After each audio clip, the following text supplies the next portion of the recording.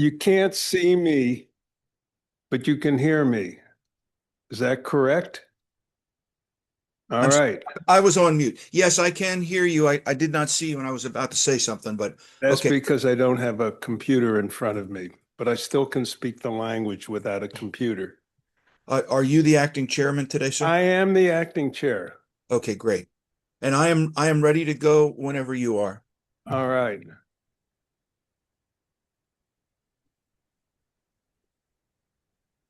Are we ready? All right. Good afternoon, everyone. My apologies. We had a little administrative snafu, which is causing us to start a little late today, but we'll try to be efficient. My name is Ralph Pincus. I'm the acting chair today for a short period of time of the Board of License and Inspection Review. This is a formal hearing. Um,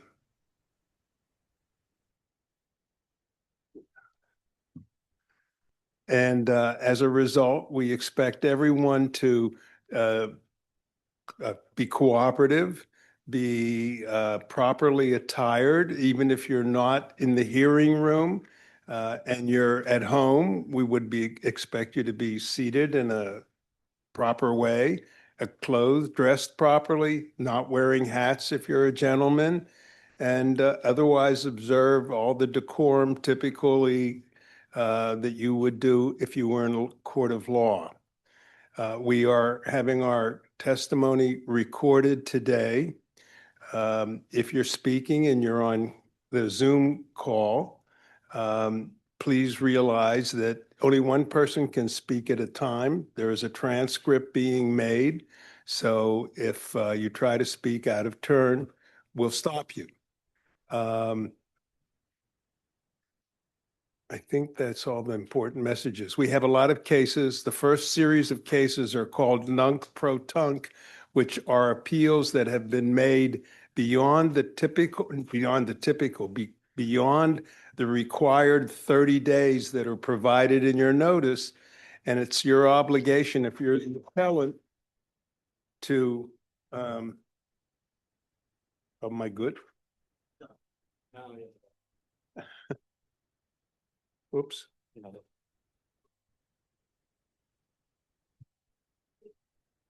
Um, I'm sorry. You log the 30 days uncontested. These are cases that we have to determine if your late appeal qualifies to be accepted, notwithstanding the 30-day limit. Mr. Acting Chair, I believe first we're going to do uncontested matters. And we will hear uncontested matters first from the city. I see Mr. Rulo sitting there. If you want to go through the list of matters that are in nunc-pro-tunc that Do you want me to do all moot, like for example, moots on both lists, or Yeah. just start with no, the just do non-pro-tunc with list? just with the nunc-pro-tunc. Understood. Give me 1 second. I'm pulling up my file. No, yes, yeah. Are you ready to proceed? Yes. Okay. Yes. Michael Rulo on behalf of the city of Philadelphia, beginning with We're with you. Okay, beginning with number 8, appeal ending 3910, 2823 South Sidham Street, appellant Joe Nolfi. That matter is moot. Beginning event number 9, appeal ending 3912, 1730 to 36 East Moyamensing Avenue, appellant Doan Kevin Wynn. That matter is moot. Number 12, appeal ending 3989, 4234 Tealsdale Street, appellant Yasmin Morales, moot. That does it for the moots on the nunc-pro-tunc list. I believe that there are a few that may require an attorney. I don't know if you want to handle those next. No, just want to deal with anything that's been administratively resolved at this point. In terms of administrative resolutions, that is all that have been resolved on the nunc-pro-tunc list. Okay. The chair is back. I don't know whether you're ready to. Yes, I'm ready. I just want to move on down to uncontested matters on the regular list. Understood.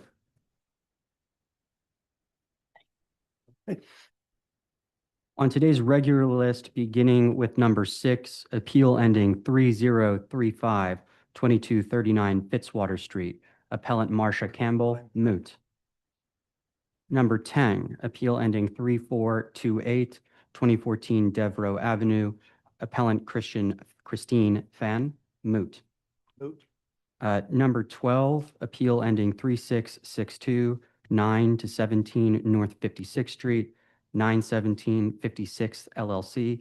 That matter was already administratively continued to January 29th. Okay, that's noted. Let's continue. One, Matt, just quickly, number 6, what was the result of that one? The status? Moot. Moot, thank you. Turning to number 22, appeal ending 2150, 100 East Godfrey Avenue, appellant Geppert Bros Incorporated, moot. Thank you.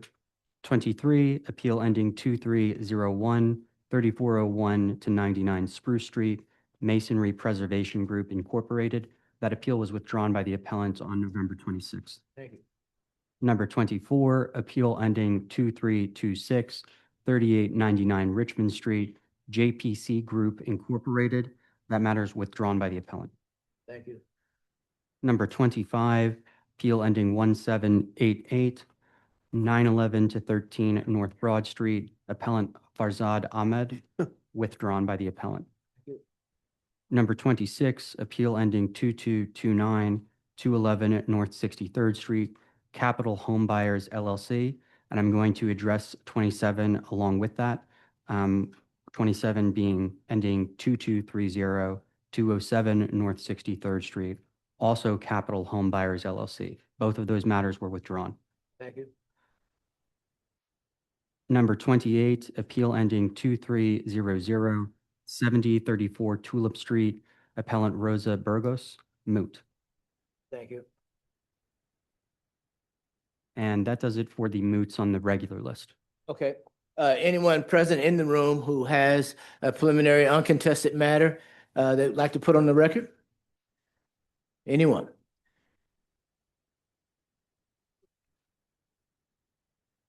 Yes, I'm Travis Niffen. I'm here on behalf of the city, and I am here with regard to matter number 13. Would you spell your last name? Because I yeah. didn't get it clearly. Yes, What's your of last course. name? My last name is K-N-I-F-F-I-N.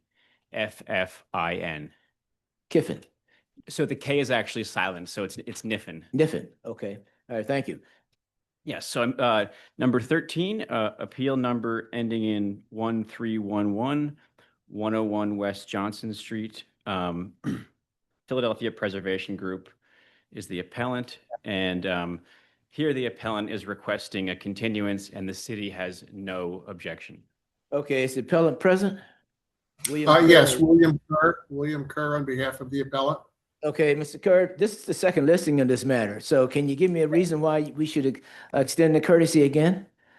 It's a very complex review by the Streets Department. We're trying to work through all the issues. We think we've done that, but we're not entirely certain. We don't have a final resolution, so we're looking for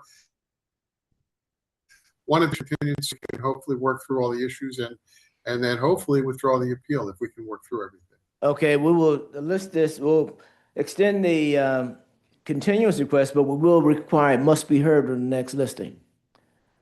That's fine. That makes sense. Thank you. Okay, all right, thank you. Thank you, board. Okay, thank you. Take care.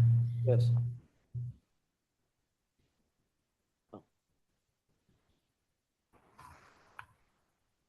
Yes, ma'am. Good afternoon, Caitlin Carmody on behalf of the City Air Management Services. Good afternoon. I have a few moots to read into the record, beginning with number 17, ending in 003184, 4901 through 3 Ridge Ave, ABC Construction. This matter was settled between the appellant and Air Management and is moot. Is it settled with an agreement or is it moot? It's moot. Okay. All right. Next, number 18, ending in 003214, 1723 Race Street, the Archdiocese of Philadelphia. That was withdrawn by the appellant on November 17th. Thank you. And finally, number 19, ending in 003342, 1900 Arch Street, 1912 through 20 Arch Street Associates LP. That was withdrawn by the appellant on December 15th. Thank you. And that concludes my matters. Okay, anyone else in the room with the preliminary matter? I'm calling on the city of Philadelphia. Pardon, I did miss two uncontested matters. This is Michael Rulo again for the city of Philadelphia. On the regular list, beginning with number 9, appeal ending 3394 533 High Street, Nana Mensa, doing business as 533H LLC. I believe the appellant is here. Okay, Nana Mensa, DBA, HLLC, 533 HLLC, are you present?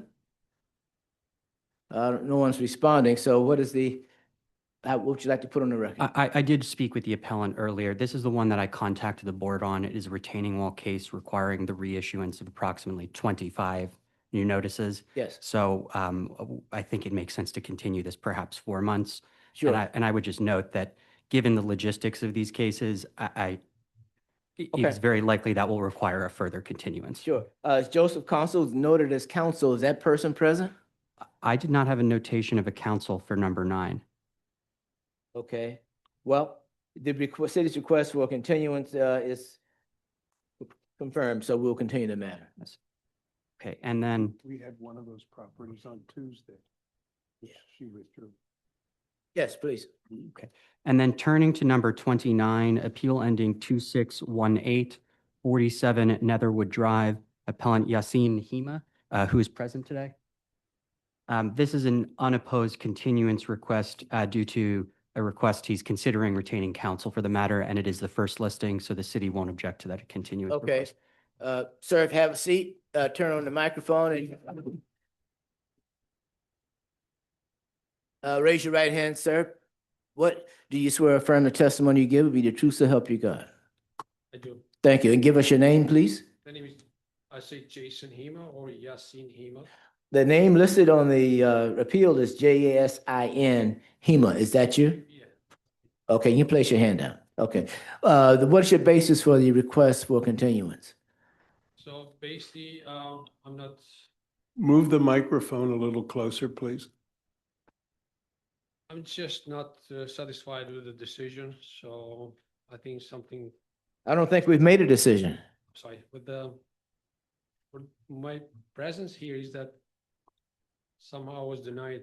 Okay, uh, all right. And so you want to continue today's hearing for, maybe the city can help. So the reason why I had noted this is that in the hallway, he indicated this is a first listing, and he had indicated to me that he is considering retaining counsel. Okay, And so I had said, stop the conversation and said, if that's the case, you have Yes. that opportunity.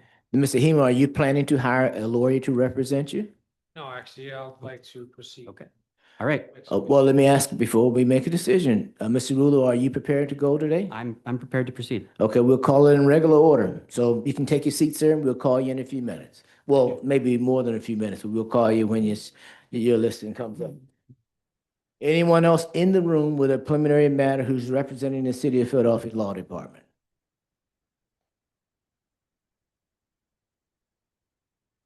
Yes. Afternoon.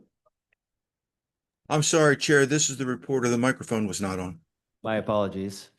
Good afternoon, members of the board. Good afternoon, Chairman Will Fernandez for the City of Philadelphia.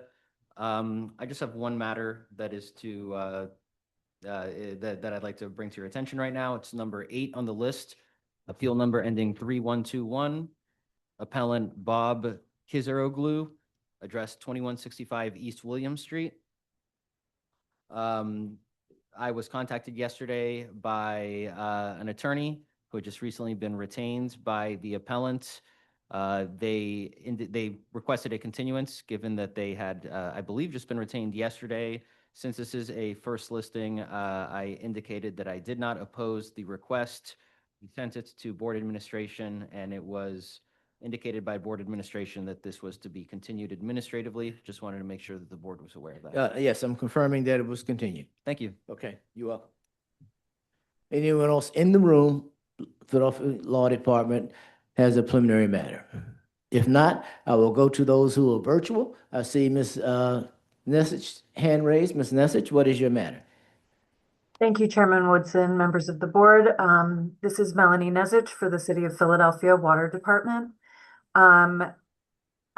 Moving your attention to the top of the regular list, the first matter I'd like to call is 1974, 5459 Delancey Street.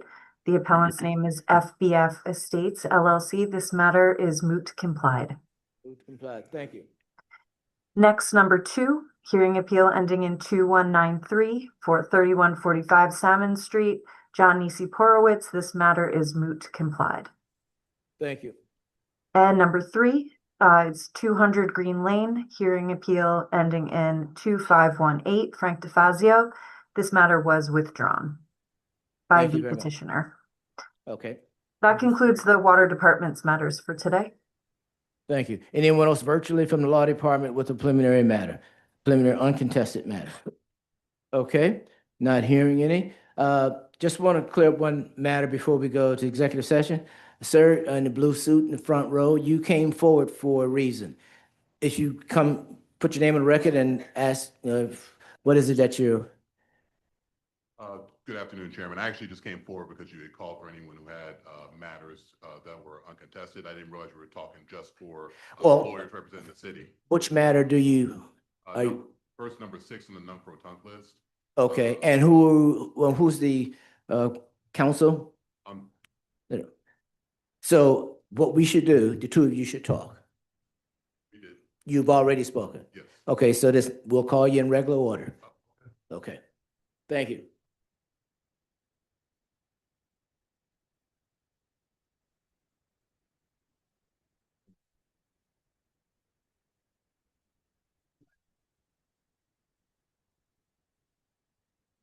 Okay, thank you very much. That concludes this portion of our hearing. We will take an executive session and return shortly. Thank you.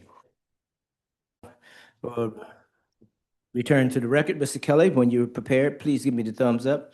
Thank you very much.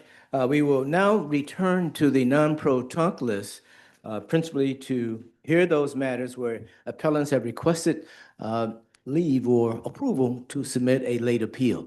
The code provides for a 30-day window to submit appeals after violations are issued. And those individuals today have missed that deadline, so they're asking for permission to submit a late appeal. So we will call regular order of the non-pro-tunc list. Thank you.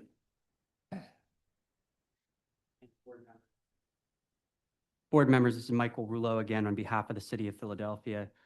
Beginning with appeal number 1, appeal ending 2839, 337 North Front Street, appellant Carl Geiger. I believe that they are represented by attorney Natalie Clistorni. Okay, Ms. Cristoni, are you present either virtually or in the room?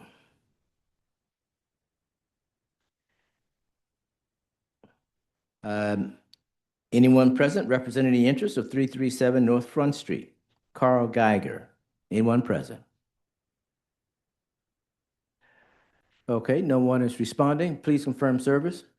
Appellants in this matter listed 311 North Front Street, Apartment A on their appeal application, as well as their attorney, Ms. Natalie Clistorni, at 1 South Broad Street, Suite 1000 on their appeal application. Notice of today's hearing was sent to both of those listed mailing addresses on November 13th, 2025. Thank you. This is the second listing as well. Mr. Rouleau, what is your pleasure? We'd ask that it be dismissed for failure to appear. Okay, what time do we have, Mr. Pincus? 1:21 p.m. 1:21 p.m. Thank you. We will poll the board on HA 2025-002839, 337 North Front Street, Carl Geiger. This matter is dismissed for failure to appear. Dismissed for failure to appear. Dismissed for failure to appear. Dismissed for failure to appear. Dismissed for failure to appear. Thank you very much. Next.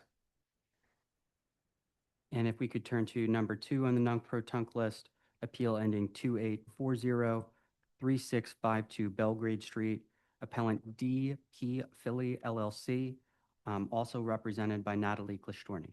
Okay, thank you very much. Is Ms. Clistorni present? She didn't respond previously. Is D.P. Philly LLC, anyone present representing the interests of D.P. Philly LLC regarding 3652 Belgrade Street? Anyone present? Mr. Rulo, have you had any occasion to talk to Ms. Kleistorny? Because she's usually pretty responsive. Pardon, I was just informed by the attorney that I guess there was an agreement to mark both of those matters moot. So I apologize for that. I was just Oh. informed of that. Okay, so let's do this then. We'll strike the record for the previous comments. Let's go back to number one, read that one in, and we will correct the record, okay? Understood. Beginning again with appeal number 1, appeal ending 2839, 337 North Front Street, appellant Carl Geiger, moot. Thank you. Number 2, appeal ending 2840, 3652 Belgrade Street, appellant DP Philly LLC, moot. Thank you. Turning to number 3, appeal ending 2889, 1200 Fillmore Street, 5222 GS LLC. Anyone present representing the interests of 1200 Fillmore Street? Either virtually, anyone virtually online representing the interests of 1200 Fillmore Street? If you are, please unmute and make yourself known to the board. Okay. Let's confirm service. Appellants in this matter listed 512 Jorgan Street, Lawrence, New York on their appeal application. Notice of today's hearing was sent to that same mailing address on November 13th, 2025. Thank you. There's been no response, Mr. Rulo. What's your pleasure? We would request that it be dismissed for failure to appear. Okay, what time do we have? 1:24 p.m. 1:24 p.m. We will poll the board regarding HA 2025-002889, 1200 Fillmore Street, 5222 GS LLC. This matter is dismissed for failure to appear. Dismissed for failure to appear. Dismissed for failure to appear. Dismissed for failure to appear. Dismissed for failure to appear. Thank you. Turning to number 4, appeal ending 3069, 1501 East Walnut Lane, appellant Gloria Ward. Okay, anyone present representing 1501 Walnut Lane? Gloria Ward, are you present? Oh, I think I see Ms. Ward, you're speaking, but we don't hear you.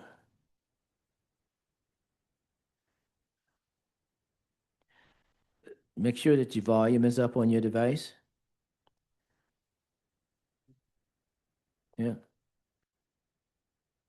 Ms. Ward, state your name and so you can, okay, she's speaking, but we don't hear her. Okay, let's do this. Let's pass this matter. Ms. Ward, work on getting your device working. Is there anyone available to connect with her? Okay, we're going to have someone connect with you to see what we can do to help you connect with us. In the meantime, we're going to move on to the next matter. Turning to number 5, appeal ending 3282, 3271 Memphis Street, appellant Ramonda Japage. Okay, anyone present representing the interests of 3271 Memphis Street?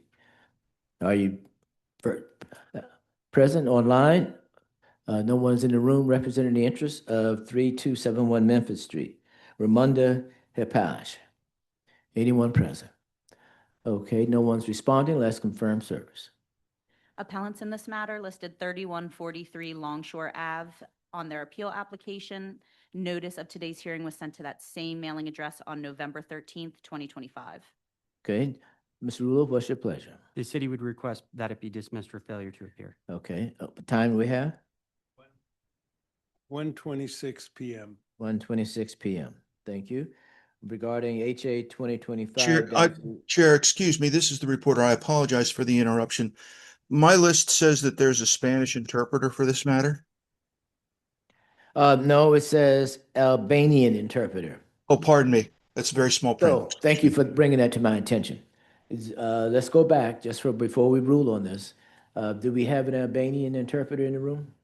Yes, sir. My name is Al. Okay, sir. Give us your full name, please. Sure. My name is Altin, Altin. And your last name? Vogli, V as in Victor, Ogli. Would you raise your right hand to be sworn? Sir, do you swear to faithfully translate from Albanian to English and English to Albanian the proceedings regarding 3271 Memphis Street? I do. Thank you very much. Sir, what I'd like you to do, we're going to recall this matter, and I'd like you to repeat everything that we say in English in Albanian, okay? Sure, sir. Okay, let's recall that. Okay, turning to number 5 on the list, appeal ending 3282, concerning 119 South Street, No, no. concerning 3271 Memphis Street, appellant Ramonda Japaz. Interpreter? Yes, sir. Adesso Kasim Purchasian 3-2-T2. Numri appelimi 3-2-T2 med adressen 329 Memphis Street, Ramonda Japaz. Mr. Hapaj, are you present? Interpreter? Everything I say in English. Zonia Ramonda, ayini tu? Anyone else present representing the interests of 3271 Memphis Street? Kanyo tjetër ty që të përfaqësoj interesat e adresës 3271 Memphis Street. Okay, no one is responding. Please confirm service. Interpreter, please. Ju lutem, nuk ka asnjëri aty, të vazhdojmë me gjykimin. Appellants in this matter listed 3143 Longshore Ave on their appeal application. Can you please repeat one more time? Yep, appellants listed 3143. The city. Oh, No. This Longshore Ave, what city? oh, sorry. Longshore Ave in Philadelphia, Pennsylvania on their appeal application. Okay, personi në fjalë ka deklaruar adresën 3143 Longshore Avenue në Philadelphia. Notice was sent to that same mailing address on November 13th, 2025. Dhe një letër i është dërguar te njëjta adresë me datën 13 në nëntor 2025. Thank you. What's the city's pleasure? Atëherë çfarë vendos qyteti? We would request to be dismissed for failure to appear. Do kërkojmë që të largohet çështja, të pezullohet sepse nuk ka ardhur asnjëri. What time do we have? 1:30 p.m.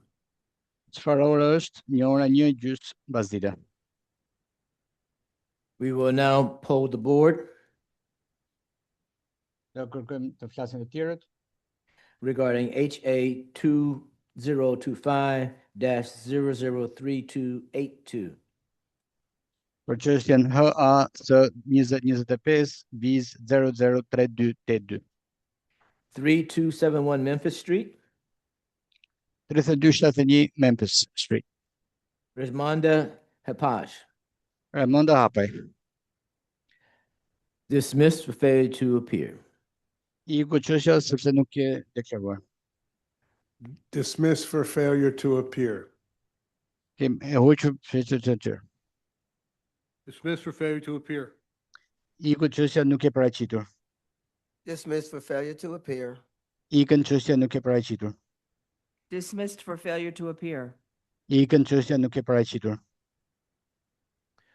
Thank you very much. That concludes that matter. Thank you, sir. Do we need him? Okay, interpreter, that concludes your business with us today. Have a good afternoon. Thank you, sir. You too. Thank you for using our services. Yes. Okay, what's our next matter? I'm going to move to number 7, as I believe that number 6 is being addressed with its parallel case on the main list. No, we're going to start with 6 stay on the list, do 6, then we'll come back if we need to, and discuss the parallel matter separately. Okay, I'm going to just contact the attorney who's handling the case on the main list. I'm handling the preliminary matters, so I want to leave that case to Mr. Wazorek. So Okay, Can I all right, that's continue- fine. That's continue fine. with the rest of them? Sure, that's okay. Before we do that, Miss Gloria Ward, did we have any success getting her connected? I'm trying to do both things, but I'm still working on it. Okay, all right.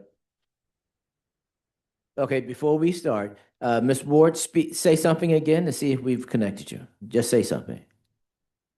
Okay, we don't hear you, so we're gonna keep working with you until we can get you connected. Okay, Mr. Rulo, let's continue. Turning to number 7, appeal ending 3899, 1918 Hart Lane, appellant Renee Anderson. Okay, Renee Anderson. Okay, Ms. Anderson, would you unmute yourself? You're muted presently. Please unmute. You're still muted, ma'am. Can we unmute her? I just sent her a prompt to unmute.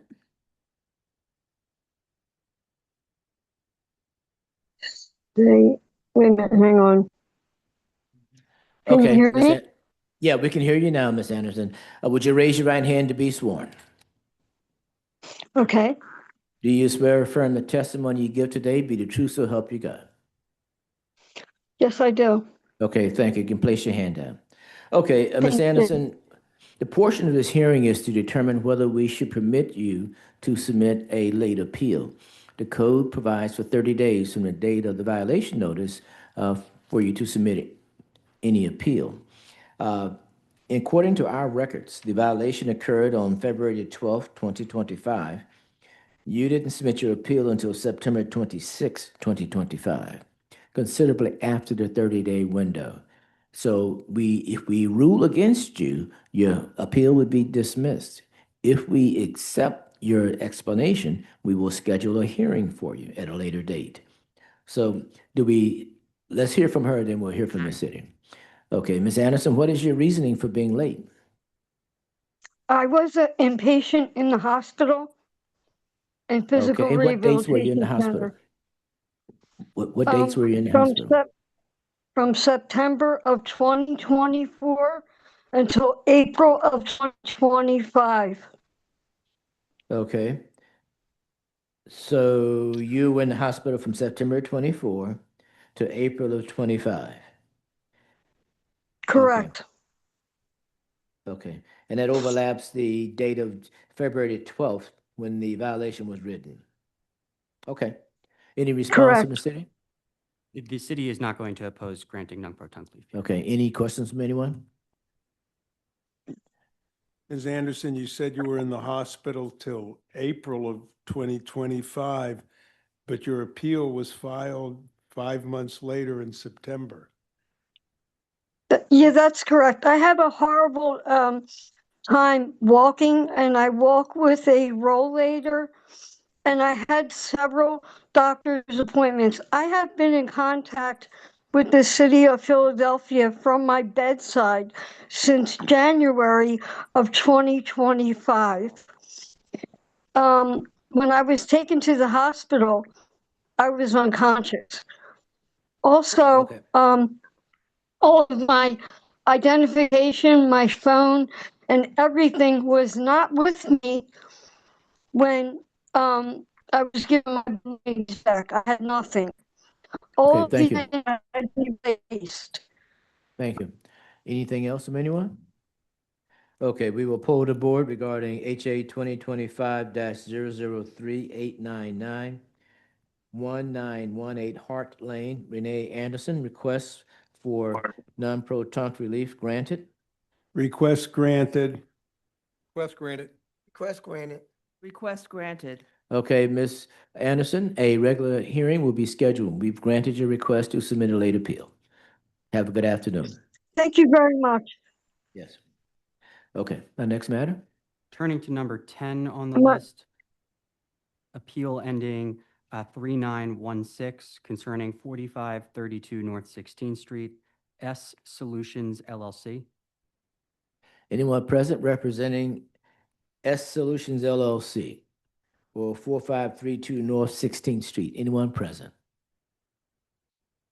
If you're present, please unmute, make yourself known to the board. Okay. No one is responding. Let's confirm service.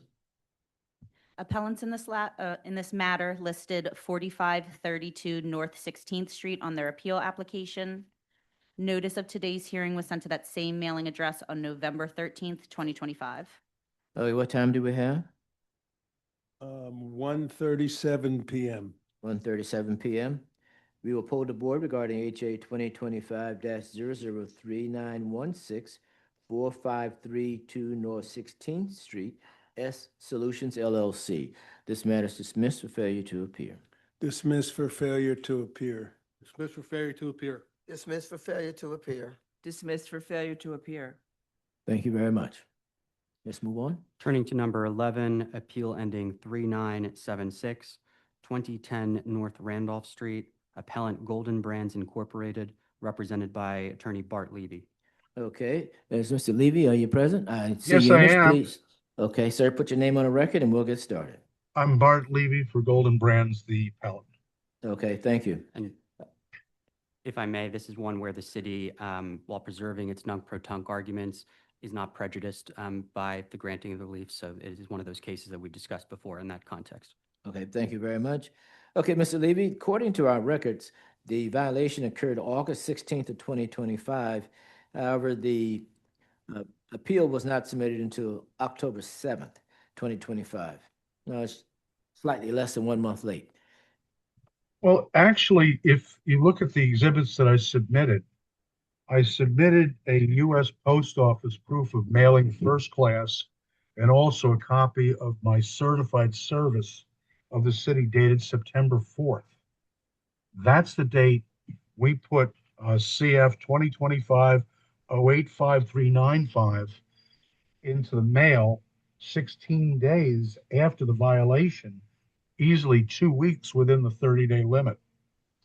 The fact Okay. is, we can't explain what happened to it after we gave it to the post office, but we can prove that we sent it to L&I and to the right address and to the board's attention on September 4th. Okay, thank you very much. Any other questions? Any response from the city? No. Okay. All right, we'll poll the board regarding HA 2025-003976, 2010 North Randolph Street, Golden Brands, Inc. Request for non-pro-tunc relief granted. Request granted. Request granted. Request granted. Request granted. Thank you very much. Mr. Levy, granted your request for non-pro-tunc relief. We thank the board. Yeah, and the hearing will be scheduled. Thank you. Please. Turning to number 13, appeal ending 3999, 216 West Penn Street, Alessia Zwick. Okay, is Alessia Zwick present? Yes. Hello, Okay. everyone. Okay. My name is Alexia, and I'm Would you raise your right hand to be sworn? Do you swear or affirm the testimony you give today be the truth so help you God? yes, I do. Okay, before we proceed, ma'am, what is your relationship to 216 West Penn Street? I am the owner of that property. Is your name the only name on the deed? Yes. Okay, thank you. Okay, as you know that this is a hearing to determine whether to permit you to submit a late appeal. The violation was noted as September 4th, 2025. The appeal was submitted October 8th, 2025. Any reason why you're roughly 3 to 4 days late? Yes. This is my first time going through the process of doing anything around the house. When I received the violation, I reached out to the construction complaint unit listed on the violation note. I reached out to them on September 16, asked them how to proceed, what to do now, because the inspector was never in the property, in the house, inside of the house. So the Okay, now, violation. ma'am, what we Yes, need you to I told them. do is to make your argument regarding why you're late, not the underlying issue of whether or not the violation was appropriate or not, okay? Yeah, so I asked them what to do, how to proceed, and they said that they will reach out to me and will schedule the reinspection. I waited for a few more days, and on October 3rd, I called them again and asked when people will call me, will contact me to schedule that reinspection. They said that the inspection was scheduled for October 8th. I was at the property, was waiting for about half of the day. Nobody came. I called them again, and they said I'm not on the schedule. And they Okay. suggested just to file the appeal. That's what I did. Exactly Okay. the same day. I'm so sorry. This is my first time. I Sure. apologize for that. Just one note, the violation notice itself tells you essentially how to file and where and when to file. So just pay attention to that small detail whenever you get official communication regarding property or circumstance like this. I want to hear from the city. Yes, this is another case where, while preserving our nunc-pro-tunc arguments, the city's not prejudiced if the board grants the nunc-pro-tunc relief in this instance. Okay. We will poll the board regarding HA 2025-003999, 216 West Penn Street, Alessia, Olesya, Zwick, ZWICK, request for non-pro-tunc relief granted. Request granted. Request granted. Request granted. Request granted. Okay, Ms. Wick, we've granted your request for non-proton relief. A hearing will be scheduled at a later Thank you date. so much. I appreciate it. Okay, Thank you. what's next? Turning to number 14 on the list, appeal ending 4007, 1012 Carpenter Street, appellant Lawrence Lindsay. I'm here. Okay. And your name, sir? Lawrence Lindsay, 1010 Carpenter Street. Okay, are you the sole owner of that property? The property, the appeal is from a curb cut approval, which was issued by the Streets Department for my next door neighbor at 1012 Carpenter Street. So yes, I am the sole owner of my own property, but Okay, the 1012 is the property at issue and the curb cut. If I may, yes, please. board members, that is the initial issue we have, is that the city's position in this matter is that the board lacks jurisdiction to hear this appeal. This was actually, if you look at the documents that were attached to the appeal, it is a streets approval number. It is not, for example, a license, a permit, or other item that would fall within the jurisdiction of this board under 5-1005. So we don't believe that the board even has jurisdiction to render a decision on non-proton relief, and it should be dismissed. Okay, thank you. Sir, are you are represented by an attorney? No, I am not. Oh, okay, so Mr. Harry Cook is not your attorney? Who? Harry Cook. No. Board members, I believe I can clarify that. Yeah. I believe that there was a separate, the party, as the appellant noted, this really concerns the property next door. Okay. And it appears that as part of the appeal documents that Harry Cook from Ver Anastasio Law appears to have filed something on behalf of that property owner. Oh, okay. I would just say, I don't believe that we even need to get to this Okay. question, Okay. as the city's position is.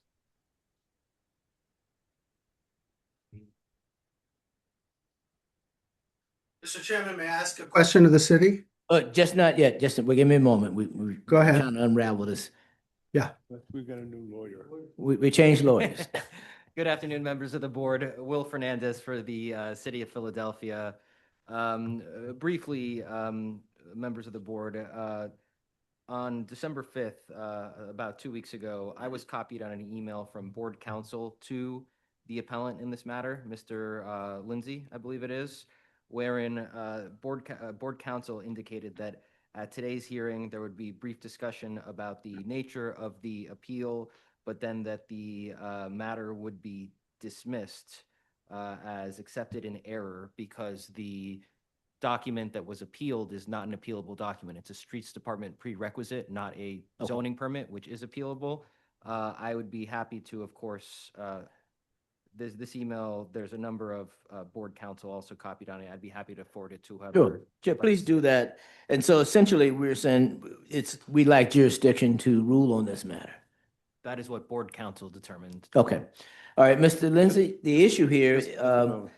aside from, yes, Are you talking about this board council? Yes, it is from Ms. Rudelhuber. Rudelhuber? Yes, I'm sorry. My apologies. That's interesting, but I'll forward you the email. In just okay. okay. So we don't want to make it any more complicated, I guess. Do we need executive session? Okay. I have a Mr. question before we proceed. Mr. Lindsay, am I familiar with you from a prior experience? You worked for the city, perhaps? Yes, that's correct, Mr. Pincus. How are you doing? Okay, and you were an attorney with the city, is that correct? That's correct. All right, thank you. All right, let's go off the record for a moment. Mr. Chairman, before you go off the record, can I put some context to this appeal? Not Is yet, that- not until we come back. All right. Go off the record.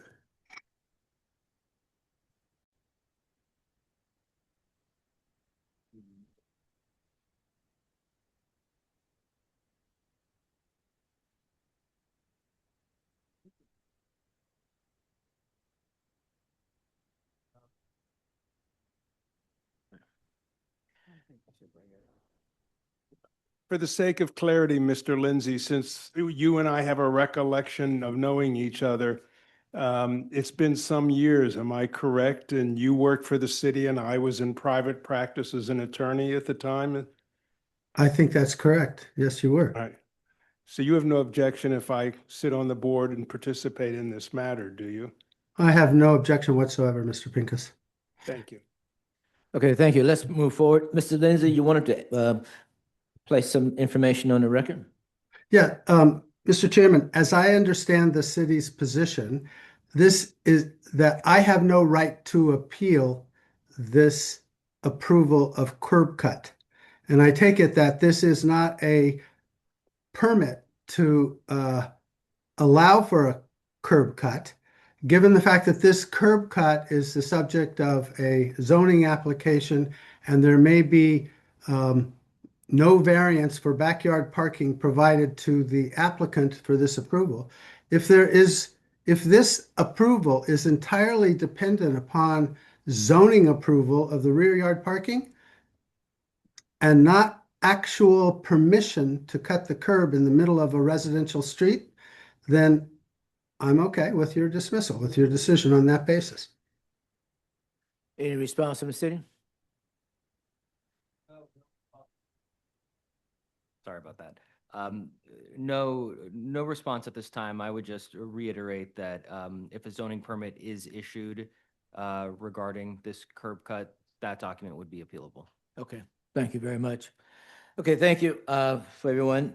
We will now pull the board regarding HA 2025-004007, 1012 Carpenter Street, Lawrence Lindsay. Based on the testimony and representations from the city of Philadelphia and Mr. Lindsay, determined that this matter will be dismissed for lack of jurisdiction by this board. Dismiss the matter for lack of jurisdiction by the board. I concur with the chairman. Dismissed for lack of jurisdiction. Dismissed for lack of jurisdiction. Thank you very much. I think that concludes this matter. All right. Thank you, Mr. Chairman. Have a good afternoon, sir. Thank you, Good day, Mr. Mr. Chairman. Lindsay. Thank you, members of the board. Ms. Rulo? Yes, I believe we need to recall, excuse me, I have it here, number 4 on the list. Gloria Ward. Yes, because we have some questions from Ms. Ward. Ms. Ward, can you now hear us? Clean somebody's teeth. Can we hear her? We can't hear her. It appears, Ms. Ward, also that you're actively engaged in some professional fashion and or visiting someone in a medical setting. Is that, if that's the case, we can't hear this case while you're working. So we're going to have to, we're going to pass it and go on to the rest of the list, ma'am. If you can get a reconnection before we finish the list, we will talk to you, but we may not be able to do that. And Ms. Ward, you were sent a call-in phone number that was also listed on the hearing notice. So if you have another device, leave the camera on, but then call in with the call-in number and we might be able to hear you that way. And then Okay. the last case on the nunc-pro-tunc list is number 15, appeal ending 4018, 2100 Master Street, appellant Brian Corrigan / Tyrone Masonry. Okay. Who's here representing the appellant? Brian Corrigan or Tyrone Masonry? Yes, I am here. Okay. Please turn on your camera. Okay, there you, sir, would you raise your right hand to be sworn? Do you swear or affirm the testimony you give today be the truth so help you God? Yes. Okay, sir, did you hear previous statements regarding the requirement that we give permission for you to submit a late appeal? Yes. Okay. According to our records, Mr. Chair, I believe Tyrone Masonry, the city may have an objection. Well, actually, I think that before we even, so first off, it appears that this is a corporate entity, but before we even get to that, I believe this was incorrectly listed on the nunc-pro-tunc list. The date of the notice of violation is August 27th, 2025. Yes. And the appeal was filed on September 16th. So it is a timely appeal. Oh, So- 16th. Our records are indicating September 30th. But it's So, September 16th? So yes, so while let's be clear, the licensing violation notice, the date of that notice is August 27th, 2025. The date listed on the appeal form is September 16th of 2025. It looks like it was received 15 days later. So I don't entirely understand that, but I mean, the city's not going to object to it being listed on the regular list. Okay, The timing does go from the date of receipt from our end. So Just, we have no prejudice in this, so it's back to that. okay. We But do is have this the to issue a of corporate, count. is this to a corporate entity? That's correct. Okay. Sir, do you have an attorney representing you? I do not know. This is my first time something like this happening, so I was pretty unsure as to what actually has to go on. Okay, the violation notice spells out that if you are a corporately owned entity, you must be represented by legal counsel.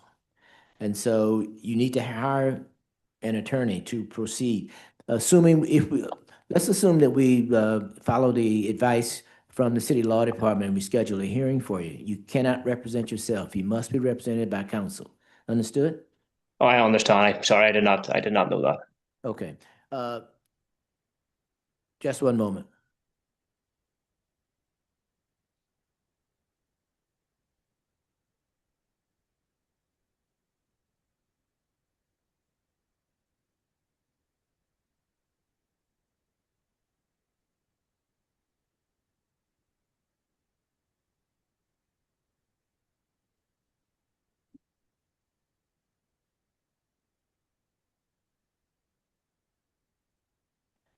Okay, we're going to,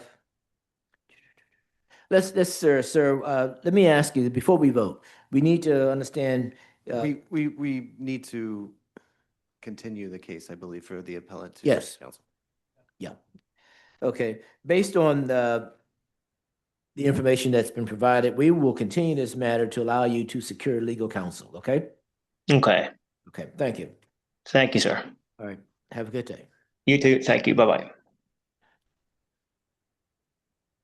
Hello?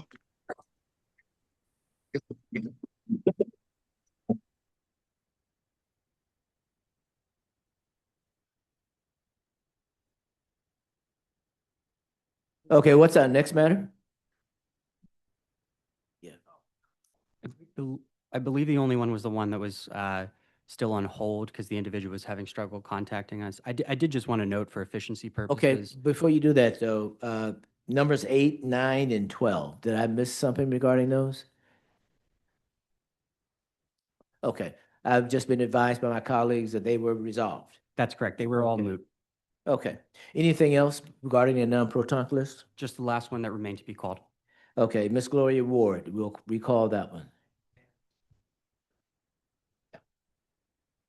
Okay, let's recall Gloria Ward, and then we will determine how we're handling number 6.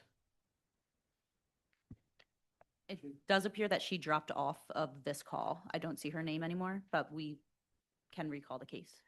Okay, let's do this. We will pass this, and if she comes back at some point before the hearing ends, we will determine how to address it, okay? Understood. Who's representing the city in that matter? It's a non-pro-tunc, so I'm going to be representing the city in Okay. that matter. Okay, all right, well, let's call now, who's representing the city in number 6?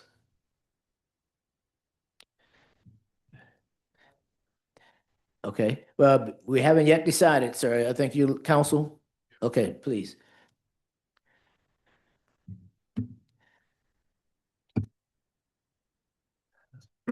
Good afternoon, board members. John Wazorek for the city. Okay, sir, your name?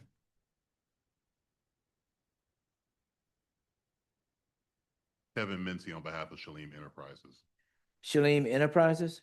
I'm sorry, this is the reporter. Could the gentleman please get closer to the mic and repeat his name? Kevin Mincy, M-I-N-C-E-Y, Pennsylvania ID number 90201, on behalf of Shalim Enterprises, 119 South Street is the location. Oh, okay, because we don't see that name on our list today. So this Sanika Samish, what is that person's relationship to this Co-owner. co-owner? And the violation notice is written to? It was sent to Shalim Enterprises 2 LLC at 7200 Marion Terrace, apartment D 304. Okay, would you spell the company name, please? Shaleem,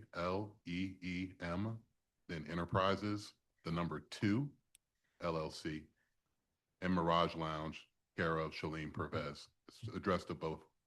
And also Mirage Lounge at the same address? 119 South Street is Mirage Lounge. Okay. Alrighty. And the Shaleem Enterprises is the owner operator of a business at 119 South Street? Yes. Okay, thank you. Alrighty. So we have here a request on the non-pro tunc list, but we also have a parallel matter on the regular list. So would you put the name on the record and suggest how we should proceed? John Wazorek again on behalf of the city. I think we can do, I mean, there are actually 4 matters that we need to resolve, unfortunately, board members. I think we can do the nunc pro tunc argument first if you want. The city's position will be, as Mr. Rulo previously stated, we're not going to say no prejudice on this one to the city. So I don't know if the board wants to do that first and then we can cover the other Okay. matters, or how the board wants to handle Sure. that. And so the city's position is that it's not prejudicing your position for there to be a granting of non-pro tunc relief. Correct. Okay, all right. Well, given that we do have this issue that we need to resolve, let's address that first. So you representing your client, what is your argument regarding the late appeal? The date of the violation, Mr. Chair, is August 28th. And so obviously, I think the 30th day would have been the 28th would have been on a Sunday. So I guess the appeal would have been due on September the 29th. Our appeal was filed on October the 1st. And really the issue was just a misunderstanding. I think once they read the notice, thinking that they had 30 days from the date that they received the notice versus 30 days from the date of the notice, the mailing of the notice, the postage wasn't applied to the envelope until September the 3rd. It wasn't mailed until September the 5th, wasn't received until September the 6th. So while we filed the appeal within 30 days of receiving the notice, it was obviously 2 days late from the technical run date on the appeal. So we would argue that it's a de minimis infraction, certainly no prejudice to the city, and ask that the board allow us to proceed non-pro tunc because of it. Oh, did you file the appeal on your No. client's behalf? Who did that? A client filed on their own, then we were retained after the fact. Okay, all right, thank you. Any response from the city before we make a decision? No response. Okay. All right. We will now poll the board regarding HA 2025-003876, 119 South Street. And before I pronounce this, which appellant, what name should I use for the appellant so the record is clear? Mr. Resort? It's a good question. I would probably say, so Shaleem Enterprises 2 LLC, I believe, holds these licenses and is probably the correct corporate body. Okay. I won't object to that. Okay. Just so there's no basis for appeal some later time. Okay. I think we're in agreement. Okay. All right. Shaleem Enterprises 2 LLC, the request for non-pro tunc relief granted. Request granted. Request granted. Relief granted. Request granted. Okay, thank you. You've now permitted to submit a late appeal for this matter, and a hearing will be scheduled. Now, we have a parallel matter. So is there a request to go out of order? Because I think that's our final non-pro tunc, other than Ms. Ward, whom we have not been able to connect with. Is she still offline? Okay, so let's proceed. You want to just go into the, since both of you are sitting here, let's go to that regular list. It's just something else that's going on. Thank you. Any issue with any? No issue at all. Okay. Just to try to get the board on the right page. So on the regular list, there is another appeal filed by the same appellant. It is number 30 on your list. Appeal ending 002905. Property address is 119 South Street. The listed appellant is Sonica Samesh, but again, we can use Shaleem Enterprises 2 LLC as the appellant. We're fine to substitute that. Okay. Well, let's do this so that our record is clear. The court administrator, my apologies, the board administrator will read the matter into the record, and then we'll have each attorney put his name on the record, and we will then take testimony. Okay? If need be. Yes. Now hearing case number 30 on today's list, HA 2025-002905 for 119 South Street, appellant Shalim Enterprises 2 LLC. Thank you very much. And who's representing the city? John Wazorek on behalf of the city. Thank you very much, sir. Your name again? Kevin Mincy on behalf of Shalim Enterprises 2 LLC. And so that I'm spelling it correctly, M-E-N-S-I-E? MINCEY. I'm completely off. All good. M-I-N-C-E-Y. A noble effort. Thank you. I'll always try hard. Okay, so this is what we will do. In this hearing, I know that you, Ms. Wazorek, you indicated that there were a number of issues to be resolved. Do you have witnesses for today's matter? We do not. So this should all be preliminary stuff to resolve. Okay. I don't believe will require testimony. Okay, so do you want to go first, or should we ask opposing I'd counsel? prefer to go first. So Okay. on this appeal specifically, appellants did request a continuance last night. The city does not oppose that continuance request. Okay. And appellant's request was in part because they are requesting 2 witnesses from the city's Department of Commerce. And so the appellant, and correct me if I'm wrong, is now requesting the board issue subpoenas for those 2 members of the Department of Commerce to appear at the next listing of this case.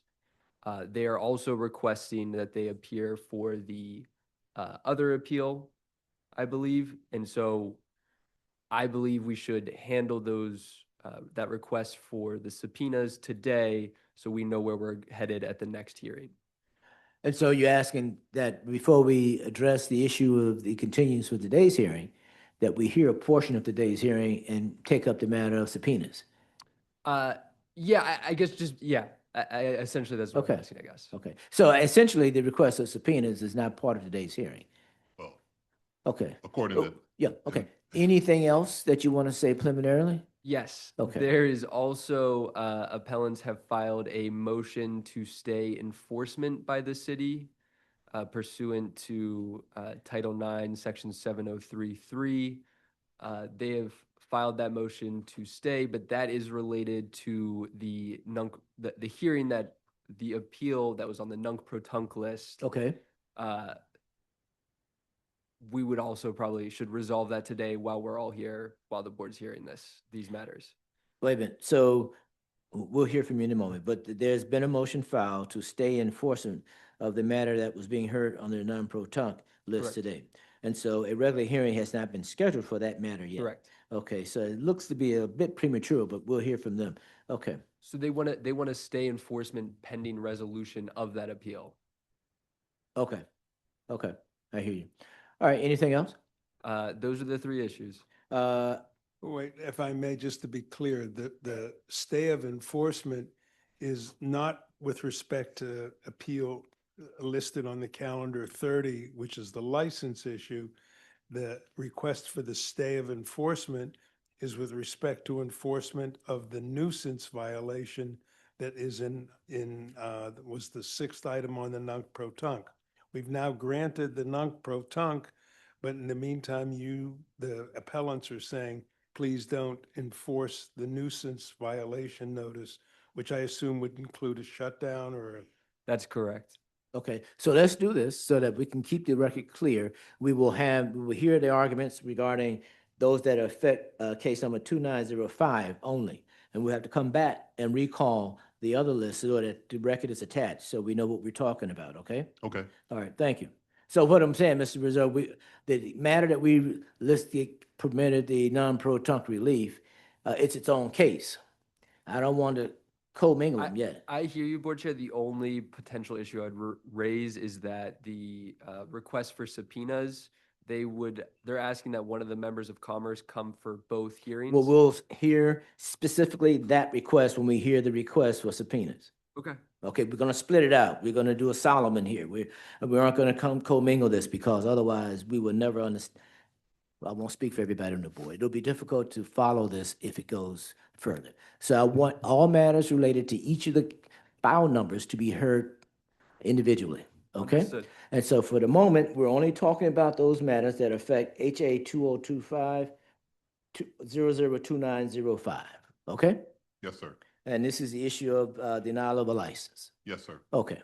All right, so do you have any preliminary argument you'd like to make, Mr. Resorick, or do we want to hear from appellant's counsel? I believe these are appellant's counsel's requests, so he should probably. Okay, sir, please, in order that you feel appropriate, please make your argument. Yes, Mr. Chair, thank you. It's our request for a continuance for, I guess, two real reasons.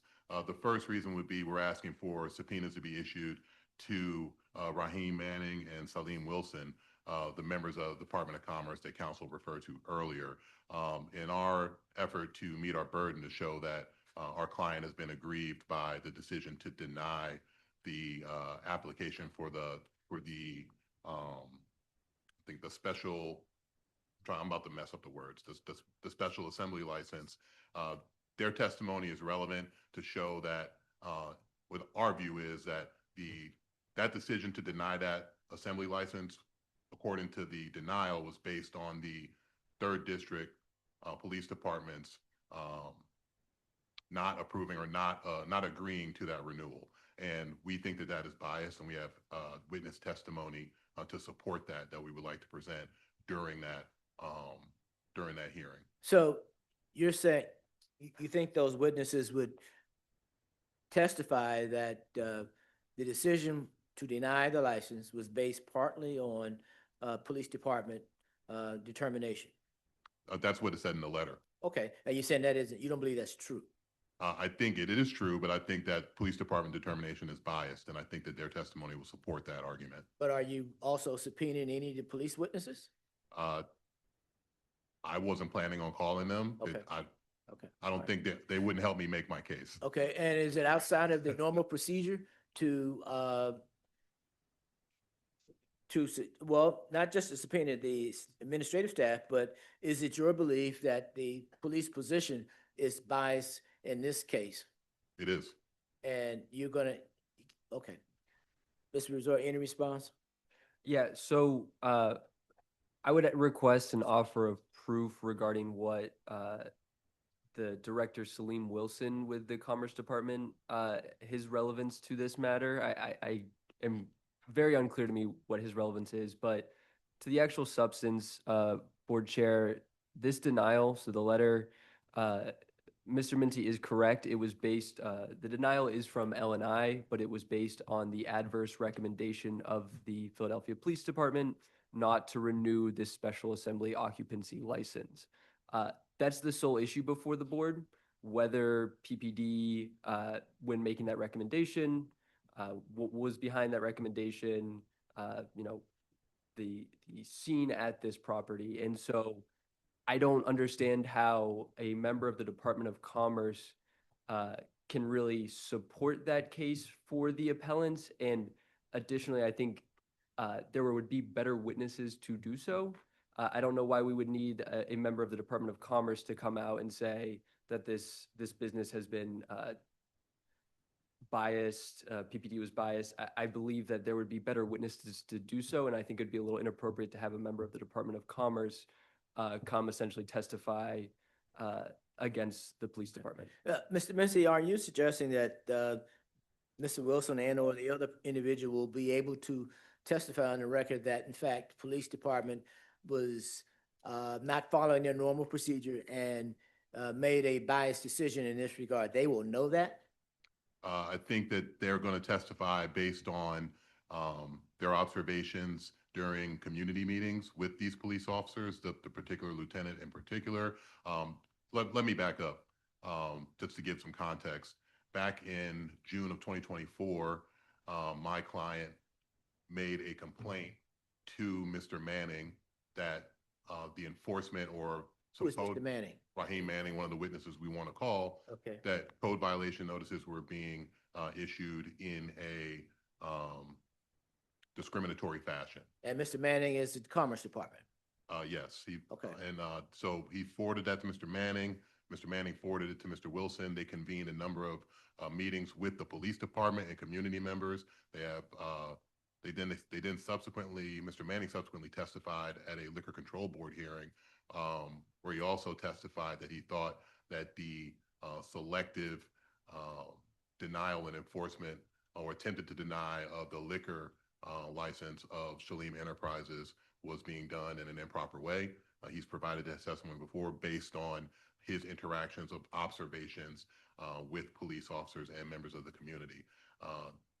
Following our client making that complaint in June of 2024, this is the first time that our special assembly license has ever been denied after having been renewed 2 other times over a span of 7 years. And our position is that it is awful coincidental that now police are against our obtaining the special assembly license when after we made this complaint against a particular lieutenant who is in charge of making that decision. And obviously, I'm just kind of summarizing, offering an offer of proof. The witnesses will be better able to explain it than me. Okay, now, 2 things. Was there ever a complaint or a attempt to talk to LNI regarding the violation notice? About you mean like I mean, why denial? Commerce? Commerce didn't issue any violation notices, did it? Commerce didn't issue any violation notices to our client? Yes. I'm not aware of any violation notices from the Okay. Department of Commerce. Okay. And so I'm just curious as to why the conversation with the Commerce Department. I think Mr. Manning elevated it. I mean, we sent it to Raheem Manning because of his position within the city of being essentially like the director of nightlife, the folks who do business on South Street, they have contact with Mr. Manning. He has become kind of like Did he direct any additional enforcement action by any city department? against my client? Yeah. No. Okay. In fact, he agreed with my client. Okay. Okay.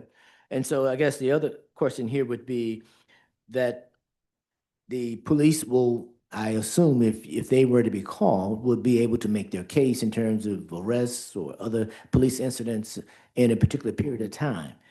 Being approved 2 prior times may be great, but things may have changed. I mean, maybe they did, and I guess maybe those are the witnesses that he thinks are better.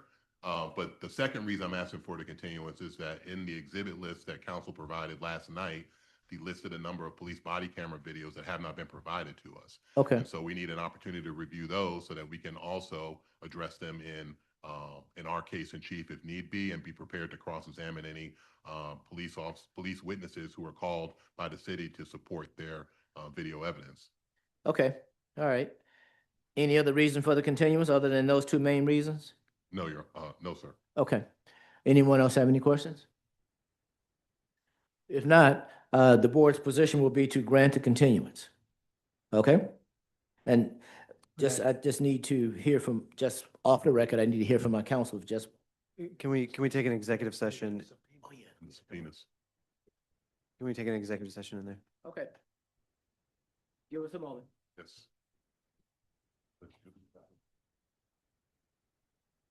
Do you have any questions? No, there you go.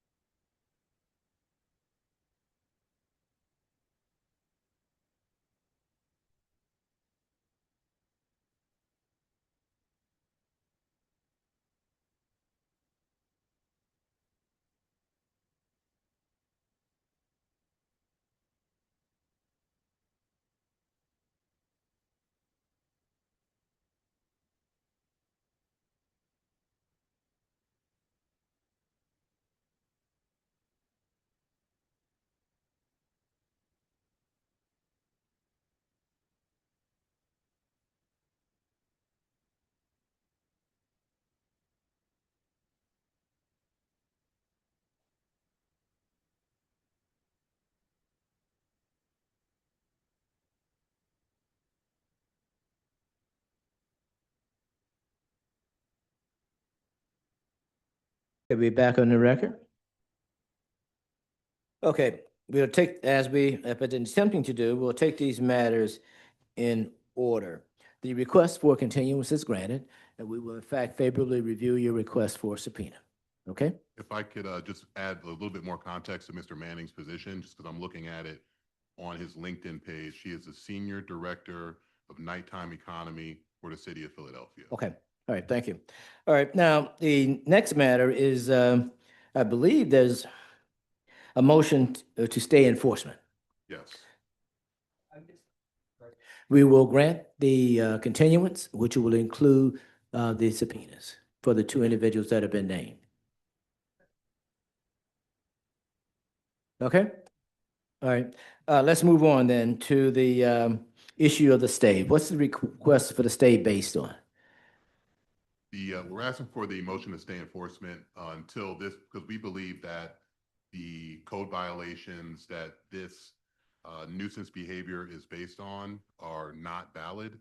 In fact, two of the violations were, I think they were issued after the denial of the special occurrence permit. But most importantly, Mr. Chair, is that there's an allegation that police came and made an inspection inside of the property. We have witnesses who are going to be able to testify that the police never entered the property to do an inspection on that particular date.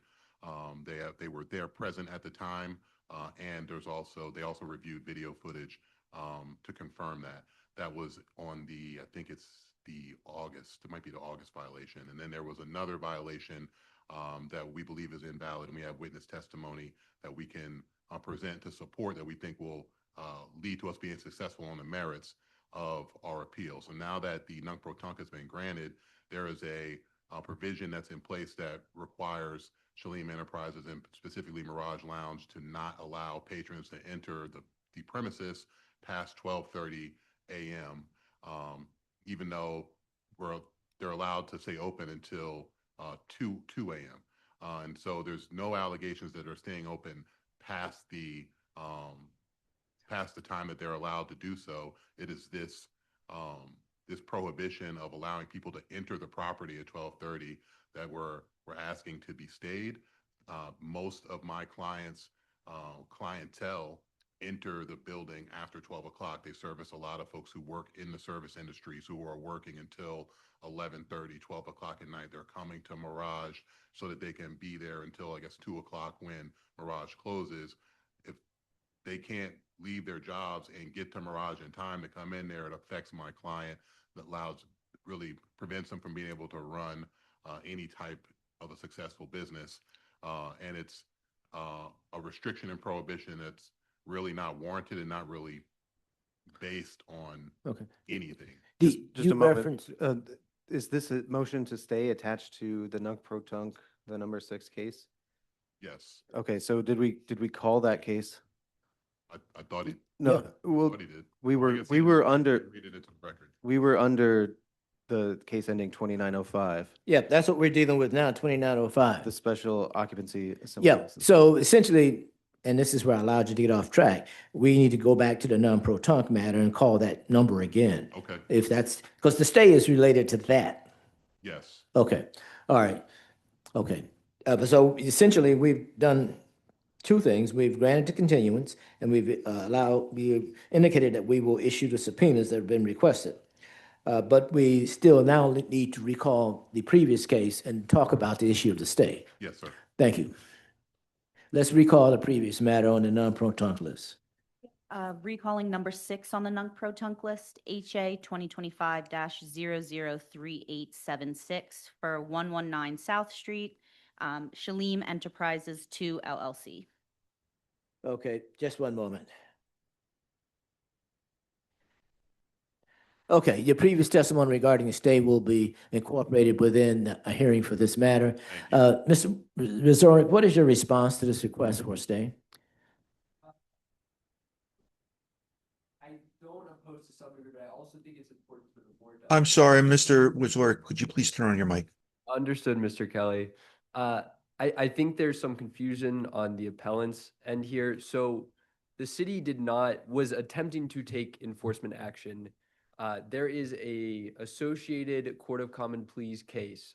The appellants filed for a temporary restraining order, a preliminary injunction, because the Philadelphia Police Department were going to cease the property. There was a hearing held mid to late November on this matter, and Judge Hall issued an order.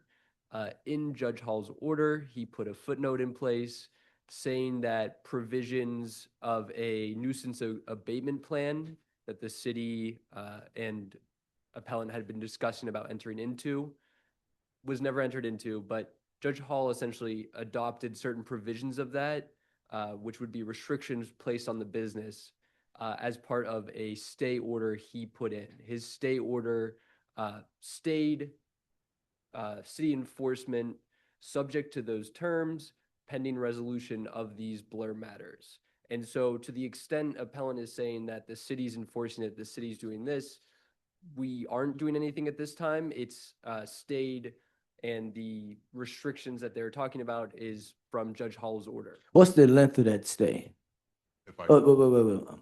Still with him. What's the length of the stay from Judge Hall? So it was pending resolution of the blur matters. So essentially till the hearing, resolution of the hearing at blur. So my reading of it would be, yes. So whenever this gets rescheduled, we have a hearing on the intent to cease. Once that is resolved, that would then resolve the stay in Judge Hall's order. Okay. Mr. Mincy? And I would disagree with that because Judge Hall's expressly directed us to file the motion to stay with Blur so that we could address the issues. And so that's. Is that in writing as part of the court's order? I have the order in front of me if you'd like. Yes. In Judge Hall's Oh, handwriting. you just need to put your name on the record. Matthew Webster, Board Counsel. Plaintiffs shall forthwith apply to Blur pursuant to City Code 9-103, Section 3, for a stay of the nuisance abatement plan pending appeal. B, the Mirage must comply with paragraphs 11 through 17 of the nuisance abatement plan pending the Blur's decision.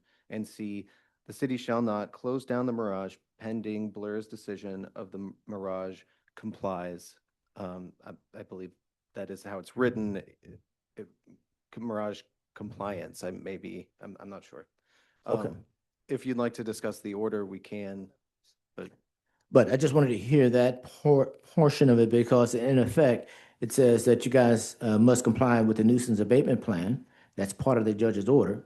And that remains in place until there's a Blur hearing on the matter. Am I interpreting that correctly, counsel? that would be something for our executive session.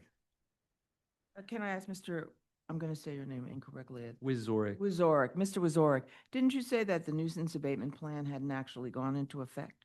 So it had not gone into effect. It's a separate thing from the intent to cease. Just very briefly, it's a way to avoid the cease. You enter into this, Right. basically a good neighbor agreement with Blair.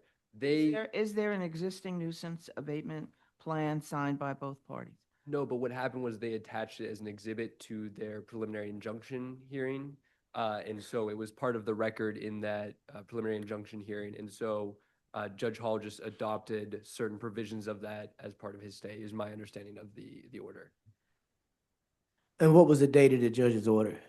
I have it as November 25th, 2025. Okay. And Mr. Menzie, what is your understanding of the current impact, if according to the judge's order, it should be that no one's entering after 12 o'clock, right? After 12:30. 12:30. That's currently what's happening. Correct. Okay.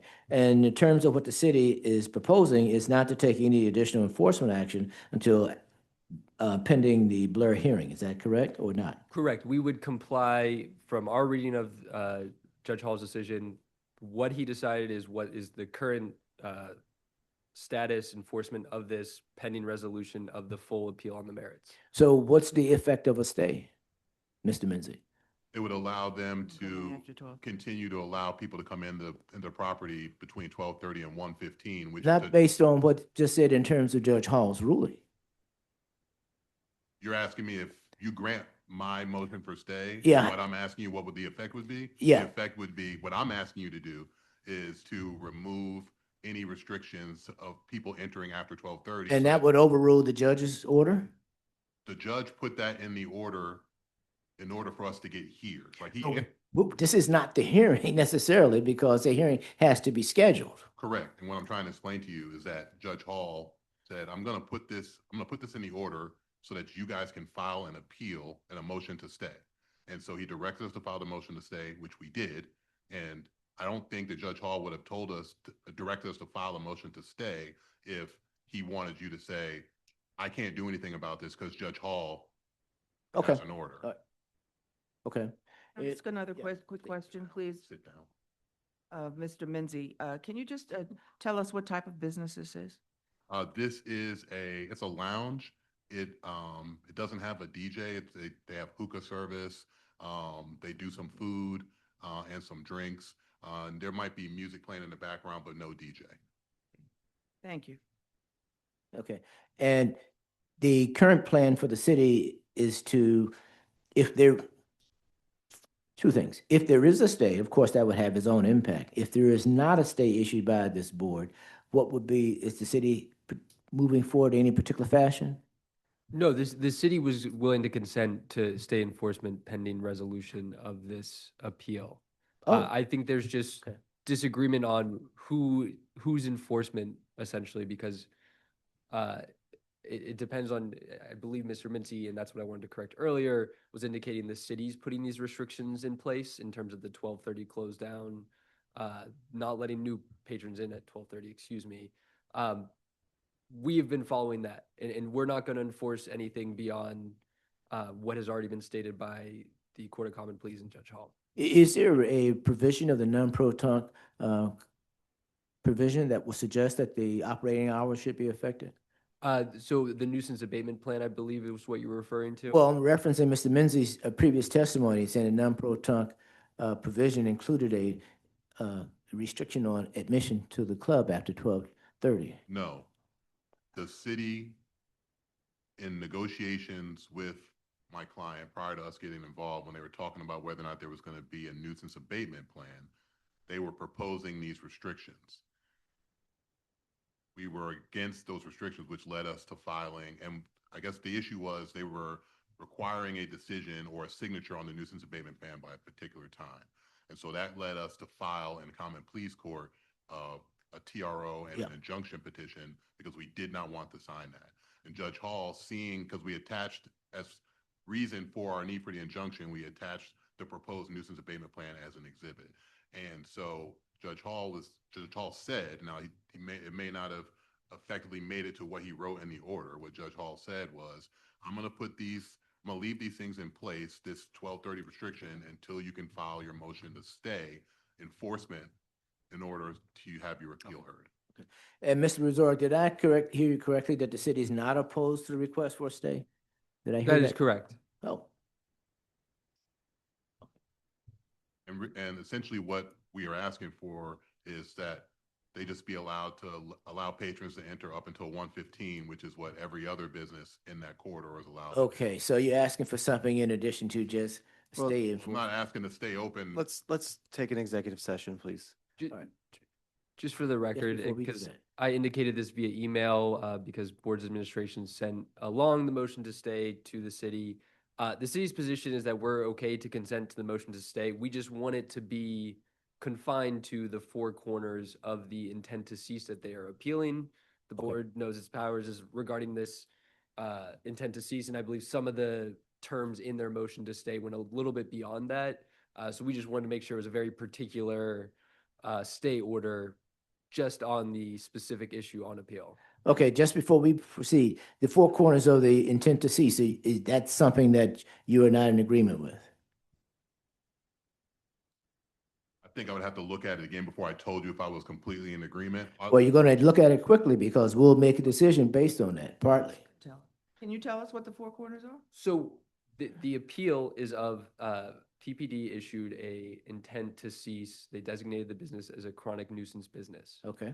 That is what they are appealing. And so the city's only point on this matter is whatever stay is issued, limit it to that. Because I believe there was some language in appellant's motion to stay that when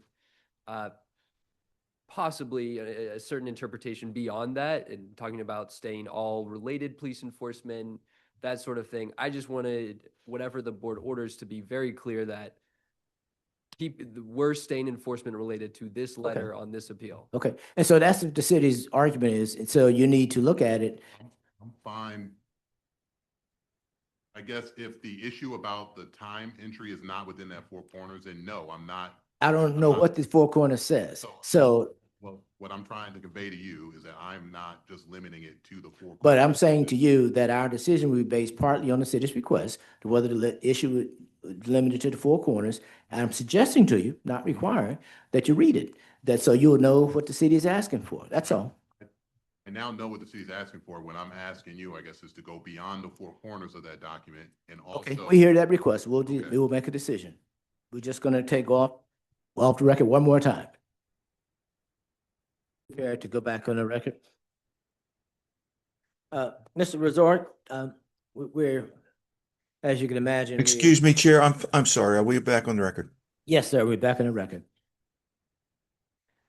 Mr. Resort, you raised a statement before we left that the city would not be opposed to a stay if it fit within the four corners of a document and or decision. So, but we weren't clear on which document you were referencing and what those four corners actually represent. So what I'm referring to is the document that they appealed. So the intent to cease the business issued by the Philadelphia Police Department, which is attached to their appeal. That is what this whole appeal is based on. I just want to make sure we are Okay. restricted to that document. So the intent to cease issued by the Philadelphia Police Department Correct. is what you're proposing the stay be based on and whatever is in that document, correct? Correct. And I can send that to the board. It's also attached to the appeal already. Okay, now, Mr. Mincy, you have read that, I assume, right? Yes. And so what is your response to that? I'm fine with that portion of it, but in addition, the restriction that currently is in place, that they're not allowed to let people come in after 12:30, I'm asking the board to allow Mirage to operate as it was before, which was stopping patrons from coming in at 1:15, because it's not in the four corners of that document. It's not even Okay. something that the city was pursuing in that cease action. This is just, it was an exhibit that was attached and then ultimately incorporated into the order just so that we could get here. Okay, but the appeal is based on, and I guess is there an LNI violation appeal? They're appealing the police department's issued order? So it's technically from LNI, but LNI's, or excuse me, sorry, different appeal, got them mixed up this time. Yeah. This is from PPD. This is, the specific document is called the Notice of Violation for Nuisance Behavior under Section 94400, Determination of Chronic Nuisance Business and Intent to Cease Operations. Issued by PPD. and that's appealable to this board. That is correct. Okay, and that's in fact what you have appealed. Yes, sir. Okay. Ask a question. Sure. So wouldn't an intent to cease, a stay of the intent to cease, which I imagine the police department mean from the time you open until 2 a.m. when you close, wouldn't that take care of that period of time from 12:30, allowing patrons in after 12:30? If you stay the intent to cease and you're free to operate now, then it seems to me that you would then have resolved your issue about allowing patrons in after 12:30, because I believe the stay would then, that the judge's language that takes that little provision out of the nuisance abatement plan that doesn't even really exist because no one's executed it, in my thinking would then go away once the stay is granted over the intent to cease. I would agree with that. Okay, any additional response or statements? Okay, just one moment. Just off the record for 1 minute. We've heard from all parties, and regarding the issue of the stay, as it affects HA 2025-003876, 119 South Street.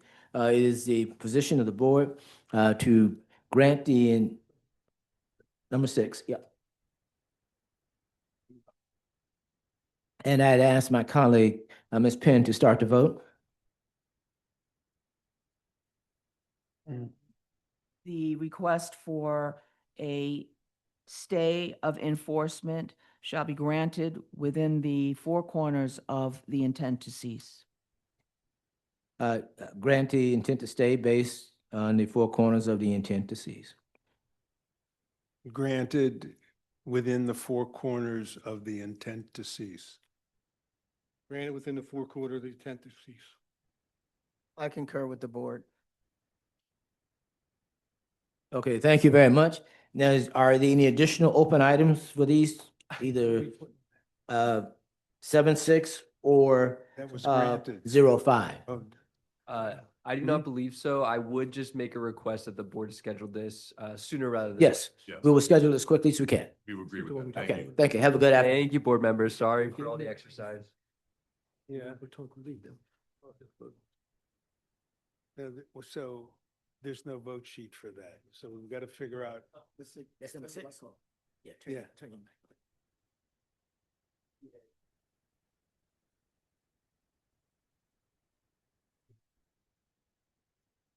Okay, what's our next matter on the regular list? If it please the board, I have an agreement on one. Sure, absolutely.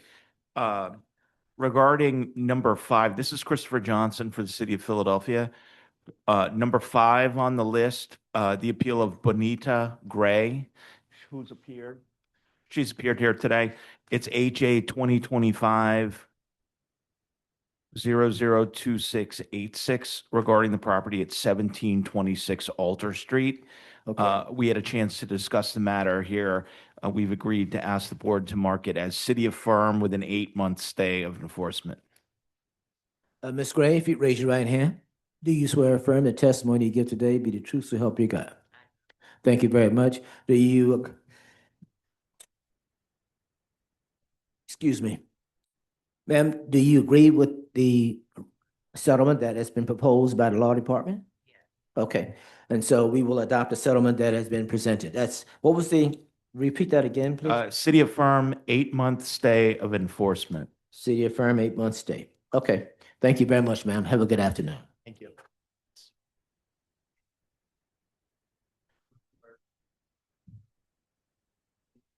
Okay, okay, is Ms. Gray back with us again? Mr. Rulo, you have your hand up? Yes, I just wanted to clarify if the board wanted to attempt to recall number 4 on the nunc-pro-tunc list, which is Miss Gloria Ward. She was Yes. the individual having the connection issues. Okay. Ms. Ward, are you with us this time? I am with you. Yes. Okay, Can Ms. you Ward. hear me? Yes, Yes. just one moment. Mr. Rulo, you're going to represent the city's interest position here? I am. Do you want me to read it? No, let me swear her in and then we'll read it in, okay? This is 1501 Walnut Lane, Gloria Ward. Ma'am, raise your right hand to be sworn. Do you swear or affirm the testimony you give today be the truth so help you God? Yes. Now we don't hear you. What did you do? You did something? Yes. Can you hear me now? Yes, we can hear you now. It's East Walnut Lane. I'd correct that. Ms. Ward, before we proceed, though, it's clearly that you're engaged in some other activity. Are you employed? Are you at work now or something? Yes, I'm in a restroom. Okay, Ms. Ward, I would recommend that you take time off work or schedule as a time when you aren't working. We can't have hearings with you working. We saw Okay. images of activity that should not be part of the hearing record. Well, the reason for the continuance is because I worked and I couldn't take off with the job that I have. So that's why I asked for a continuance because I Okay, couldn't take well, off this day. this is a request for a non-pro-tunc relief. We didn't, and two things here. Is Mr. Rule, is this issued to an individual or to a corporation? No, board members. This was issued to 1501 East Walnut Lane LLC. So this would require, also, I don't believe we actually read in the number and Okay, please do Yes. that. Yeah. This is number 4, appeal ending 30669, 1501 East Walnut Lane, appellant Gloria Ward. And in this instance, board members, as you just raised, the notice of violation was issued to an LLC. As a result, I believe under board rules, this would require a continuance to provide time to obtain an attorney. Correct. Ms. Ward, what is your relationship to this property? It's my property. I mean, I live there. You live there? Yes. Do I you was own it? told- Yes. And you own it under the LLC? Yes. That means you need to have a lawyer represent your interests. It's owned by an LLC. Yes, I understood that. The reason when I got the next letter saying to the first time I did this via Zoom, I was told that I needed representation. Then the next date given was this date, and I would have had an attorney, but I was not able to get off of work. So as soon as I got the letter, I went down and tried to let you guys know that I wouldn't be able to take off work on this day. They told me to come up. So that's what it is. It was just a continuance because I had to work. Ms. Ward, if you have an Yes. attorney, you having to work or not is not relevant if you have an attorney representing your interests. So Right. you could have hired an attorney, correct? Yes, but I thought that I would need to be present also. But that's why you hired an attorney, to give you advice on what you need to do. Any response, Mr. Rulo? Yes, I actually misspoke about this, and Ms. Ward brought it up. I believe that this is the second time this has been listed, and that Ms. Ward was advised at the last hearing that she needed to obtain an attorney for this hearing. I'm trying to double check that, but that is what my notes here indicate. Yes.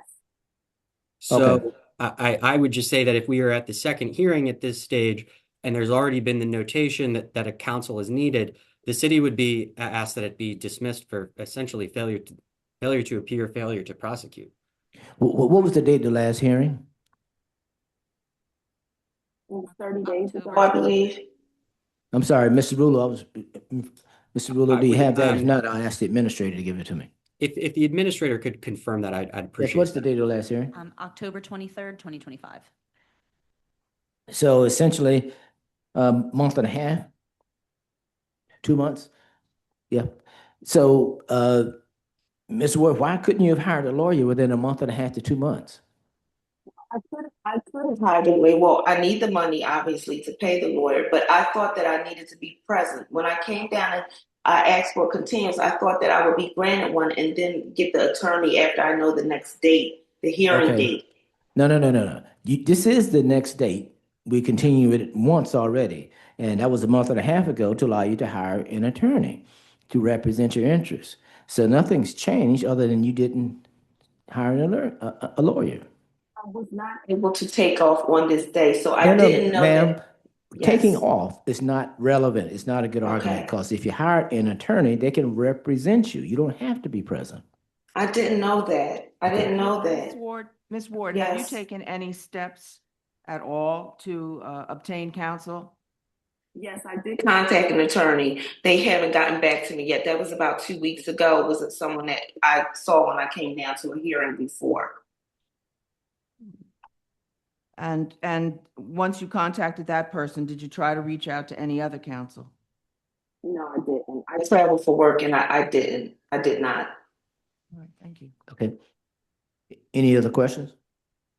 Okay, this is a non-pro-tunc relief matter. Ms. Ward, what it represents is we aren't get to the non-pro-tunc argument before we need to resolve this issue of legal counsel. And I guess what I would do is, just for a moment, we aren't going to leave the room. I'm going to ask my counsel to come talk to us for just one moment. We'll go off the record.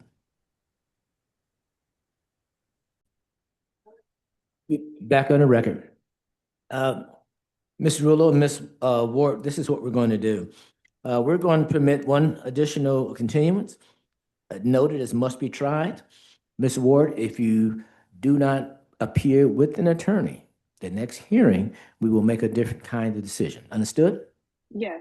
Okay, and please do not schedule time when you're on camera if you're working. We don't permit people to work and attend hearings. Understood? Yes. Okay. All right, let's move on to the next matter. Thank you. Jermaine Harris has a hand up. I'm not sure if that is an attorney. Yes, it is. And you're with the law department? No, I'm not. I'm not with the law department. Okay. I So what is the issue before we move on to our next case? Sure. I spoke to law department attorney, and we agreed on a continuance on a matter. Okay, so sir, we aren't going to hear that until we call you, unless the law department has a different position. So please wait your turn. I got to move on to the next case. Thank Okay. you. Mhm. You what?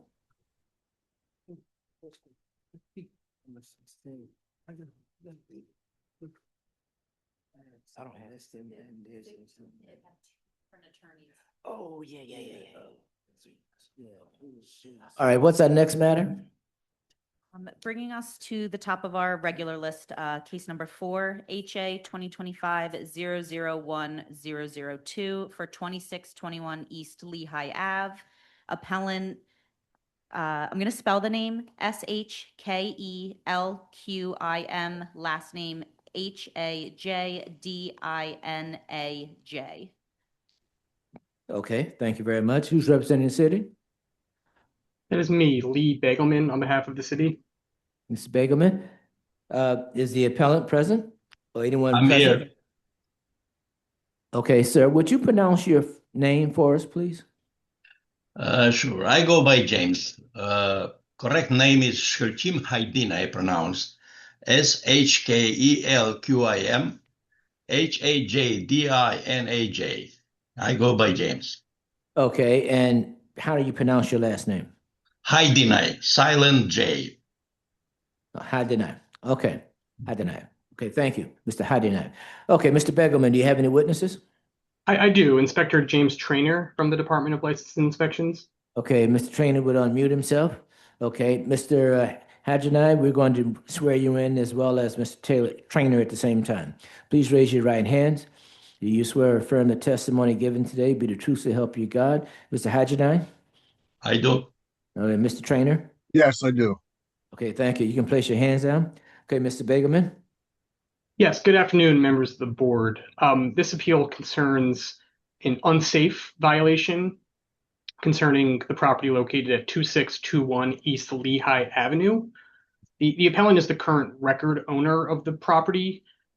Before we begin, I called Inspector Trainer. I have some background to provide that I think will narrow the issues before the board today. Okay. The crux of appellant's appeal, as I understand it, is that he alleges a mistake was made by the department prior to the issuance of this violation. And before we proceed, I want to stipulate up top that the city is not going to dispute that there was a mistake made by the department prior to appellant's purchase of the property. And I want to explain that mistake up front because it's relevant, but the city does not believe it's dispositive of today's appeal. So I would like to narrow the issue before the board a bit. The city believes that the property is currently in violation of the Philadelphia Code, that the premises is unsafe, that the appellant, as the current owner of the property, is a responsible party. The board is not being asked to determine whether the appellant is the only responsible party for the violation, whether he is solely responsible for or caused the unsafe condition. The narrow question is simply whether the appellant, as the current owner, rightfully received the notice of violation designating the property as unsafe and compelling repairs to make it safe. Again, brief factual background. The subject premises is currently a vacant lot. There used to be a structure there. In 2020, the previous owner of the property applied for and received a permit authorizing the demolition of the structure. That demolition occurred and was to include, at the conclusion of demolition, protection of the party walls of the structures on either side of this property. Usually you apply stucco so that what were previously interior walls are protected from the elements and doesn't expose those remaining structures to water damage or anything that could risk the structural integrity of those remaining structures. In February 2023, the Department of Licenses and Inspections determined that the work performed under that issued demolition permit was complete. They closed the demolition permit. The city now believes that the decision by the inspector at that time to close out the demolition permit was an error. It was a mistake. That's because, as you'll see very soon, via pictures and testimony from Inspector Traynor, the party walls were left unprotected, and the demolition, in fact, was not fully completed.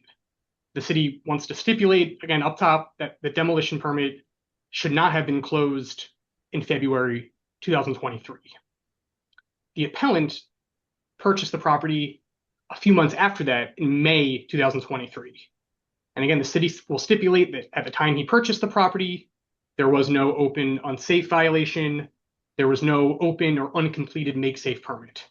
But the city does believe that the conditions did exist and were present at the time of the purchase. So we jump forward a couple years later to March 2025, earlier this year. The department inspected the premises and determined that the property was unsafe due to the fact that those walls on either side of the property were not protected, and the demolition was in fact not actually completed in 2023. And so because appellant is today and was at the time of the violation notice the record owner of the property, and because under the code violations and unsafe designations attached to the property and not necessarily the people that caused those conditions, the appellant was named a responsible party and received a violation notice. And it's my understanding he is here today to dispute whether he is in fact responsible for this violation. Now, the timeline I've presented is regretful. The city understands the appellant's frustration and that he did not own the property at the time that demolition was conducted. City understands that. The city the appellant is entitled to take action as he sees fit against whether it's the previous owner, the contractor that performed the demolition, anyone he believes it should be held responsible or should be responsible for the cost of any make safe work. But that does not change the fact that he does own the property today. He owned the property at the time of this violation. And so because the violation's, again, attached to the property, the city would ask the board to affirm the violation as correctly issued to him as the current owner of the property. Okay. Do you have witnesses? I do. It's Inspector James Traynor. Okay, let's hear from your witness. Okay, before I begin, I want to share my screen with the city's exhibit packet. Give me one moment.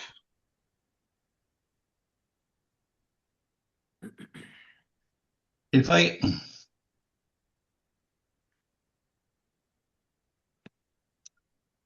Can you see my screen? Yes. Yes. Okay. Great. Good afternoon, Inspector Traynor. Can you please state your name again for the record?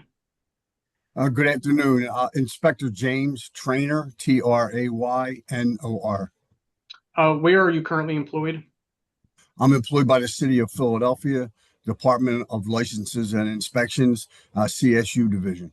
What are some of your responsibilities in the department? My responsibilities within the department is to do inspections for either unsafe or imminently dangerous buildings and report my findings. Do you have any certifications? Yes, I have 8 certifications, 7 of which are supported by the ICC, which is the International Code Council, and 1 which is the Building Code Official, which is supported by the state of Pennsylvania, which allows me to do inspections throughout the state. Are you familiar with the premises located at 2621 East Lehigh Avenue? Yes, I am. Have you personally inspected that property? Yes, I have just this past month. Have you reviewed the relevant property history in the city's Eclipse system? Yes, I have. Have you reviewed the case file for this property, for this specific violation today?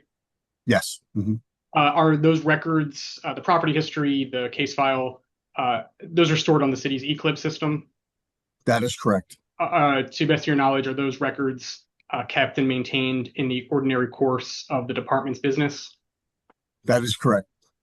What is the, can you describe the property at 2621 East Lehigh Avenue? Yeah, at my time of my inspection, when I go out to take a look prior to the court hearing, I see that it has been a demolition, and the neighboring properties, party walls are exposed and have not been sealed against the weather. So, you said there was a demolition. The property today is, would you call that a vacant lot? Yes, it's just a vacant lot. That is correct. And again, based on your review of the property history, your knowledge of the demolition, there was previously a structure at the subject premises? Yes, that's correct. And that structure was demolished? Yes, that's correct. Was that demolition done pursuant to an issued demolition permit?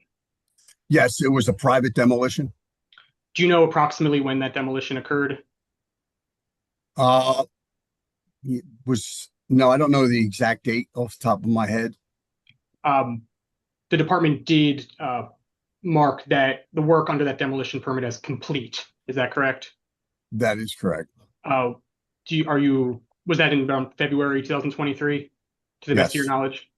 Best of my knowledge, yes. Based on your inspection of the property and your review of the case file, does the department believe that demolition was in fact completed at that time? As far as I am concerned with my inspection, it was not completed. But what I do know is that there was a period of time after the demolition that the contractor has to stucco the buildings to seal off any water to get in there, or any weather problems, so it doesn't affect the stability of the structure. That was not done. Great. Okay. I'm going to turn your attention to what I've previously marked as City Exhibit 1. It's on my screen. Can you identify this document? Yes, this is a violation notice in order to correct, Have you dated seen this, sorry. You've seen this document before? 2025. You've seen this document before today? Yes. Mm-hmm. And what was the date of the notice you just said? Yeah, March 5th, 2025. And what's the property in violation? 21 East Lehigh Avenue. Did the department perform an inspection prior to the issuance of this violation notice? Yes. Based on the department's inspection, did it come to a determination as to the status of the property under the Philadelphia Code? Yes. What had happened is a complaint come in, and the inspector go out to verify the complaint and notice that there is definitely a violation to the code. Yes. Did the department designate the property as unsafe under the Philadelphia Code? Yes, that's correct. And it's unsafe pursuant to section PM 108. Is that correct? That's correct. Now, when the department, to the best of your knowledge, based on your experience, when the department issues a violation designating a property as unsafe, who is named or typically named as the responsible party? The owner. When someone applies, strike that. What is the necessary remedy or action that the department asks a responsible party to take to remedy an unsafe designated structure? Well, depending upon what the violation is or what the unsafe case is about, they would have to either get an engineer's report or they get a make safe permit. In this case, the violation is because they failed to protect the neighboring property. So that's what the unsafe is for. If someone, kind of based on your experience, to the best of your knowledge, when someone goes to the department to apply for a make safe permit, are they typically required to prove ownership of the property or authority from the record owner to obtain that permit? That's correct. And you previously testified that the violation was issued because the party walls were not protected. Is that language reflected in the the violation notice on the screen? Yes, Is that under condition in violation listed under both violations in the notice? that's correct. And can you, just for the record, read what the condition in violation says on this violation notice?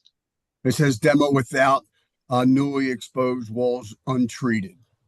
And does that language also appear under this other violation under PM 108? Yes, that's correct. Okay. I'm going to keep scrolling to page 4 of the city's exhibit packet, still exhibit 1 or city 1. Inspector Trainer, is this the same document just issued to a different address for the owner? That's correct. Okay. I'm going to scroll to what I previously marked as City Exhibit 2 on page 7 of the city's exhibit packet. Can you identify what this picture is displaying on the screen? Yes, that's the inside of the party wall of the structure that was demolished. As you can see that there are some plaster still on the walls. You got brick exposure. That is what needs to be sealed off from to be weather tight, I guess you would say. Now, the this picture does not have a date on it, but based on your review of the case file, is this a picture from the department's initial inspection of the subject premises in March 2025? Yes. Mm-hmm. I'm going to scroll to the next before picture. you move on. Yeah. What's the address of that property we're seeing next to the vacant lot? 23 and 25. Okay, what's the full address? Just give me the full address. 2623? I believe it's 2623 East Lehigh Avenue. Okay. Yeah. All righty. And before we move on to the next picture, can you describe the condition of this wall again for the record? Well, the wall is exposed. It's you got raw material exposed to the weather. Also, they're required to fill all the joist pockets, and that doesn't look like that was done here in this particular picture. I'm going to scroll to the next page of the city's exhibit packet. Is this also a picture of the subject premises? Yes, that is the opposite side. I believe that would be 2619 East Lehigh. And is this wall also untreated? Yes, that is also exposed. Yes, with raw brick. It does seem that they filled some of the joist pockets there. You can see the cement that is inside the joist holes. Why does the conditions on either wall, on both walls, why, to the best of your knowledge, why did that amount to an unsafe designation by the department? After being exposed to the weather, the brick and the mortar can be washed out, and which would cause that wall to be unstable. Not to mention any water, ice, snow, wind, can penetrate, and the temperatures on either side of that building, can be colder in the winter months and such. Based on the condition of either wall and the subject premises, the department determined that the demolition of the previous structure was in fact not completed in full? Yeah, I would say it was not completed in full. I'm going to scroll to the next picture. Is this again a picture of the subject premises? That is correct. What besides is there anything else besides the condition of either party wall that you can observe in this picture? And I can zoom in for you. Yeah, what it shows is that there are on the left side of the picture that you're seeing here, there was an alleyway between, or a breezeway between the two properties. And you can see to the left of the picture, there is some of the foundation wall and then the rear foundation wall that is still existing, which normally that needs to be demolished in full. And then the basement slab would be broken up and all of that removed and then backfilled. That was not done. Okay. I'm going to keep scrolling to page 10. Is this again a picture of the subject premises showing the same conditions in violation? Yes, that's correct. There's a few more pictures. I'm gonna scroll through, and Inspector Trainer, if there's anything else noteworthy based on what you see in the picture, can you identify what you observe? I'm gonna scroll to page 11.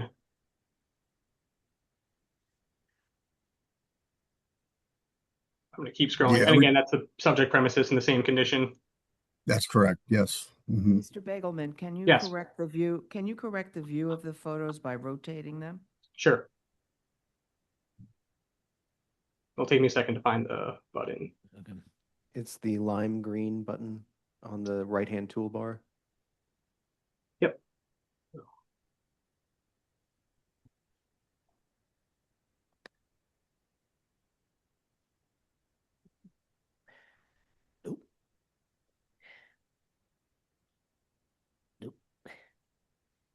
That's not it.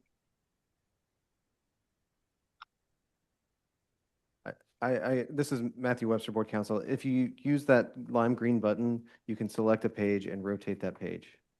Got it. That page Yes. selected.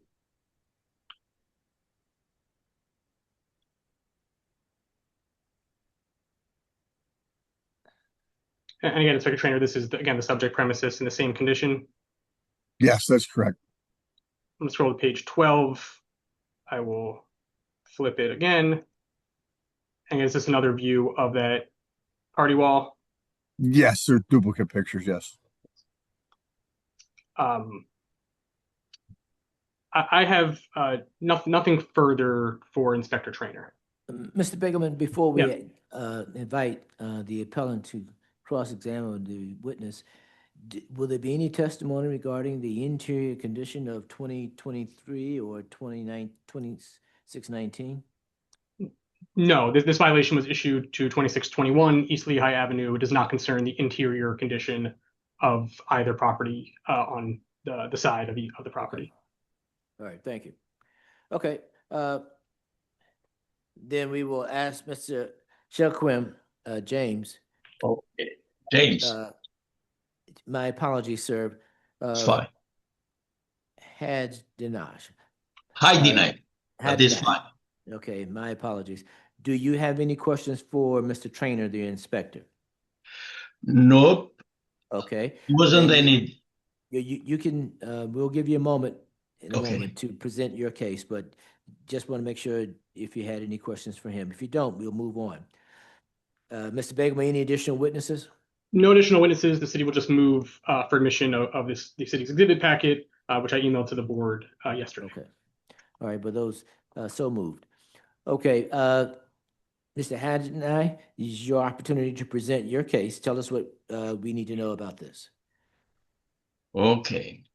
From the beginning, there has not been any dispute regarding the violation itself. And as I remember, I'm not sure now because it's passed some time there. Is this the same inspector that I have met to the offices there?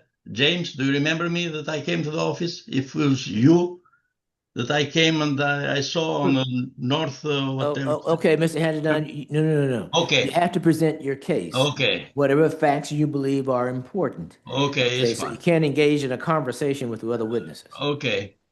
Okay, going with your procedure. And I have not disputed the violation. That is what I wanted to say. So the presentation wasn't necessary for efficiency of the meeting, but it's okay. And what I'm disputing here is that I shouldn't be responsible for somebody else's fault.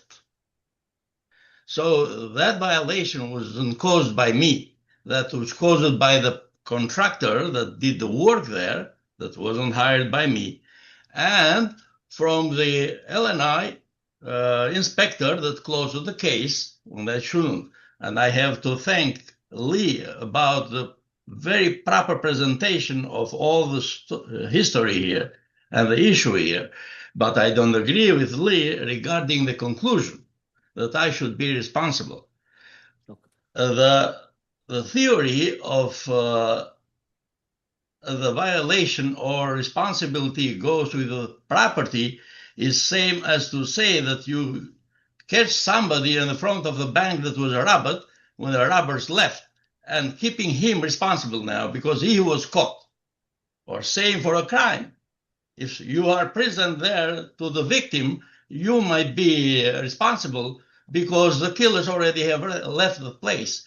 So that is my request before the board here. I shouldn't be responsible for something that I didn't do or for something that LNI did wrong. Okay. Sir, have you sought legal advice in terms of making this argument? No.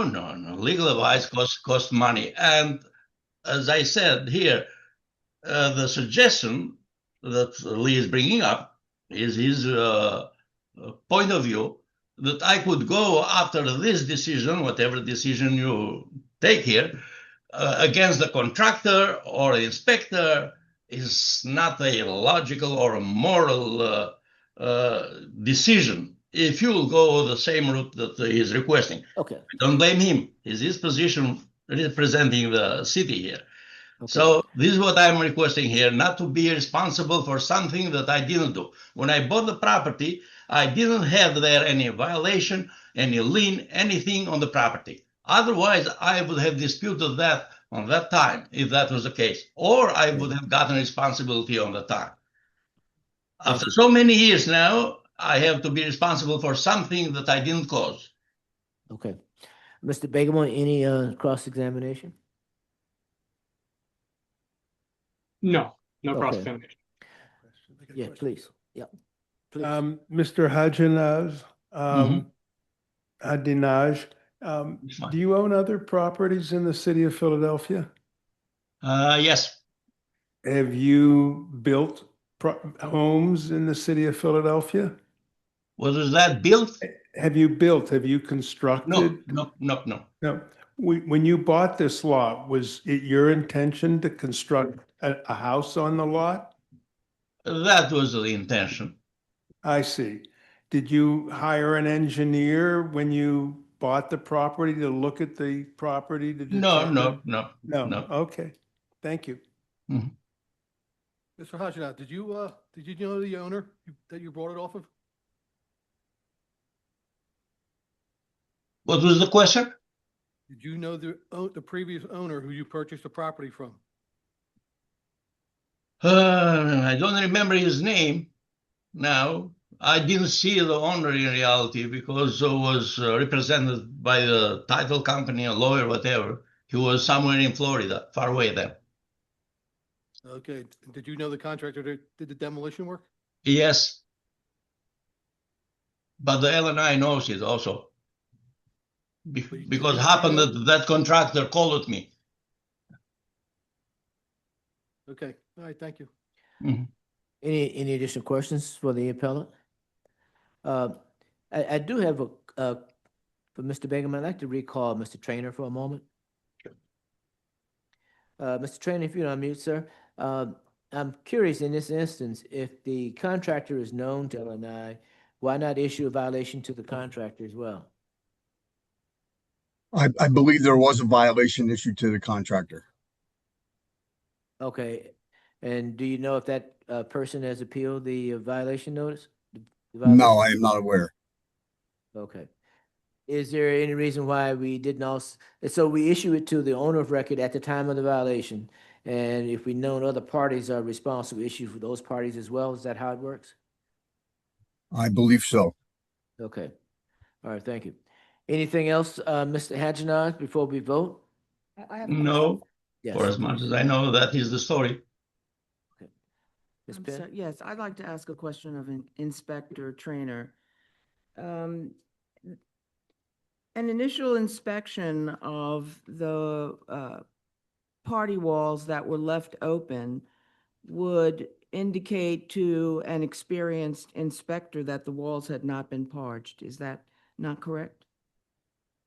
Yeah, the initial inspection that was generated by a complaint. Somebody called in and made a complaint that, that these party walls are exposed and they're not sealed the way they're properly supposed to be sealed. So that makes the department send out an inspector to take a look at the current situation.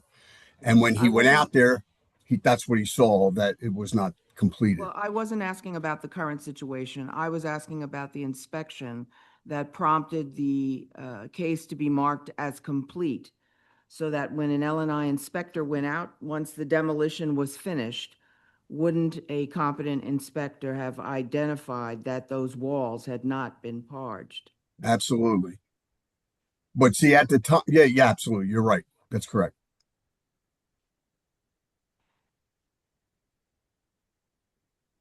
Okay, thank you very much. You're welcome. Mr. Bagelman, just for the record, did you incorporate the code section that requires that the owner of record be cited in this instance? I don't believe I incorporated in my exhibit packet. I believe that's section, I don't want to be precise. I believe it's A505. If you give me 1 second, I can confirm that code section. Yes, if you would, please.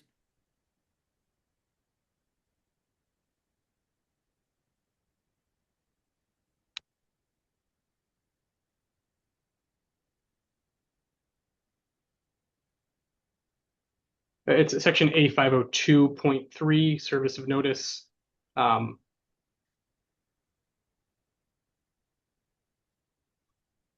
second. The written notice of violation that's referenced in section A502.1 shall be served upon the owner's agent, occupant, or other person responsible for the condition under violation. Okay. And so it's the city's position now that the current owner should be responsible for repairing the exterior walls. Yes, because this condition exists at the subject premises, and is there as a result of a demolition that previously occurred at the subject premises. The current record owner is one of the responsible parties for this violation. Okay, thank you.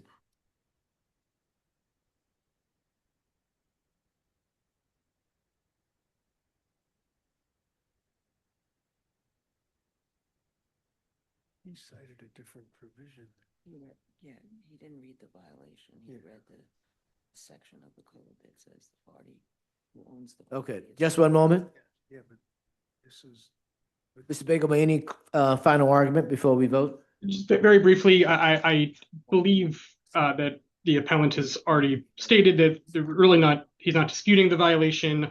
And there doesn't seem to be really any dispute of the factual circumstances here.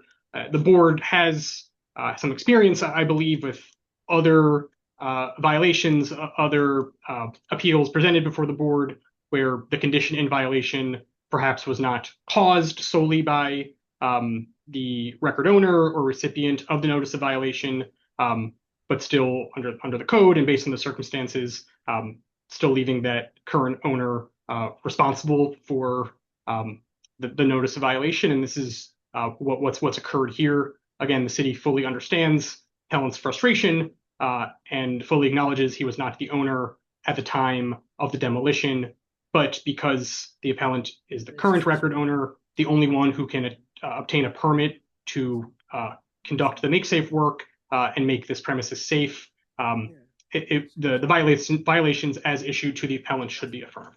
Yeah. He just has the lot, so. I know. They're on safe. But he's saying there's. Would the board like Yeah. an executive session, or is? Okay, we'll go off the record and just do something right here. We're gonna go off the record just for a moment.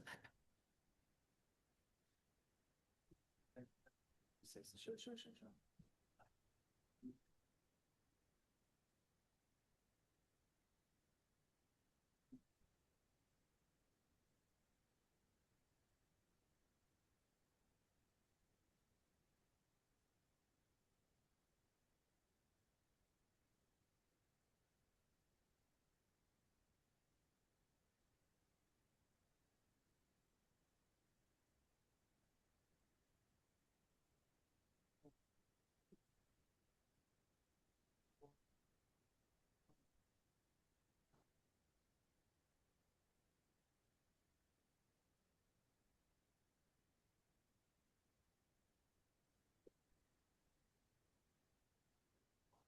There's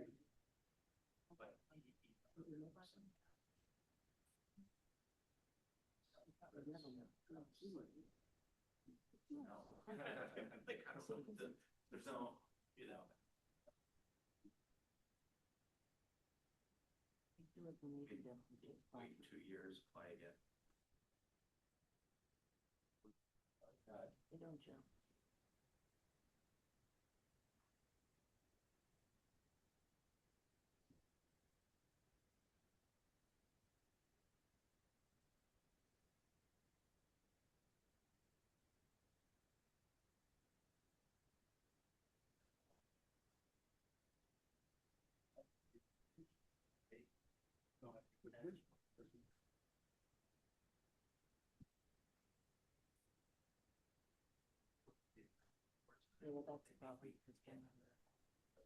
That's why you go in and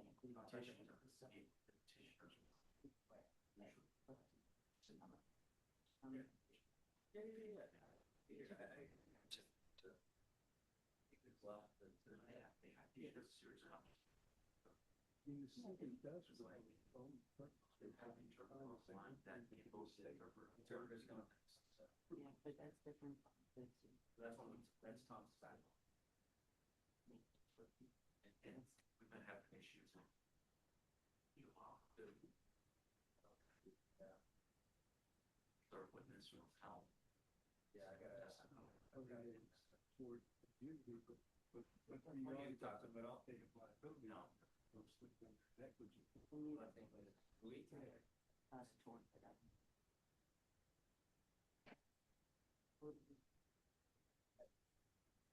Sandwich. It is around the right box. We're back on the record. Mr. Kelly? Okay. Sir, we're at the point now, if there's no additional testimony to be given, we will now poll the board regarding HA 2025-001, 002, 2621 East Lehigh Avenue. Shaquem Hajinah. Probably didn't say that correctly, but Hajdinaj. My vote, city affirm. Appeal sustained. Appeal sustained. Appeal sustained. Appeal sustained. Okay, the majority vote is appeal sustained.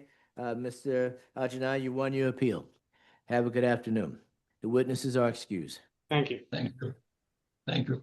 Okay, what's the next matter? Moving to number 15 on today's list, HA 2025-000995 for 604 West York Street, appellant Ang Seak, S-E-A-K. There was a question on which attorney will be representing this case. Two different people reached out to the board, and there's also a Cambodian interpreter. Okay, do we have the interpreter present?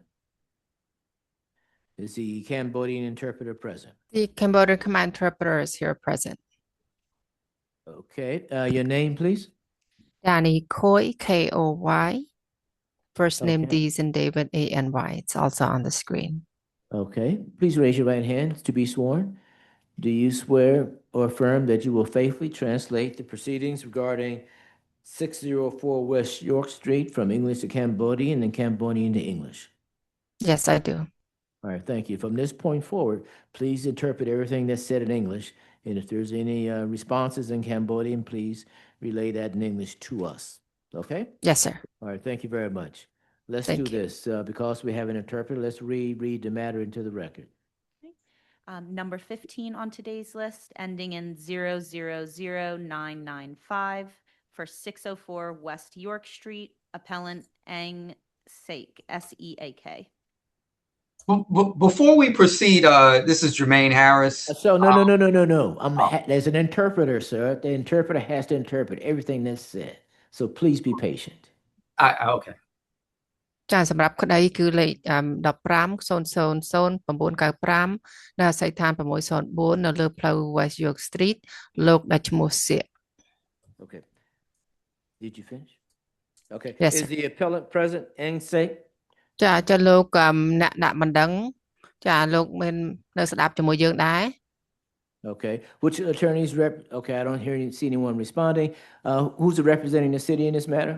Good afternoon, Wait, Thomas wait, Galiutza for the city. Mr. Golitza, we have an interpreter. My apologies. Who's representing the city in this matter? ចាមាននរណាគេជាអ្នកមេធាវីតំណាងខាងក្រុងនៅរឿងនេះ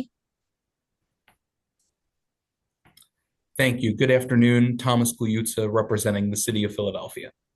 ចាគឺទិវាសួស្តីគឺលោក Thomas I'm sorry couldn't pronounce your name say it again Oh, certainly. It's Galiutza. Galiutza មេធាវី Thomas Galiutza Thank you. Okay, who's representing the appellant? Jermaine Harris.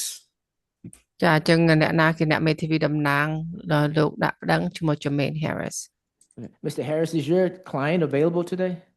I know that he was here. I don't know. I don't know why he's not here, but Okay. so yes, I know he was here. Okay. What let's let the interpreter catch up with you. ចាអំឡោះហើយគឺកាលពីមុនខ្ញុំដឹងថាគាត់បានអញ្ជើញមកចាប៉ុន្តែឥឡូវមិនដឹងថាហេតុអីបានគាត់អត់នៅនេះ Mr. Harris, is there a preliminary matter you'd like to put on the record before we begin with the city's presentation? Yes, wait. ចាលោក Harris គឺមានក្តីអីដែលលោកចង់មកលើកលាតត្រដាងនៅថ្ងៃនេះ Yes, we would need a continuance. I was just hired for this matter literally about 30 minutes before 2 days hearing, the start of today's proceeding at 12:30, and I spoke to Mr. Galiutza about that, and I need time to acquaint myself with this, so I'm not prepared to proceed. Okay. ចាអំឡោះហើយគឺខ្ញុំសូមបន្តរឿងក្តីនេះដោយសារគឺមុនដល់ម៉ោង 2 ដណ្ដប់កន្លះនេះគឺគេត្រឹមតែជួលខ្ញុំចាបាន 30 នាទីចាមុនជាងចាប់ផ្ដើមម៉ោង 12 កន្លះអញ្ចឹងខ្ញុំអត់ទាន់មានឱកាសពិគ្រោះជាមួយលោកគ្រូលោកមេធាវីយុគតសាទេ Mr. Galiutza, any response? The city is prepared to go forward today, but we do understand the predicament that Mr. Harris is in. We would request that if the board is willing to grant the continuance, that at the next hearing, it would be marked must be tried. ចាម្ល៉េះហើយគឺចំពោះផ្នែកខាងមេធាវីនៅខាងក្រុងគឺយើងត្រៀមខ្លួនដើម្បីឲ្យមានដំណើរការទៅមុខហើយប៉ុន្តែយើងមានការយល់ដឹងប៉ុន្តែសម្រាប់តែពេលលើកក្រោយគឺយើងត្រូវសូមស្នើថាយើងបន្តមែនលើកក្រោយគឺចាំបាច់ត្រូវតែមកបង្ហាញខ្លួន I know for the record, this is the second listing of this matter. And so if we're inclined to continue this, it has to be on a must be heard basis. I understand that. No. Oh, I'm sorry. I have to let her. I'm sorry. ចាព្រោះអីតាមអ្វីដែលខ្ញុំដឹងគឺនេះជាលើកទី 2 ដែលយើងបានរាយឈ្មោះនេះដើម្បីឡើងតុលាការអញ្ចឹងបើសិនណាសម្រាប់លើកក្រោយគឺយើងត្រូវដាក់ចាច្បាប់ថាគឺត្រូវតែចាំបាច់យើងនឹងសាររឿងក្តីនេះ What I would ask for though is because in preliminarily reviewing this case, it seems like we're going to need we're probably going to need an expert because it's a narrow issue, but I think it's going to require expert testimony. So I would just request. I don't know how far you guys are going out for continuance. Okay, wait a minute. You have to say it in shorter statements so the interpreter can. Oh, okay. ចាម្ល៉េះគឺខ្ញុំសូមស្នើដើម្បីឲ្យយើងគាត់ណាសាររើជាសង្ខេបសិនណាចារឿងក្តីរបស់នេះហើយណាមួយទៀតក៏យើងត្រូវការឲ្យអ្នកដែលថាឯកទេសគាត់មកបកស្រាយដែរ Okay, what we will do is that we will grant the continuance and direct that you and Ms. Galiutza coordinate with the administrator to set the date. ចាម្ល៉េះហើយគឺយើងអនុញ្ញាតឲ្យបន្តរឿងក្តីនេះទៅថ្ងៃមុខហើយចឹងយើងអនុញ្ញាតឲ្យលោកកយុទ្ធសាគឺជាអ្នកដែលរើសយកថ្ងៃពេលវេលា Okay? Yes. Understood. Thank you. ចាយល់ចាអរគុណ Okay. Thank you. May I be excused?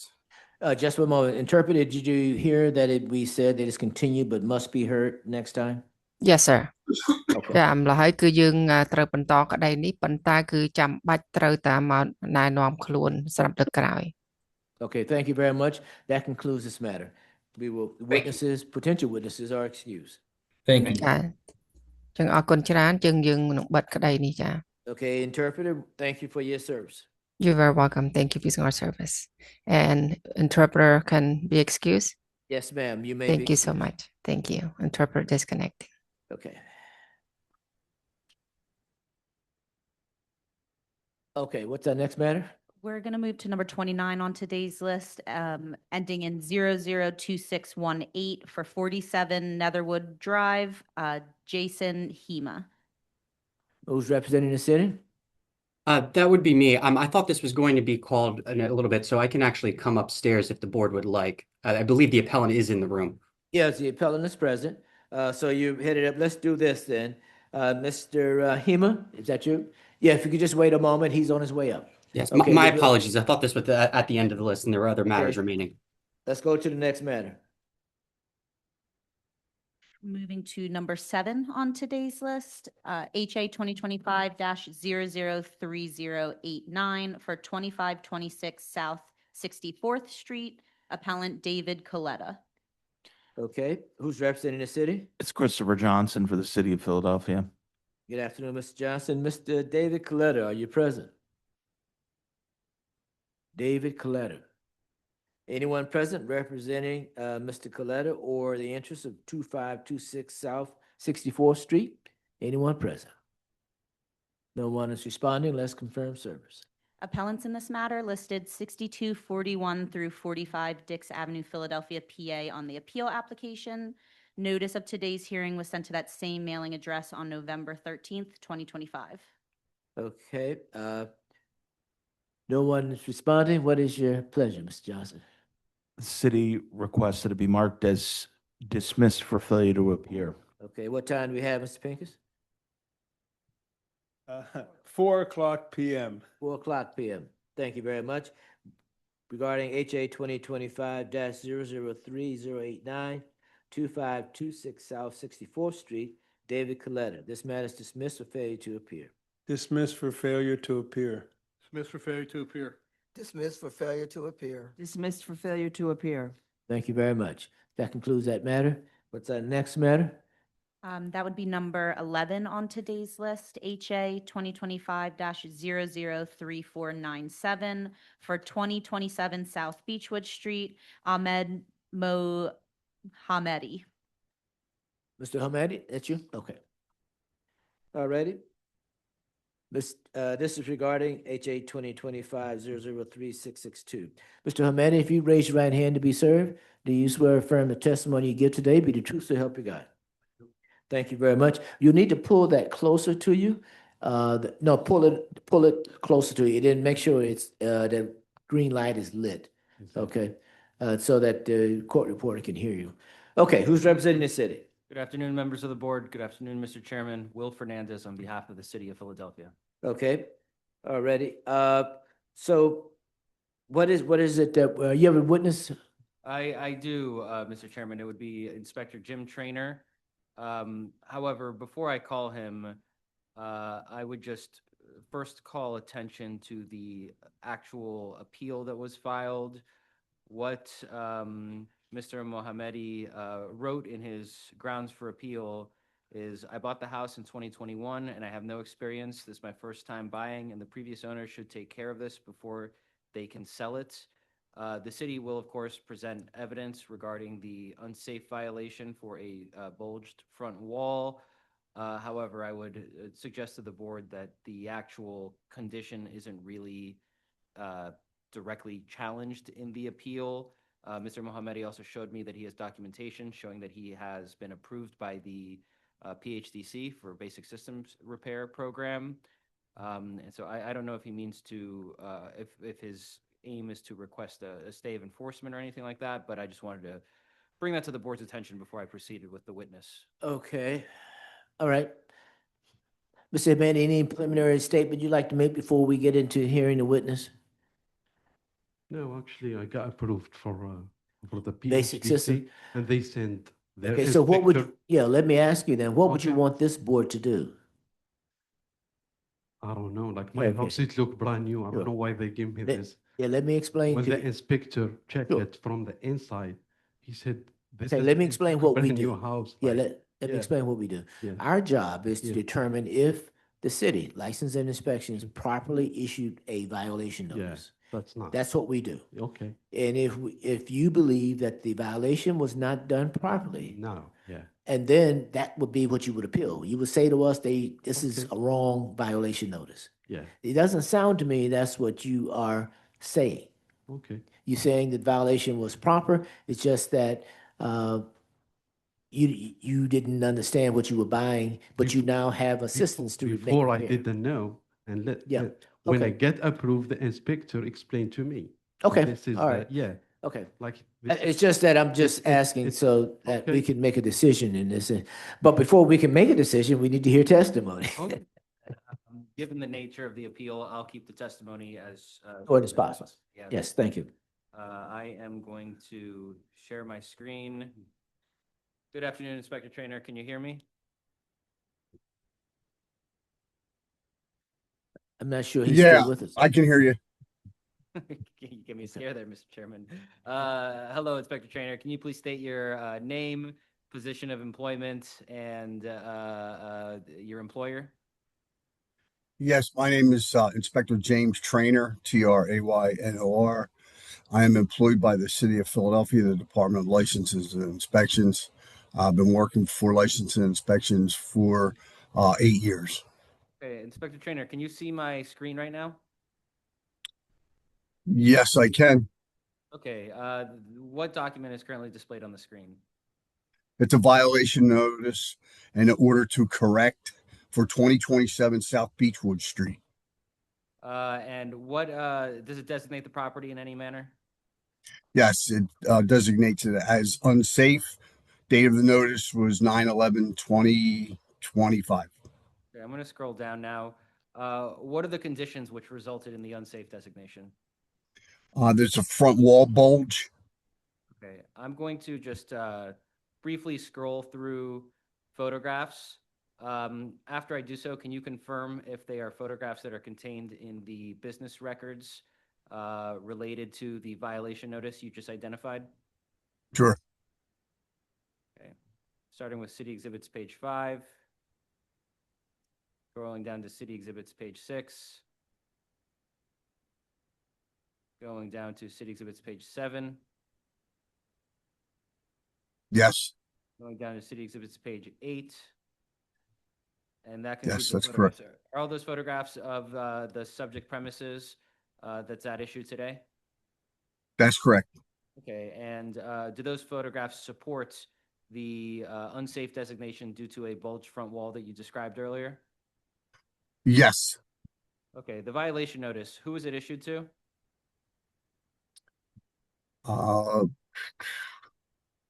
Muhammad I'll have Ahmed. Yes, and were they issued to him because he's the owner of the property? That's correct.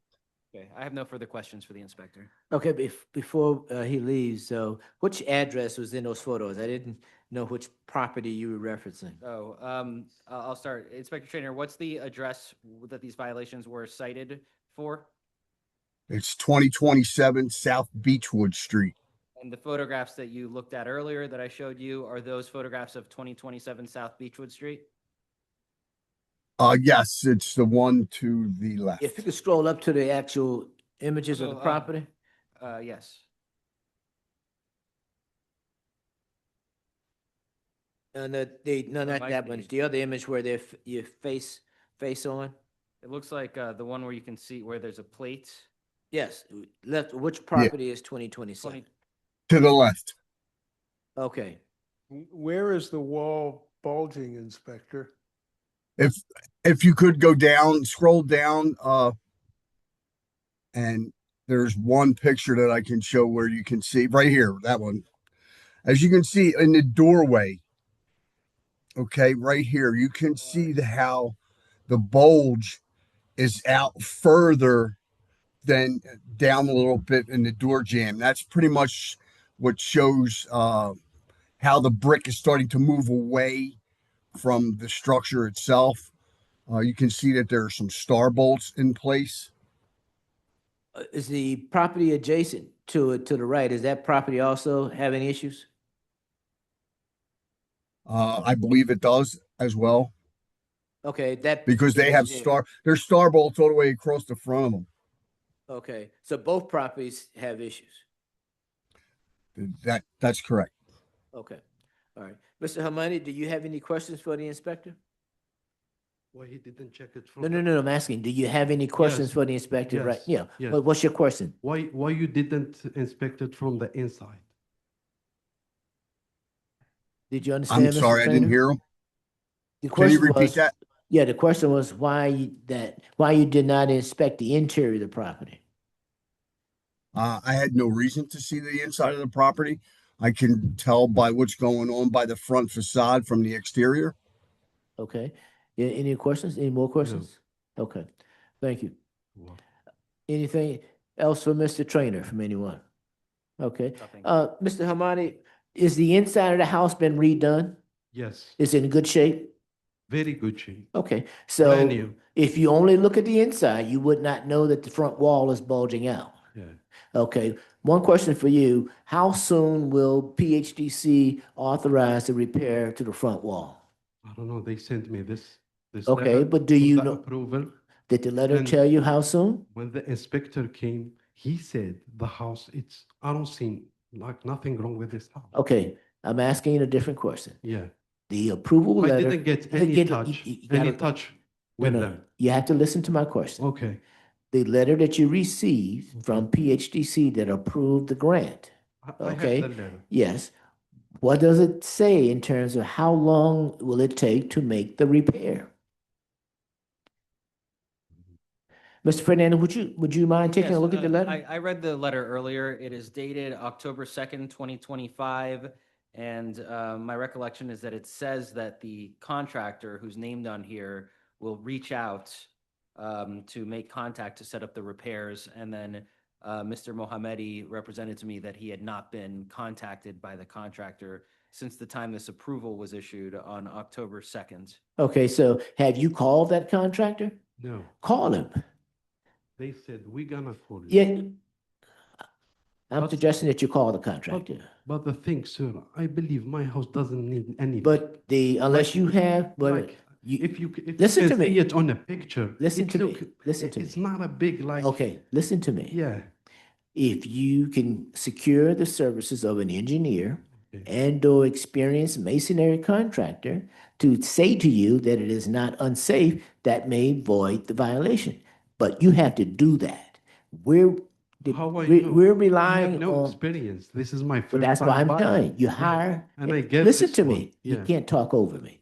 You can hire somebody that you think is an expert, and if they agree with you, then you talk to the inspector. Today, at this meeting, we have the advice of an experienced person who says that the front wall is unsafe. You have secured a grant from the city of Philadelphia to make the repair. So those are the facts that have been given to us. We'll make a decision based on those facts alone, okay? Okay. All right, thank you. Anything from anyone else? Okay, we will pull the board on HA 2025-003497, 2027 South Beechwood Street, Ahmed Mohammedi, city affirmed. City affirmed with a 6-month stay of enforcement. I will alter my vote to include a stay of enforcement. May I just briefly ask one question of the inspector? Since now that I'm aware that a stay of enforcement is being considered? Yes. Yes, can we give him 6 Yes, months? Inspector Trainer, in your professional opinion, is this property at any risk of significant further deterioration or collapse in the next 6 months? No, I don't believe that there is. See, there are star bolts installed, which will help hold the front facade back from any more movement. Thank you. Okay, I incorporate the 6-month stay in my vote. Let's continue. My vote to repeat is city affirmed with a 6-month stay of enforcement, meaning you have 6 months to get this taken care of, if everyone concurs with what I just recommended. Let us vote. City affirmed with a 6-month stay of enforcement. City affirmed with a 6-month stay of enforcement. City affirmed with 6-month stay of enforcement. Thank you very much, sir. The violation stands. You have 6 months to get it repaired before the city can take any additional enforcement action, okay? If not, 6 months. if not, what I'm gonna do? Well, if you don't do that, the Yeah. city can take additional enforcement action. They may take you to court. But whatever, you can talk to them about what enforcement actions would be possible. He'll give you his business card and phone number. You should call him. Thank you. Okay, what's that next matter? Number 29 on today's list, HA 2025-002618 for 47 Netherwood Drive, Jason Hema. Okay, Mr. Hema? Good afternoon, board members. Michael Rulo on behalf of the city. Mr. Rulo? Thank you for accommodating me down in the office. Yeah, no problem. Thank Sir, you for put your name on the coming in. record, please. Yeah, Jason Hema. Okay, Mr. Hema, is that button light green? Is it Yeah, lit up? green. Okay, okay, thank you. All righty. Mr. Rulo, what are we dealing with today? Yes, so this concerns an appeal of the department denying an application for an electrical contractor license. And there are really not many factual disputes in this matter. So I was going to summarize where we stand in terms of the applicable law and what I believe are the undisputed facts at this stage in this matter to help us along in terms Yes. of before we get to my witness. So in terms of applying how you obtain an electrical contractor license, that's in Code Section 9-1006-2A. And of a particular importance in that section, it discusses that an applicant must have 4 or more years of, quote, practical experience gained while employed in electrical work, end quote. There is a provision that could potentially reduce that number to 2 years of practical work if you can show that you had 4 years of education. That's not really relevant for the purposes of this hearing. I did want to note it. But so we're talking about whether or not the applicant had 4 years of practical experience. The next aspect of that is that the Department of L&I has a application instructions page on its website. And I have included these as exhibits, the code section as Exhibit 2 and the website as Exhibit 3. It specifies in terms of that practical experience requirement that, quote, 4 years employment doing electrical work for, and I'm paraphrasing this last part, it does say a licensed company, which can be proven through tax records reflecting that you were an employee of a licensed electrical contractor. And for the purpose of today's hearing, I want to emphasize the importance of for a licensed company. I think that is at the heart of the issue at this case. So like I said, those are exhibits 2 and 3, and that frames what I think will be the testimony now from our witness and why we are asserting that Mr. Hema respectfully did not establish that he has the required 4 years of practical experience. And so with that, the city would call in Inspector Najib.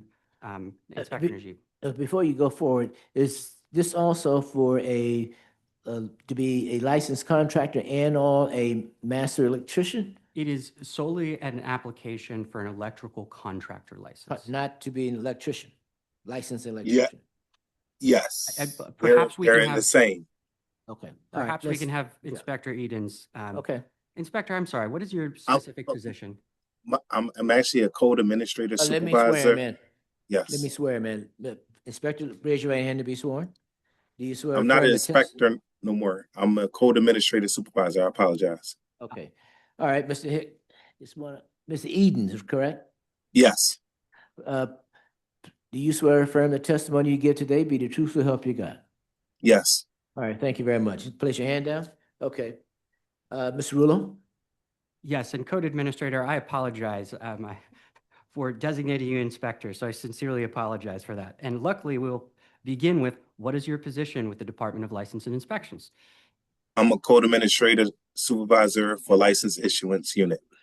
Okay, and in that role, what are some of your responsibilities? One of my responsibilities is to review all electrical contractor license applications. And we're going to get into some specifics in a second, but can you give us a general overview of what the electrical contractor license application process looks like? The applicant will supply the company, the commercial activity license, a tax account, proof of insurance, general liability, automotive, workman's comp. And as far as experience, a minimum of 4 years of employment doing electrical work for a electrical license company, or to provide a license in another state or jurisdiction, an electrical contractor or master electrician license from another state or jurisdiction. But that license is subject to our department approval. Also, they will have to supply the ICC certification test for the Philadelphia Master Electrician. Also, CEUs, continuing education credits, approved by NFPA 70, proof of employment, photo ID, and be tax compliant on all city taxes. Thank you so much. And so I'm going to share my screen now. Pardon, just 1 second.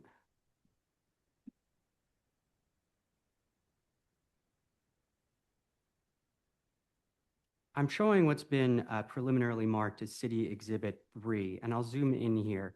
But can you see this? Yes. Code Administrator, can you see this as well? Yes. Okay, and what is this? What is shown on the screen here?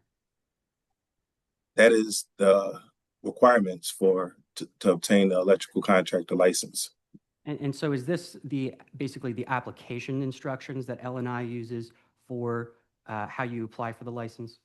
Yes. Okay, and I'm going to go down. You talked about some of these things, but at the heart of the case is the experience aspect.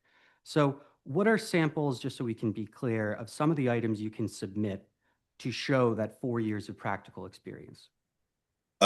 W-2s would be proof of practical experience. The W-2 shows that you worked for a company, and you also have to supply that company's electrical contractor license or master electrical license, the jurisdiction, and also the jurisdiction requirements to ensure that it's greater or equal to the City of Philadelphia requirements.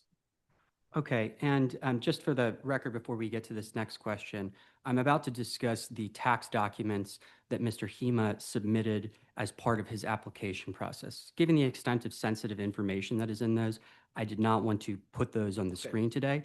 We do have, they were submitted as part of the application though, so the board does have a copy of them.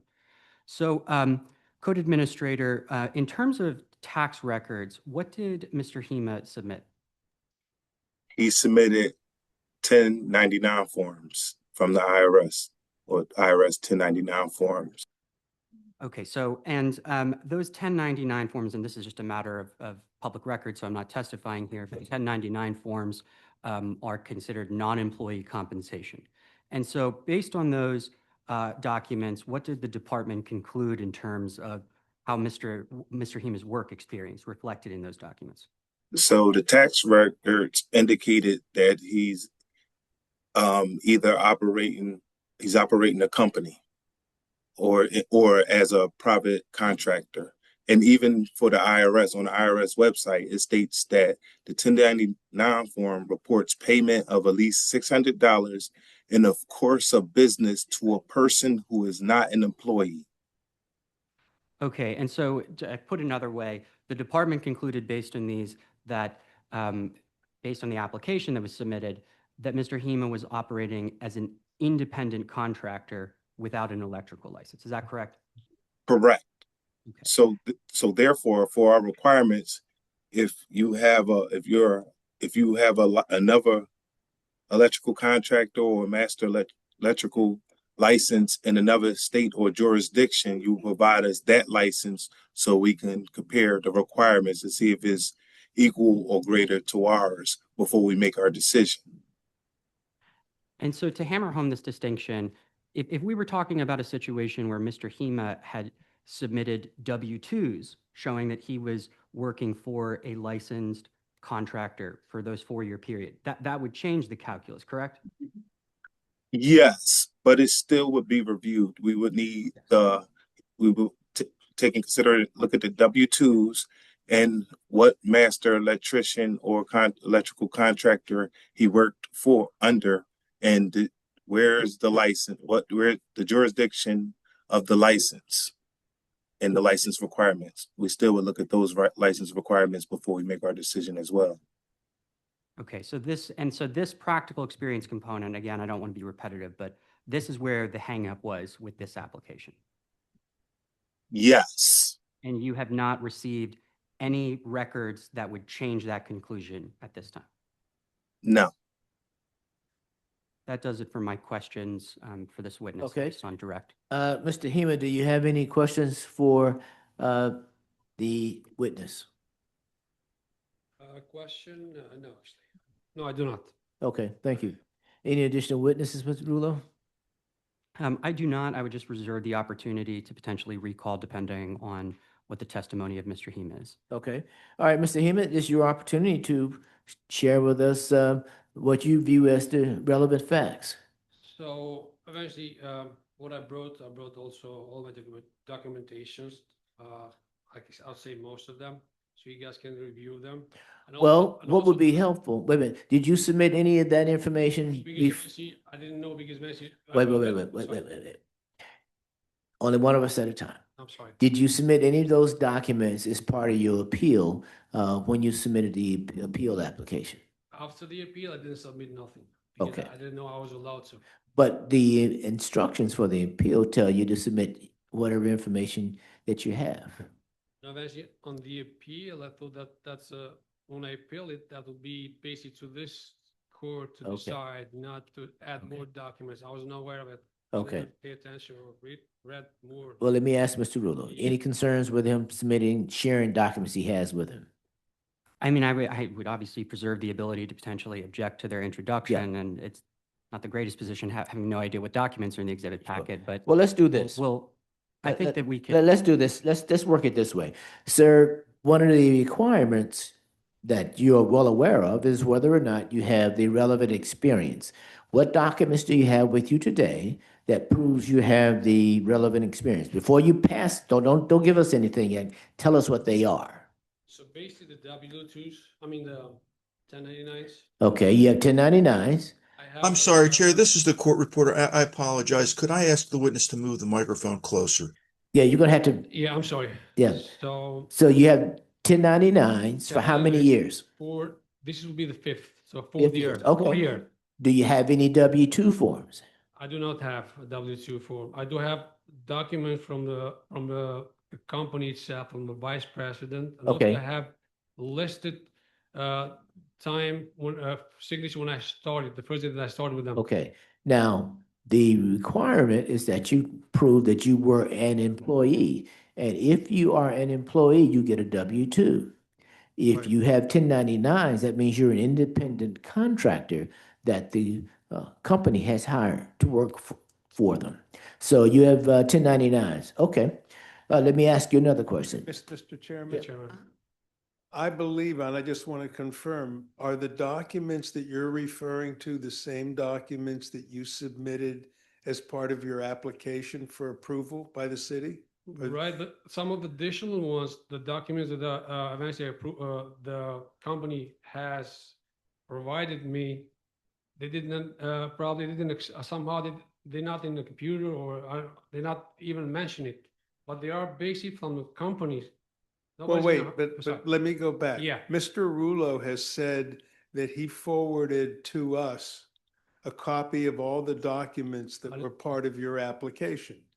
There was one document that there was a letter that was included in his submission packet to the board from I believe it is the contractor that had retained him as an independent contractor.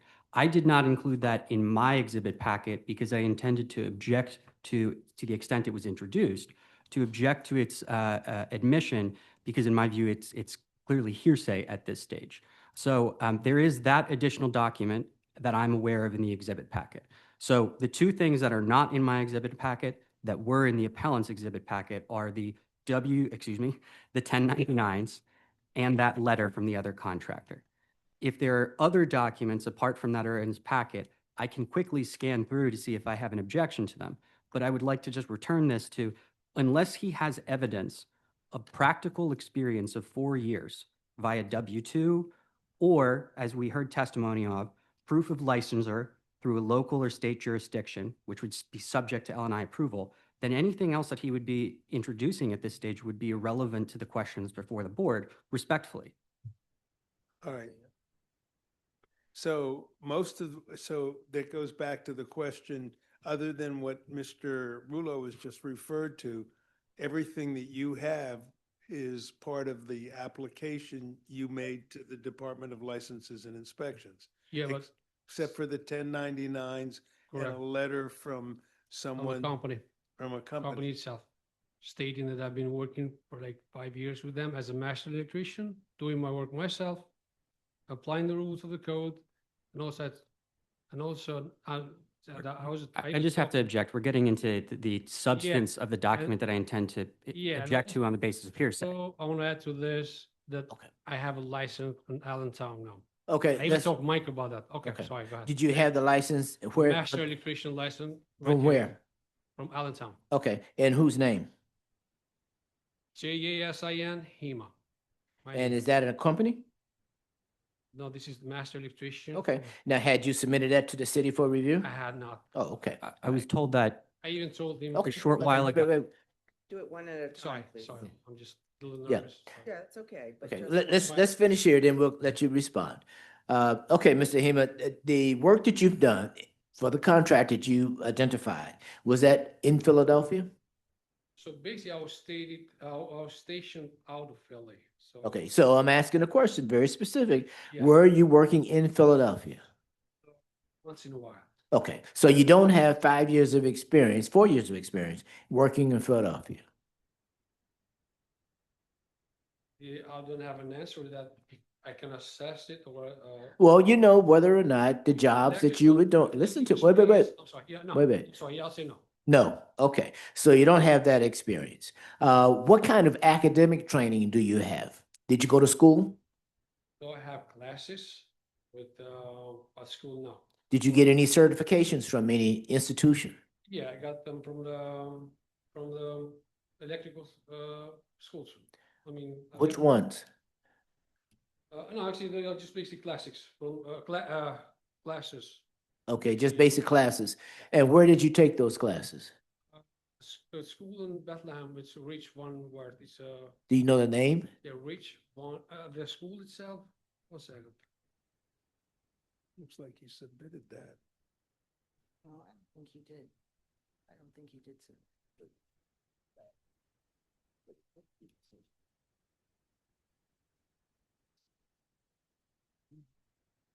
Okay, just one moment. Electrical Education Center, yeah, sorry. The Electrical Education Center? Did they give you a certification, meaning that you passed and met certain standards? Yeah, basically that I prep tests, stuff like that. And what's the name of General the- knowledge. Do they give you, is there a document that shows as a certification? As of now, I just have those two that probably, the city of Philadelphia has it, that requires. Okay. All right, did you work as an apprentice for a licensed electrician in the city of Philadelphia at any time? Okay, have you worked as a journeyman in a licensed city of Philadelphia? Okay, when you did work in Philadelphia, you did it with another contractor, did you pull permits yourself? Actually, the company itself that does it, so. Pardon me? I'm sorry, Chair, I am having Company great. itself did it, not me.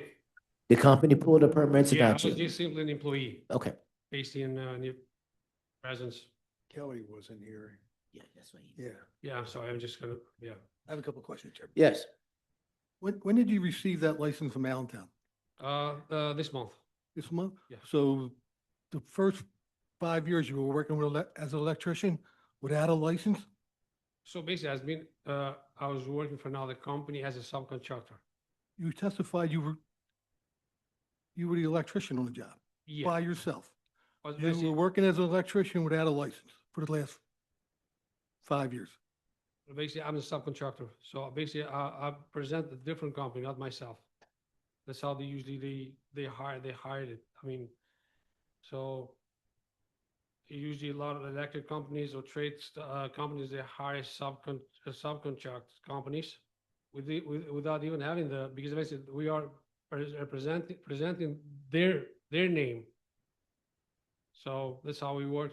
I mean, So you worked for a company for 5 years using that company's, under that company's Right. license? right.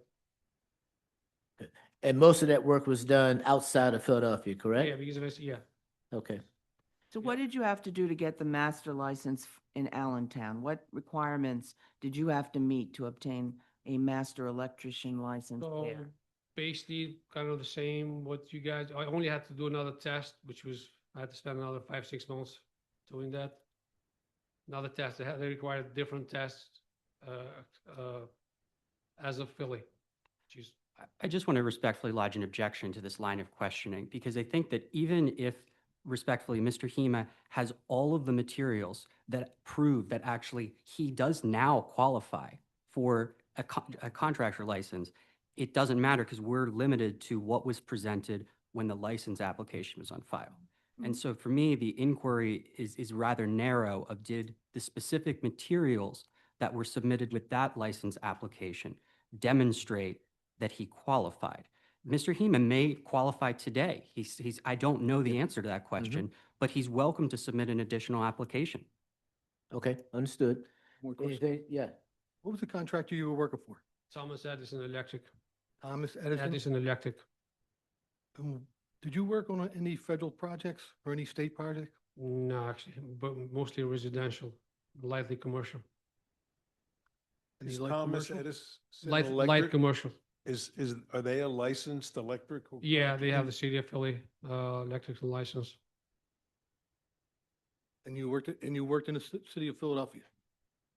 Me as myself, because they state different, somehow, they operate in 42 counties, so I was basically stated outside Philly. He traveling worked much. outside of Philly.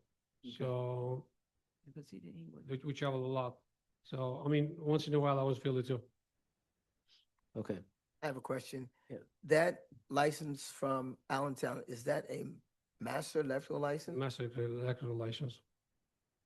And you just took a series of tests, sit-down tests? Right. I mean, yeah. So, yeah. Okay. Was that for the county of Allentown, or was that just at a location where you go into a facility and take test examinations? No, honestly, it's city of Allentown. So basically, I was focused more on Philly. All my resources were here because it's not, to be an electrician is not really something that can change overnight. It takes years. My question No, was, sorry. So my question was Yeah. whether it was for the City county Philadelphia. of Allentown. City of Allentown. Okay. And That will be the second one because eventually mine was Philly. Then I somehow was they denied, and I had no, then I went to Allentown. so that license from the county of Allentown is, you also, for the Right. city of Allentown, you also have the UCC along with it? Right. Uniform Construction Right. Code Compliance Yep. and Certification? ICC. I think it's The ICC. UCC. Or UCC. Strike that. Thank you. So, All right, thank you. Does any cross-examination, Mr. Rulo? Yes, so just briefly, so first, I'm correct that you did not include this license from Allentown that you've referenced in your original application, correct? No, I did not. And I believe you just said that you were using, quote, resources were here in Philly, and it testified that you performed work in Philadelphia for Thomas Edison. Is that fair? I would say once in a while, yeah. Okay. And you were independently performing that work for Thomas Edison as a subcontractor, correct? Yes, correct. Okay. But you were not listed on those permits though, correct? No, only Thomas Edison Electric. Okay. And you were not, again, licensed? Because basically I was an employee. I mean, it's just the fact that how I was paid. Okay, sir, wait a minute, Yeah. wait. Be clear. You can't be a subcontractor, 1099, and be an employee at the same time. You can't be both. Well, that's how they have a system, Well, if that's incorrect. Either you're an employee and you get a W-2 at the end of the year, or you're a 1099 subcontractor and they give you a 1099 with the amount that you've been paid. Gotcha. Okay. Anything else, Mr. Rulo, before we vote? I have a question for the administrator. Yes. Mr. Eden? HEMA. Oh, I'm sorry. Yes. I have a question. Mr. Eden, it says, in the license, it's 4 years. Is there an hour attached to those 4 years? Actually, it is not. No? Okay. All right, thank you. Mr. Edens, I guess I'm concerned whether, if it's not a 1099, but I'm sorry, if it's not a W-2, it's a 1099.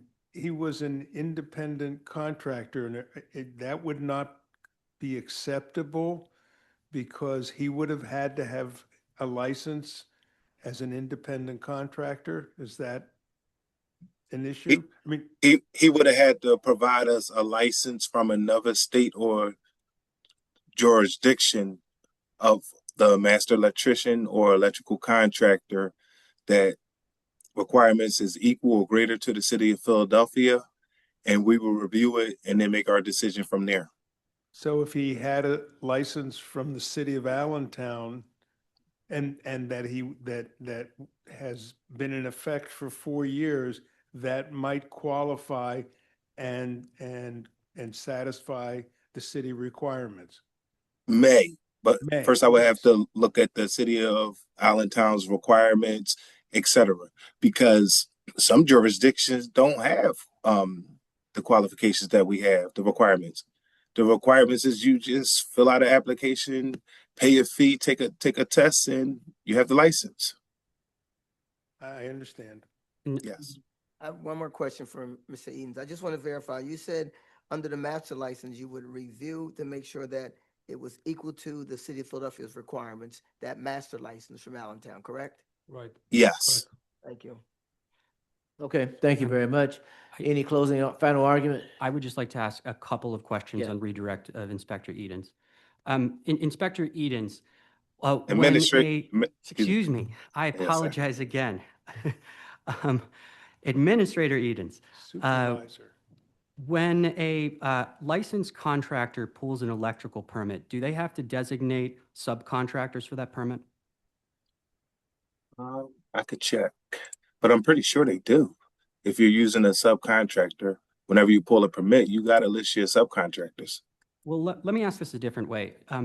If a subcontractor is employed on a job, are they required to be licensed? Yes, definitely. And so if Mr. Hema was performing subcontracting work without a license, would that be a violation of the code? Definitely, yes. Okay. And would Thomas Edison retaining him as a subcontractor without a license be a violation of the code?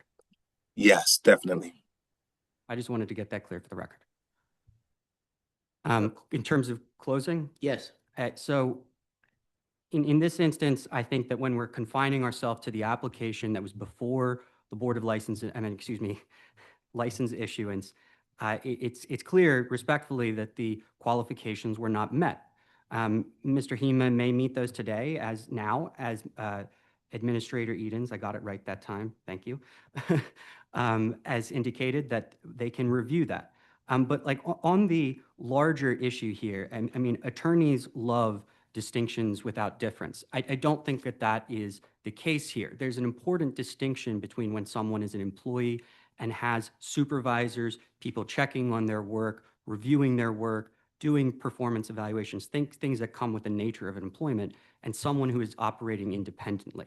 So in this instance, the distinction that the department is making there is very relevant. It's not arbitrary, and there is a reason for it. So for all of those reasons, we'd ask for the denial of the license application to be affirmed. Okay, thank you. Mr. Hema, anything you want to add before we vote? I mean, I don't know what to say anymore, Nancy. I'm not really qualified to present I'm not qualified to present myself as much as Mike is trying to do. What I'm trying to say that I've been here for my life doing this. How probably I presented myself is not probably the right way. but I just feel that even when I was trying to apply for the license, somehow was the way that they handled the city of Philadelphia. I mean, my application was kind of disrespect, or even to myself, or probably as a citizen of USA, or probably I'm just going to ward preserve an citizen. objection for the record Yeah, in terms of the so relevance of actually, this. even when I was, I was. Yeah, well, there was an objection. What's the basis of the objection? With the deepest respect, how he was being engaged with by the staff is not relevant to whether he qualified for the license application. I'll preserve it for the record. Okay, well, wait a minute, I have to rule Yes, on okay, his. I'm sorry. Yeah. Okay, Oh, so I'm going to sustain his objection and ask that you focus your final comments on any additional facts that you have not shared that would help us decide if you should, if we should grant you your request. Right, so, Mr. Chairman, so what I was trying to say that eventually, on my knowledge, experience, basically comes with W-2, 1099s. I mean, basically, government is tracing you. So that's what I thought, and I applied. And eventually, what I was trying to get to is that I was constantly doing this on the computer, and I was getting emails that you need more information. And I called and eventually set an appointment. And it seems that when I went to the front desk, I asked for a supervisor. The supervisor showed up, and eventually he was just basically not being professional. Instead of saying something, Okay, we'll he see. just pointing with finger. Yeah, I mean, okay. The thing is, I'm trying to say that. Now, I mean, what I will say is certain this. things that we accept. I mean. Okay, listen, Mr. Hema, yeah. let me say this to you. If someone acted inappropriately or weren't, well, let me finish. Or weren't, their customer service skills were not where they should be, I apologize if that was the case. But the preview of this group, we don't get to make a decision regarding how you were treated in that regard. The only thing that we can look at is whether or not you meet the basic requirements as outlined in the code. Yeah, what else? And so unless you have more information as to qualifications that you have that we haven't heard yet, we'll need to move on to vote, okay? Do you have something? What I was trying to say. You've said that. Move on to, do you have any additional facts No, that I would, mean, if you the don't, documents are in there, the paper from the company is in there. I was just trying to explain that he was the supervisor, the manager, the guy who declined it. It wasn't somebody. Understood, Yeah. okay. So what I'm trying to say that somehow this is experience, either with W-2 or 1099s, you're working in this field. It's experience, but the code is very specific in Got it. terms of what it Yeah, requires. I'll be, Okay? okay. All right. If there's nothing else, we will poll the board.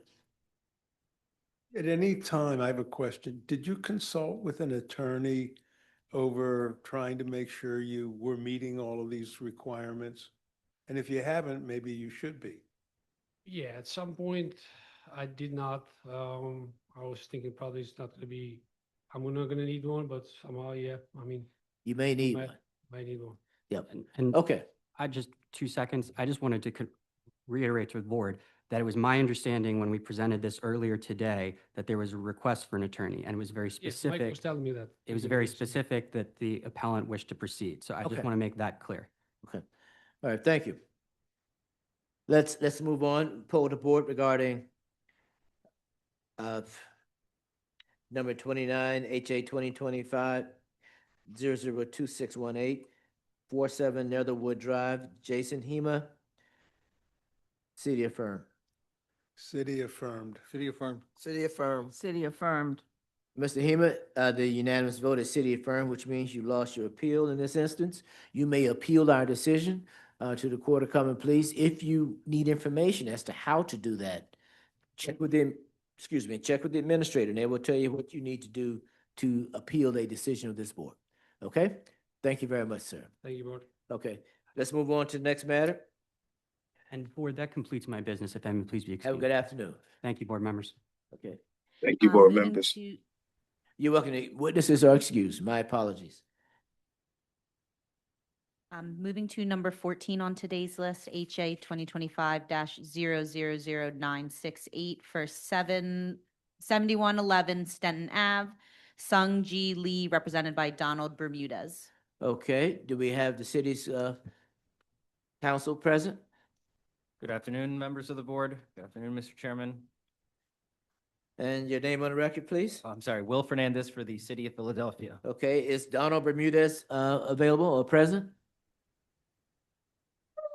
Okay, is anyone else present regarding 7111 Stenton Avenue? Sung Yes, Ji I'm on Lee. Zoom. Give me 1 moment. I'll get my video up. Sorry. My client is on Zoom as well. Okay.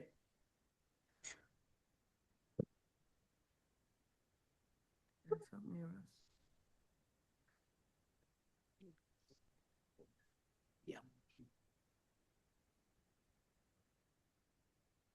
Okay, Mr. Donald Bermudez, Yes. can you turn on your camera, please? Yes. Siri. Okay, thank you. Ready? Mr. Fernandez, do you have a witness for today? Yes, I do. I have Manager Jamal Bowie. Okay, and is he present? Yes, I am. Okay, sir, if you raise your right hand to be sworn, do you swear affirm the testimony you give today be the truth so help you God? Yes, I do. Thank you. Mr. Bermudez, do you have a witness today?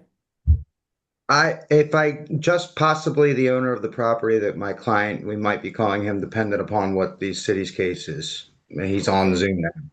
Okay, I don't see anyone identified as Sung Ji Lee, though. Is Mr. Lee, can you, there we go. I'm sorry. Can you hear me? Mr. Oh, Chairman, Zamir. okay. This is an email address. Okay. Yeah. It's not a name, it's an email address. Yeah, It'd be sorry. helpful if you changed it to your actual name. Okay. Okay, thank you. All righty, let's proceed. Thank you, Mr. Chairman. By way of introduction, I will describe that the appeal before you right now is the February 19th, 2025 denial of an application for a 2025 tobacco retailer permit for M&J2 Market Company located at 7111 Stenton Avenue. The application that resulted in the denial, you'll hear, was submitted on August 19th, 2024. And you'll hear from Manager Bowie that the application was denied because in the 2 years preceding the August 2024 application, there were 3 instances of this establishment being cited with code violation notices. Once February 2023, once April 2024, once June 2024, each of those instances for selling tobacco products without checking ID.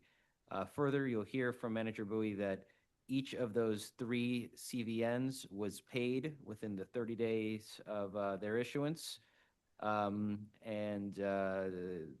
no appeals were taken thereof.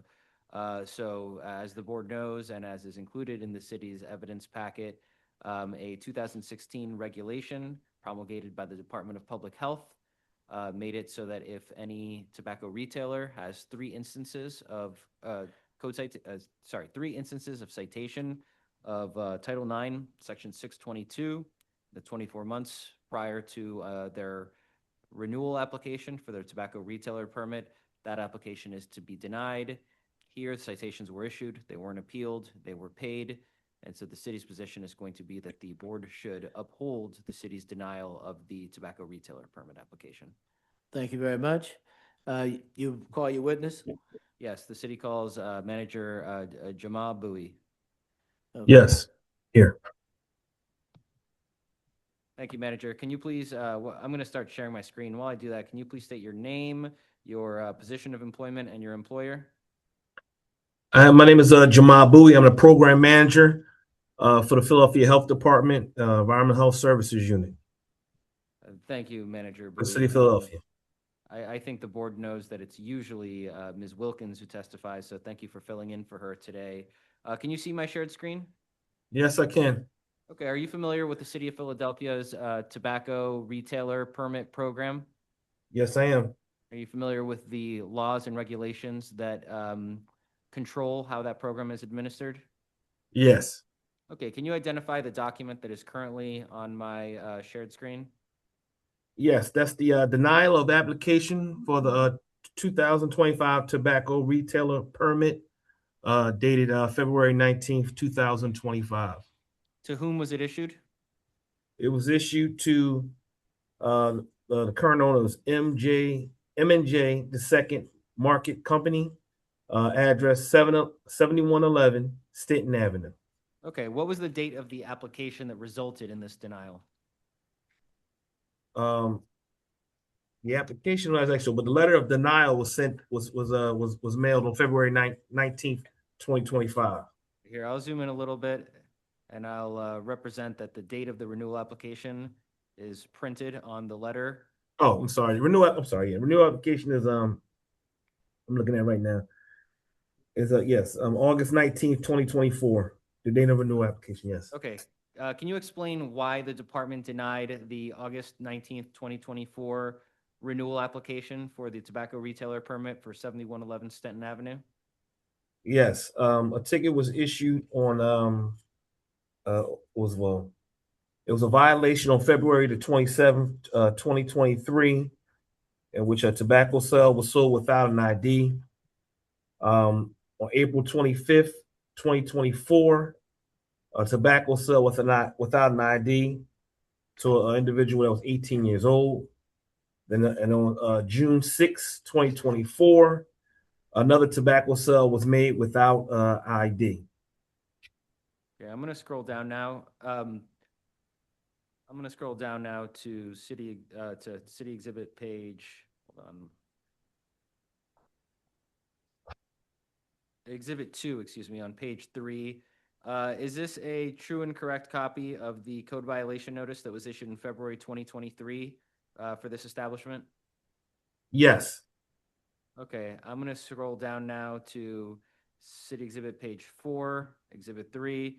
Is this a true and correct copy of the code violation notice that was issued to 7111 Stenton Avenue in April 2024? Yes. Finally, I'm going to scroll down to city exhibit page 5. It's exhibit 4 on page 5. Is this a true and correct copy of the code violation notice that was issued to the premises in question today in June of 2024? Yes. Okay. Now, on this page, its formatting is a little bit wonky, so my apologies.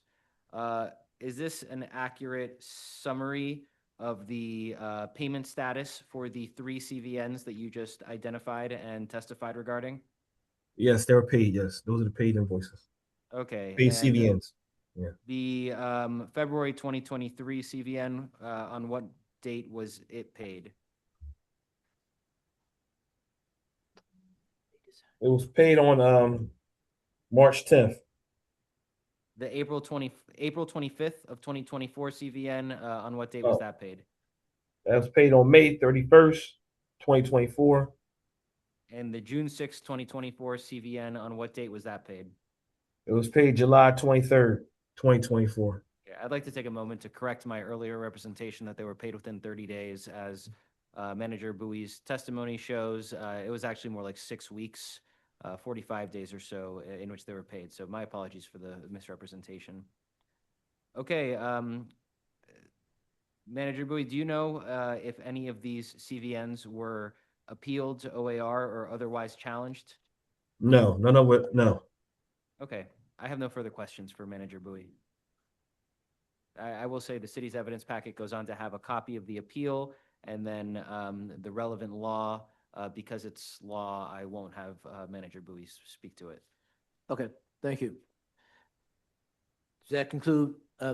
Oh, yes, I apologize. That concludes the city's presentation, the city rests. Okay. With the request that our evidence packet be entered into evidence, Sure. of course. Okay. Mr. Bermudez, do you have any cross-examination? Yes, just very briefly, Mr. Bowie, when the payment is sent in, is anything else included with the payment, or in this particular case?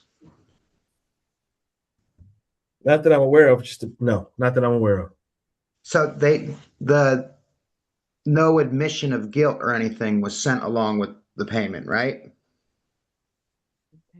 Not that I'm aware of. Okay, no further questions.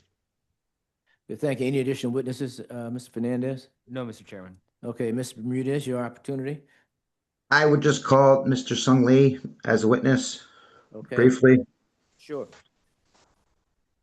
Mr. Lee? You've already been sworn, so Ms. Bermudez, please proceed. Yes, Mr. Lee, you are property owner and operator at 7111 Stanton Avenue, is that correct? Yes. And you sold tobacco products during the last 3 years, the relevant years, right? No. Tobacco product, yes, I've been, selling for it, before that happened, yes. Okay, and what were your procedures that you would sell for tobacco products, you and your employees? It's like, I always, I never sold any tobacco products to any minors, because no matter what the kind of tickets from the city of Philadelphia, I just paid in full. Whenever I just find it, just like that, just paid in full. Because you know what, I'm a kind of, whatever the things, I try to be the good taxpayer. That's what I'm trying to be like that. So I never sold that for the tobacco products to the minors. That's what I'm thinking about that. But did you understand that by paying the fines that you were admitting to anything? I just found it and they just paid it. That's it. That's what I did. Okay. Did you know that if you were to pay it 3 times that your license may not be renewed? Not, I mean, it's like, I've been just doing the business 25 years, but never be like this. And then I don't know why, I have this kind of some kind of plots, because I never had a problem before, but I don't even know that what's going on with that. Okay. Just got it and paid it. That's Okay, it. Mr. Bermudez, he's No not further responding questions. directly to your question. He may want to rephrase. But no further questions at this point, Chair. Okay. Any cross-examination? No cross-examination. Thank you. Any additional witnesses, Mr. Bermudez? No additional witnesses. Okay, well, then I'd offer each opportunity for final argument, Mr. Bermudez and then Mr. Fernandez.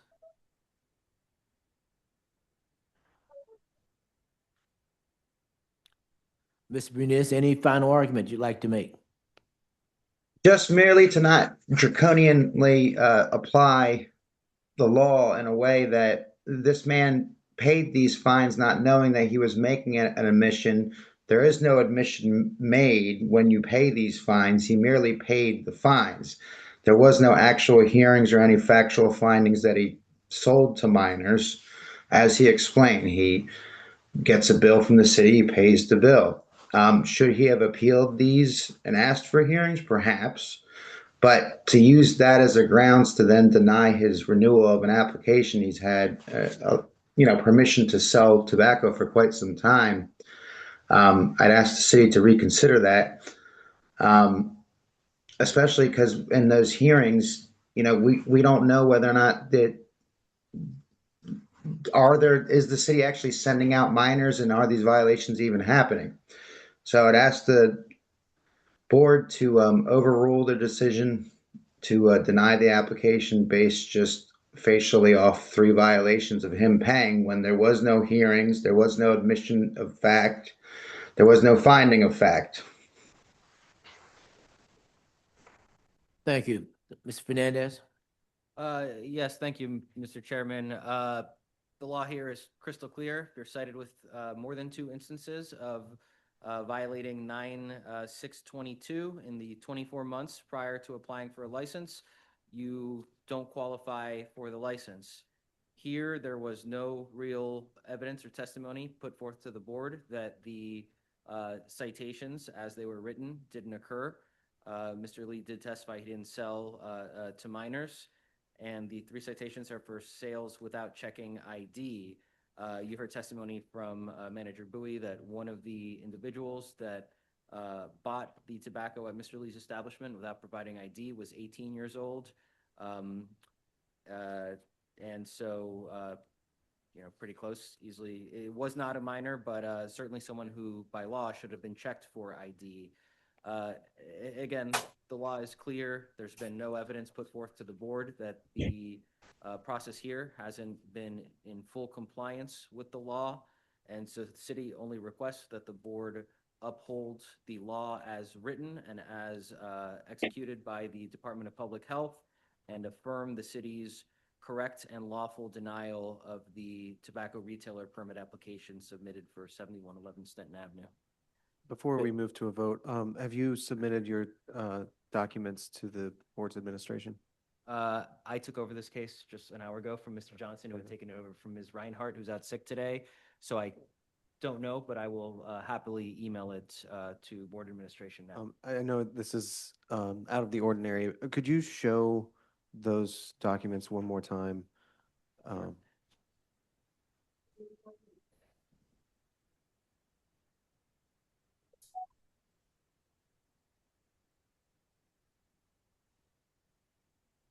This is the first exhibit, is the February 19th, 2025 letter denying the renewal application. States on the face of the permit that the renewal application was submitted August 19th, 2024, which makes the look back period back to June 19th. I'm sorry, August 19th, 2022. It references the 3 CVNs that resulted in the denial. You see the CVN number there and the dates, February 23, April 24, and June 24. Scrolling down, you have the 3 CVNs written for 7111 Stenton Avenue. There's Exhibit 2. Here's Exhibit 3. Can you pause right there? Scroll down just a little.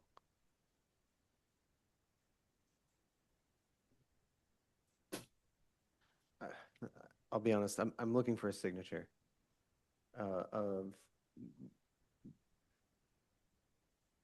The it looks like that's the issuing officer. That's not the. Looks like it says E. Regsdale. No, that's the issuing officer. So let me see. I'm afraid I don't understand what you mean by signature. That's all. I'll withdraw that request. Okay. And then here's the last one, same issuing officer. And then the last exhibit that Manager Bowie testified to was this summary of the payment status of the 3 CVNs. Anything else? Okay. All righty. Excuse me. That's why I asked, is there a need to go off the record? It's up to the board. Yeah, I don't believe the board does. We're prepared to vote unless there's something, someone has an unreadiness. We're prepared to vote. Okay? Just one moment. We will poll the board regarding HA 2025-000968, 7111 Stenton Avenue, Sung Ji Lee, City affirmed. City affirmed. City affirmed. City affirmed. City affirmed. Thank you very much. The city's position has been affirmed. Of course, Ms. Bermudez, you have the right to appeal our decision to the Court of Common Pleas. Thank you very much for your participation. The witnesses are excused. Have a good evening. Understood. Thank you. Mr. Lee, I'll call you shortly. All right, thanks. Okay, let's move on to our next matter. Check something. Moving to 16 on today's list, HA 2025-001059 for 6919 Torresdale Ave.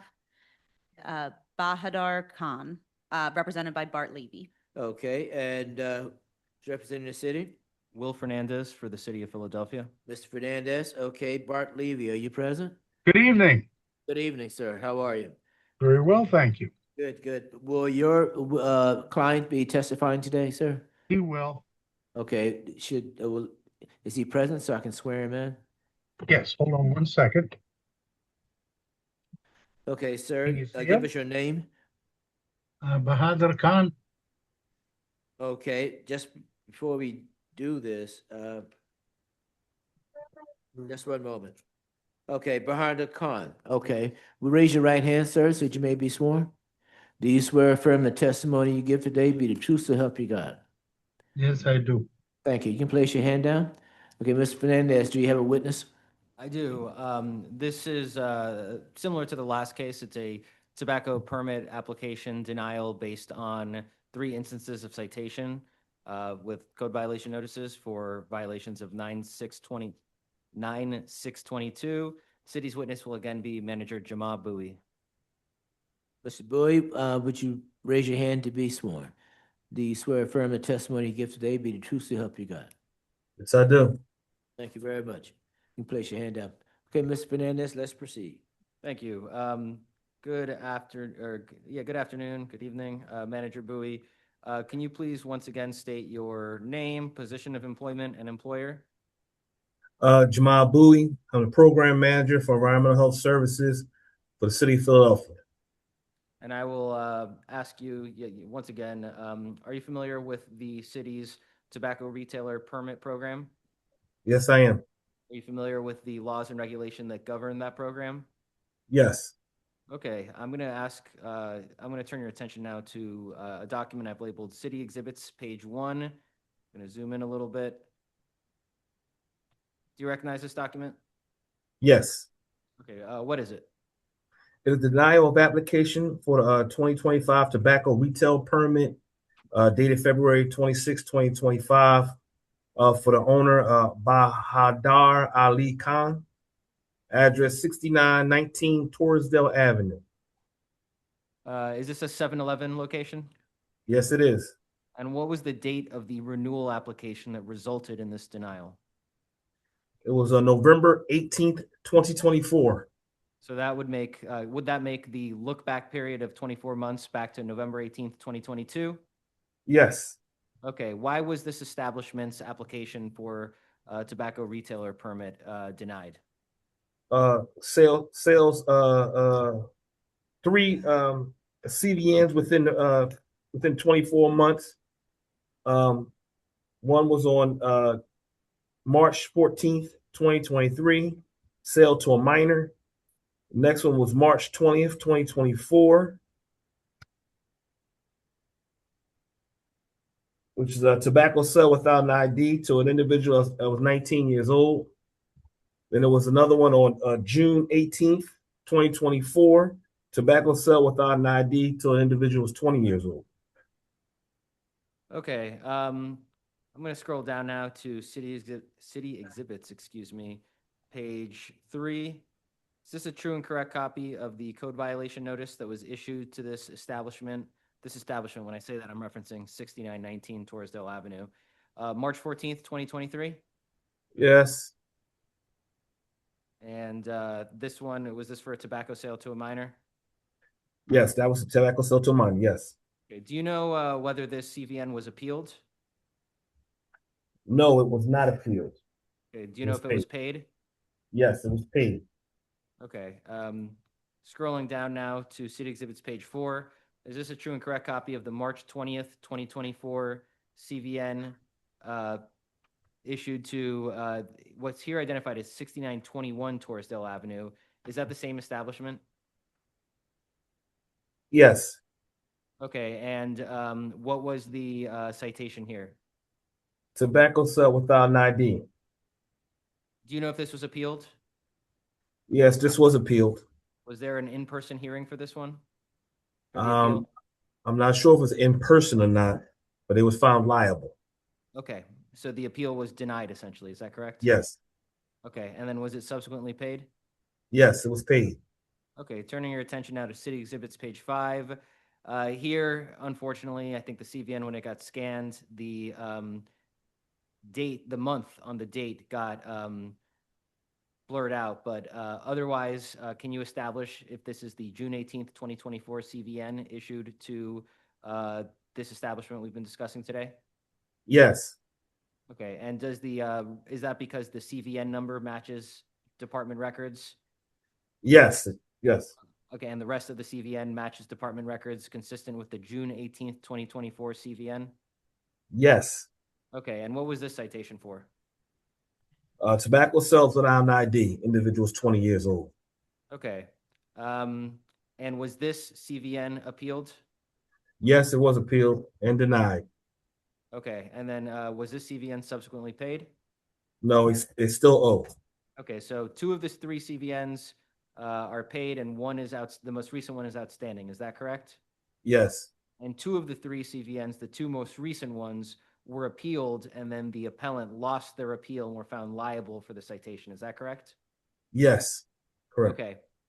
Based on your review of department records, based on your understanding of the regulations and laws around the tobacco retailer permit program, was this February 26th of 2025 denial correctly issued? Yes. Okay, I have no further questions for Manager Bowie. Thank you. Any cross-examination? Yes, sir. Can you describe to us the process your department follows for serving a cigarette violation notice or CVN? Yeah, we received the the violations via the state, and they send them to us, and we go out and serve the tickets. Okay. That was an adult and a minor is sent out to make purchases, or individual are sent out to the steps to make purchases. And who decides who will be served a CVN at any given premises? Who decide that's determined by the state. The surveys are conducted by the state, and they're forwarded to the city of Philadelphia, to our unit. And we. I'm sorry, maybe I have to ask a question. What health department employee decides who will be served with a CVN at a given premises? I have to object because I think that was just answered by Manager Bowie. Yeah, there's an objection. I think he answered it, but Mr. Levy, I'm using the word served. I'm not sure if that's creating some confusion. I'm sorry. Let's say use delivered. Okay. But for the record, Mr. Board Member, are we saying that these are, for the record, not served? It depends on how you're using the word served. Under State Code 400, which, okay, let's say service of process. Okay. So and these the State are Code not- 400, well, let me ask you something. Are you suggesting State Code 400 governs the Philadelphia tobacco sales license? Yes. Okay. Service of process of all process is covered by 401, and in this case, 425, because it was a corporation.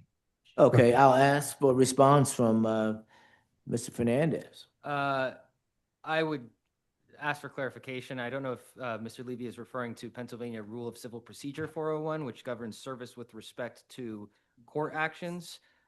I'm not familiar with a Pennsylvania service requirement that applies to the tobacco enforcement program that they manage with respect That's to fine. actual I'll use the word deliver, if that's okay. I would just say with respect to constructive notice of the code violation notices that are before the board today, 2 of the 3 were appealed, and so I would suggest to the board Right. that they were received. For the record, we're not, the only ticket we're questioning this evening is the one done on March 14, 2023, which was not contested. So the question is, you're saying that at a site, when let's say a ticket or CVN notice is delivered, does anyone determine whether they're giving it to the manager or not? It's issued to the person that's there at the time of that is issued. Okay, so at the time of this CVN was served, no one confirmed the managerial status of the person they gave it to. Is that right? I can't speak to that. I don't know. All righty.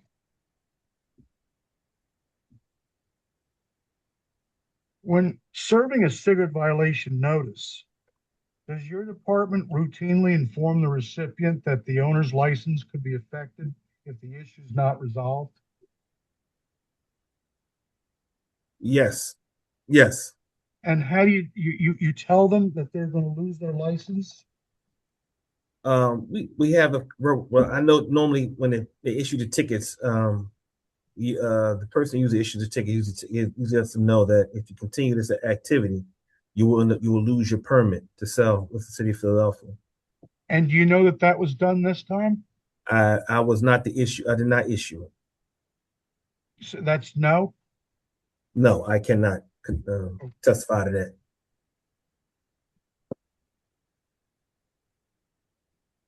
So my next question is, does your department give any training to these folks serving the CVNs?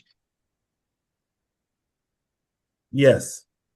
And are there any written policies or procedures for the service of CVNs, and can you describe them?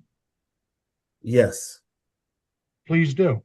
We have a document that shows them how to fill it out, how to complete it, the ticket, and how to issue the ticket, issue the CVN to the establishment, and what documents are to be filled out for our department for use. All right. In Mr. Khan's case, was any such warning or lose the? You're saying I guess you're saying that in Mr. Khan's case, you don't know what procedure was used in informing him about losing his license? I don't know if the person expressed that to them at the time of the ticket was issued. I mean, at the time of notification, do you usually leave a written notification that separately explains the potential consequences of multiple violations? Repeat that one time. You faded out. Repeat that. If there is a written, is there any written notification either on the cigarette violation notice or separately that explains the potential consequences of multiple violations? In other words, Mr. Levy, your Yes. voice is muddled at the end. We're losing you. I'm sorry. I'll try to speak up. Yeah. Is there any when you serve a CVN, is there any written notification of that explains the consequences of multiple violations, or that you could lose your license? That's only in the law, the code that we have, that's provided by the law, by the code for the system that we use. On page 3, I can't hear you. the March 14, 2023 code of CVN. Mr. Levy, when you move away, your voice disappears completely. So I'm not sure if there's something happening with your microphone or not. All right. I guess what I've got to do is I've got to read while I'm talking here because I've made notes. So I'll try to put the notes in front of the TV so I can talk at both of you. Okay. But the question was on Cities Exhibit 3, which is of the March 14th, 2023 violation.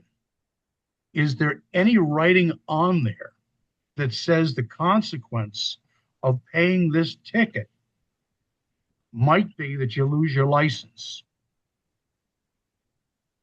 No. Is there anything on the CVN that says you should take this to an attorney? I know that there's on the back of the ticket, it has information to appeal it. Right. Yeah. But is there anything, let's say, like you might see in a lawsuit, for instance, that, you've been sued, you should bring this to the attention of an attorney, or, free legal help or whatever? No, definitely not. No, that's not on that.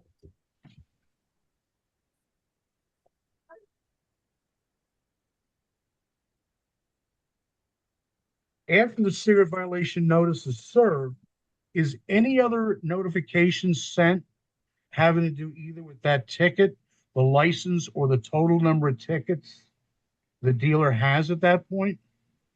Not that I'm aware of. Is there any process by which the owner could contact L&I or your department and find out how many open tickets they have at any given time? Yes. Who would they contact? Our tobacco unit, which is the supervisor, which would be Jody Wilkins. And Ms. Wilkins keeps a tally of the total tickets, for that 2-year period? Yes. Yes. It's maintained. And is that phone number anywhere on the ticket? Is her phone number or name anywhere on the ticket? No, this is not a tobacco ticket. This is a City of Philadelphia code violation notice. This is right. Right. So No, her information is not on that. And there's nothing on the ticket that would suggest what the current status of the license is either, right? Like this is the final stroke, this is the No. final one. If you pay No. this, you can lose it. No. Nothing further. Thank you. Any additional witnesses? Mr. Fernandez? I have no redirect and no additional witnesses. no. Okay. All right, Mr. Levy, your opportunity to put on your case? Call Mr. Khan. Okay. Can you guys see him? Yes, we can see him. Is it all right if I question him without you saying? Or do you want me to stand behind him? I'm sorry, is Mr. Pincus asking me something? We no, can't hear you now, Mr. Levy. We can't hear you. I don't know what's happening with your microphone. You can't hear me at all? Well, now I hear you, but when you turned your computer around, we lost you a little bit. All right, is it okay that I ask all right, I'll have to speak extra loud. Okay. Mr. Khan, tell the board your name and your role within the business. Bahadur Ali Khan, franchisee. And you're the owner of the business at issue? in this Okay, case? wait a minute, Mr. Levy. Just, I need to check with the court reporter. Were you able to get all of Mr. Levy's last statement? Yes, Chair. Okay. May I make a suggestion? It Yes. sounds to me as if there may be some papers in front of the microphone because it seems like the volume ebbs and flows. Okay. Mr. Levy, if that's, I honestly don't know where the microphone is. I guess it's on the top of my screen. okay, we didn't hear you just then. We aren't sure what you just said. All right, there's nothing near my speaker. Okay, okay. Well, let's do this. I hate to ask this, but the two of you, if you could get closer together, and Mr. Levy, if you could move closer to the screen and speak directly into it, that may help. Otherwise, we were having difficulty. Even if the court reporter can hear you, we can't. Can you see us both now? I see the top of the appellant's head, but that's okay. We've seen his How face about already. that? Yeah, that's worse. That's worse, but also we just need to be able to hear him at this point. Okay, so ask your next question. Okay, so Mr. Khan, have you personally ever received a cigarette violation notice regarding this matter? No, I'm talking about the one in 2023. no. You never received it. Can you describe in any detail any instance where you were directly served with a cigarette violation notice? The letter 2-1, and I did appeal.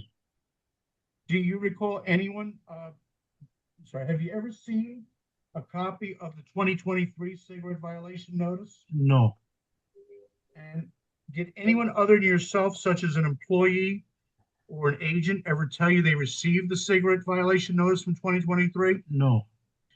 All right. Tell me, what steps have you taken to ensure that your business complies with all laws and regulations regarding the marketing and sale of cigarettes? We scan the ID. You cannot open the register without scanning the ID. All right. Can you describe any other procedures? And train all the employees. The 7-Eleven people comes into the store. They check if we are selling it to minor or no. And so you're saying the 7-Eleven comes in and basically does the same sort of checks that the city is describing that they do? Yes. All right. Have there been any, prior to 2023, were there any cigarette violation notices issued to you? Mr. Levy, we lost Yes, you sir. there. Yes, prior to the 2023 violation, were any other cigarette violation notices issued to you? No. How many years you been in business? 23 years.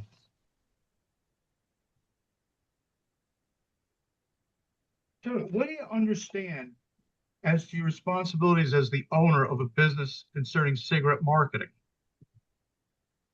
That we have to check the ID and we cannot sell it to minor. Thank you. Nothing further. Okay, thank you. Any cross-examination, Mr. Fernandez? Yes, I'll be very brief. Good afternoon, Mr. Khan. How are you? Good afternoon. Thank you. Good. Mr. Khan, I know that your 7-Eleven location spans 6919 to 6927 Torresdale Avenue. It's a pretty big location, right? Yes, sir. We're having a little And- difficulty hearing Mr. Mm. Fernandez. I'll speak up. Mr. Khan, I gather you probably have a good number of employees to keep that 7-Eleven running. Is that right? 2 employees at a time. Only 2 employees at a time. How many employees is that total? That's total 6. Okay. Now, Mr. Khan, you are aware at this point that one of the citations that resulted in your tobacco permit denial was issued on March 14th, 2023, right? I was not aware of that issue. Were you aware of it leading up to today's hearing? After I applied for the permit and my permit was denied, so I called the city, I emailed the city that I got only 2 violation. Why? So that they sent me that you had this violation. I Do didn't you know. Do you know who was working at your store on March 14th, 2023? On the top of my, I don't know. Okay. So you don't know, so you didn't investigate who was working there on March 14th? I investigate, but I couldn't. I didn't get no answer from anyone. Okay. Now, the 2024 code violation notices, March 20th and June 18th of 2024, you did receive copies of those, right? Yes. Because you appealed them to the OAR, right? Yes. And in both of those instances, you lost those appeals, correct? Yes, sir. And you didn't appeal those decisions to the Court of Common Pleas or further try to fight to establish your or for lack of a better word, your innocence with respect to those violation notices, correct? No. Okay. I have no further questions for Mr. Khan. Thank you. Any additional witnesses from either party? Mr. Bermuda, I wanna my just do apologies. one Mr. redirect. Levy, any additional witnesses? We had witnesses, but they left. May I ask Mr. Khan? Mr. Levy, we can't hear you. May I ask Mr. Khan one more question? Sure, yes.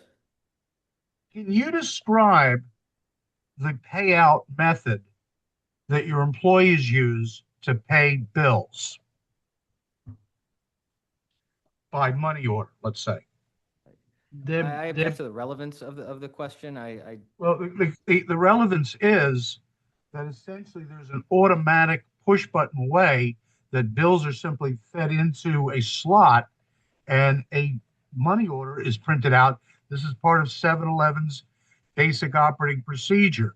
You don't Okay, have to but be the a issue manager is, to do it. I think the objection is what relevance does that have to whether or not someone violated the code or not? There is So I'm no going relevance. to sustain the objection. The defense rests. Was that additional? I didn't hear you, Mr. Levy. We have nothing further. Okay, thank you. Okay, if there are no additional witnesses, I will then invite final argument, Mr. Levy, and then I'll hear from Mr. Fernandez. Mr. Levy, for final argument, if you could just sort of center into the screen there, that would be helpful.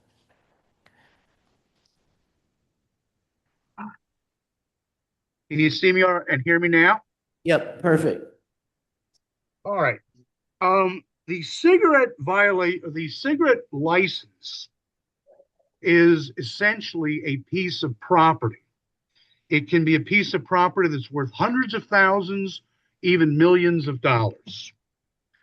And therefore, if you're going to take a piece of property away from a Pennsylvania citizen, what you're going to have to do is give him service of process. Even though that's not known at this time for cigarette violation notices, the consequences, even though they're not on the CVN itself, are so great that they warrant basic notice of service of process. This thing where you could lose a multi-million-dollar license should have a notice on it. Bring this to a lawyer. you're about to lose something really, really valuable. They don't do that. And that's not just. And that's why we appeal. Thank you. Mr. Fernandez? Yes, thank you, Mr. Chairman. I suggest to the board again that the law is quite clear about what applicants for tobacco retailer permits in the city of Philadelphia, what they must, the threshold that they must meet. And if they have 3 citations of 9/6/22 in the 2 years prior to their application, just by law, black and white, they do not qualify for tobacco retailer permit renewal. Here, Mr. Levy has made a lot of noise about service of these CVNs, and I would suggest to the board that the evidence here points to all 3 CVNs being properly served. First, Manager Bowie testified with respect to the department procedure that there is training regarding how these are served. Next is the fact that I believe there's testimony that these are served in person. Even the appellant's testimony backed this up. They are handed to the person who is running the business. This isn't just handing it to someone who's standing on the porch of an apartment building. This is someone who is working in the establishment, representing the establishment, acting as an agent of the establishment. In further evidence, 2 of the 3 CVNs were appealed to the OAR, where the appellant had hearings and lost on the merits of these citations.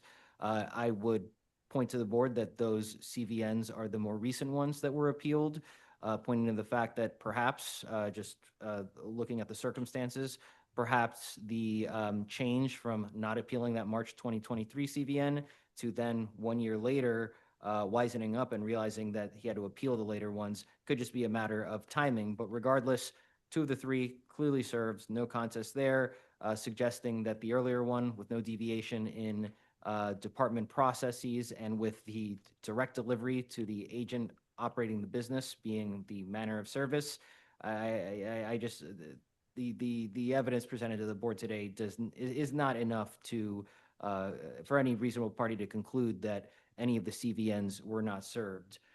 Finally, it's an argument posited that the city doesn't provide enough warning as to the legal repercussions of these code violation notices.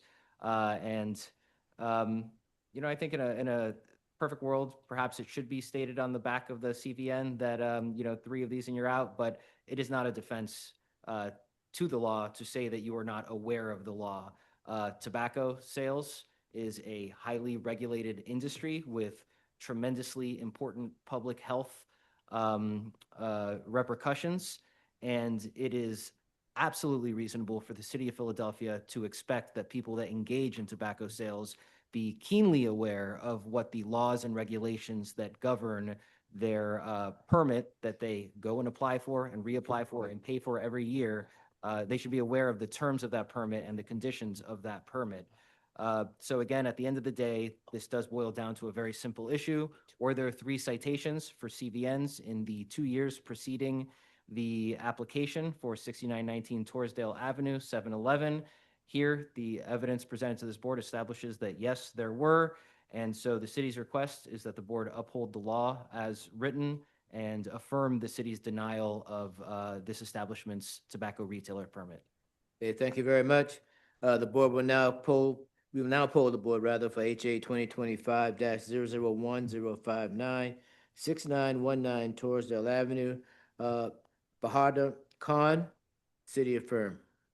City affirmed. City affirmed. City affirmed. City affirmed. Mr. Levy, the vote is city affirmed. You may appeal our decision to the Court of Common Pleas. Thank you, sir, for your participation, and have a good evening. The witnesses We are thank the excused. board. Okay. All righty. Do we have any open matters? Moving to case 20 and 21, same appellant.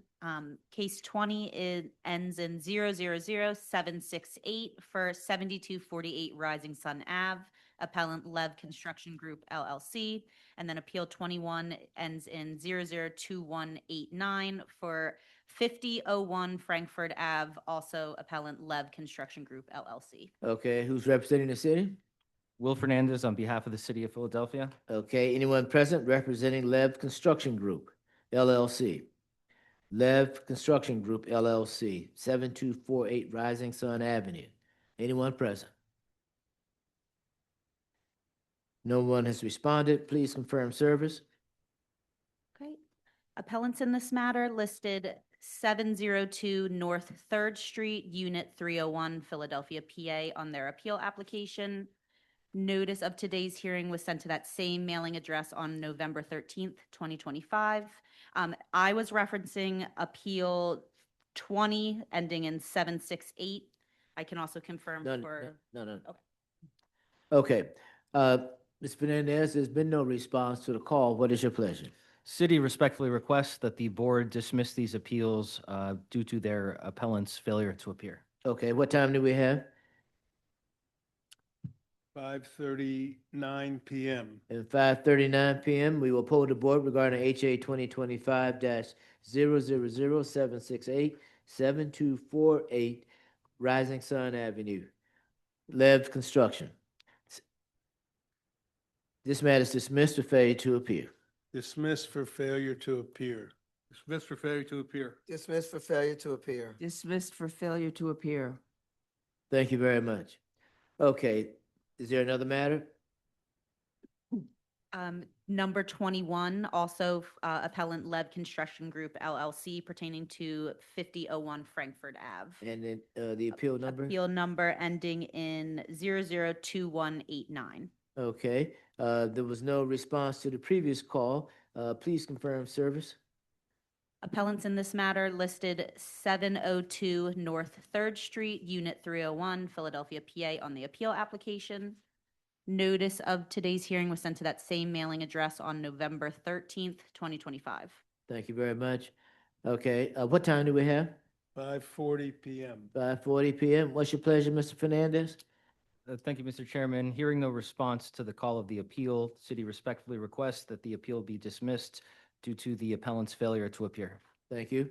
We will poll the board regarding HA 2025-002189, 5001 Frankfurt Avenue, Lev Construction Group, dismissed for failure to appear.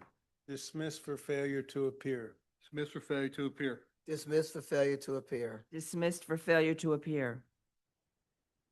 Thank you very much. That concludes that matter. Do we have any additional matters open?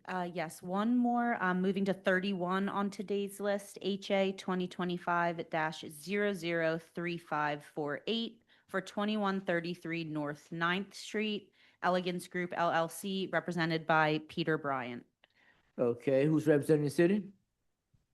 Good evening, members of the board. Will Fernandez on behalf of the city of Philadelphia. Okay, is anyone present representing 2133 North 9th Street? Is Peter Bryant present? Good morning. I'm on Zoom, and I have my client here as well. Okay, and good evening, brothers. Okay. Alrighty, let's do this. You have a witness today, Mr. Fernandez? I do. I have AIU manager Ken Paralak, and then in reserve, I don't know if I'm going to call him, only if it becomes necessary. I have LNI Inspector Dave Alicio. Okay, alrighty, let's swear in Mr. Paralak. Raise your right hand. Do you swear or affirm the testimony you give today be the truth so help you God? I do. All right, thank you very much. Okay, Mr. Fernandez, let's proceed. Yes, Mr. Chairman, a brief opening statement, if I may, Yeah. because even though this does boil down to a relatively simple matter, at the end of the day, there are a lot of moving parts, and so I want to make sure I give the board context. So you're going to hear evidence today that this really begins in March of 2025, when L&I moved to suspend a contractor called Expert Builders LLC. The suspension was for 3 months, and it was for submitting altered engineers plans to the department in an attempt to legalize a prior deviation from approved plans. The engineer plans were sealed by an engineer, but that engineer hadn't actually visited the premises. Different engineers' plans had been essentially whitewashed, seal removed from it. And so the suspension for that was 3 months for providing misleading information to. And what was that date again? March 2025. I have the exact date And just give me the name of the contractor. March 17th, 2025, Expert Builders. Okay, thank you. Or I'm sorry, I misstated something. March 17th, 2025 is when that notice of suspension was appealed to the Board of L&I Review. It was in fact February 19th, 2025, when the notice of intent to suspend was issued to Expert Builders LLC. Thank you. So February 19th, 2025, L&I moves to suspend Expert Builders LLC for 3 months. Expert Builders is a company owned by Andre Hlushan. Mr. Bryant, please correct me if I'm getting any of the pronunciations wrong. And Tatiana Lazovic, and was operated by an individual named Alexander Mossens, who held himself out to the department both in license application and on job sites as operating Expert Builders. How are you spelling Mr. Kushan's name? Hlushan, first name Andre, Andrei. And then the other individual who was an owner of Expert Builders is Tatiana Lazovic, last name Lazovik, first name Tatiana. Okay. And then for Mr. Mossens, I have Alexander, Alexksandr, last name Mossens, Mosendz. I'm really sorry, Mr. Fernandez. Could you just spell that last name again? Mossens, Yes. Mosendz. Thank you. So we're still back in February 2025, 3-month notice of intent to suspend. That is appealed in March of 2025, and the hearing for that appeal is set for July 31st, 2025. The hearing before, of course, this very board. Nobody shows up to that hearing in July of 2025, and so a few days later, on August 7th, the 3-month suspension against Expert Builders is effectuated after the noted decision letter had been received by L&I. You're then going to hear evidence about the contractor whose license revocation is before you today, Elegance Group, LLC. Elegance Group, LLC, like Expert Builders, LLC, is owned by Andre Hlushan and Tatiana Lazovic. I believe they are husband and wife or perhaps partners. In fact, you're going to hear evidence and see documents showing that both of those LLCs were organized on December 1st, 2022, with the same registered address as their registered office. Now, Elegance Group LLC, they got their contractor license on March 7th, 2025, about 3 weeks after the city had moved to suspend Expert Builders, owned and operated by the same individuals. The evidence you're going to hear will show that the Elegance Group was licensed so that the individuals who were under suspension with Expert Builders LLC could continue to work in the city of Philadelphia, effectively evading the suspension that the department had issued. Then you're going to hear evidence about a specific property, the property that resulted in the that directly resulted in the action that is before you today. Mr. Hlushan, through an LLC, purchased 2131 North 9th Street on August 15th of 2025. The prior owner had just recently obtained a new construction permit to build a single-family dwelling on that lot, and Elegance Group was the contractor that was going to effectuate that construction and build the single-family dwelling. You're going to see a photograph of the neighboring property directly next door, row homes, at 2133 North 9th Street. And you'll see that there was a shared covered alley that ran between those two buildings. And there was a large, obvious crack in the alley wall on the 2131 side. That is the side where the construction was to occur, the side directly adjoining the vacant lot where Mr. Hlushan was going to attempt to build a single-family dwelling. You're going to hear testimony from Manager Perlak about how this alley wall and a cap on top of the alley wall provided crucial lateral support to the row home next door at 2133 North 9th Street, the occupied row home next door. and you'll see how permit documents, and in fact, the permit itself on the face of the permit emphasized repeatedly that the alley wall needed to be repaired before any excavation or construction began. Then you're going to hear testimony about what happened on August 25th, 2025, just 10 days after Mr. Flushan bought the property and just about less than a month after the suspension against Expert Builders was effectuated. You're going to hear testimony from Manager Perlak that instead of repairing the alley wall, Elegance Group hired an unlicensed demolition contractor to go and remove the alley wall, and you'll see photographs of what ensued. The sudden dramatic collapse of the second and third floor of the occupied premises next door, 2133 North 9th Street. City then moved to, the city then investigating this collapse, discovered the evasion of the earlier suspension. And as a result of the violations that occurred at the construction site and due to the evasion of the earlier suspension, you'll hear testimony about how the department moved to revoke Elegance Group's license and also, I guess upgraded would maybe not the right word, but changed the currently in effect 3-month suspension to Expert Builders to a revocation. Notably, the revocation issued to Expert Builders up the upgrade from 3-month suspension to revocation for this attempt to evade the suspension. But that's not part of the current That is appeal. no. That I was about to say that was not appealed and has been put in effect. Okay. The city's evidence today is going to be credible. The photographs of the scene are extremely shocking and dramatic. And I'll now turn it over to the appellant. Before you do counsel. that, question for you. Were there individual licenses issued to the owners and or manager of either of these construction companies? Do they have individual licenses that have been suspended or just the company itself? Just the company itself, but there is a code provision that makes it a violation of the Philadelphia Code to employ someone who is under license suspension or the owner or part owner or full owner of a company that is under suspension. Okay. Here,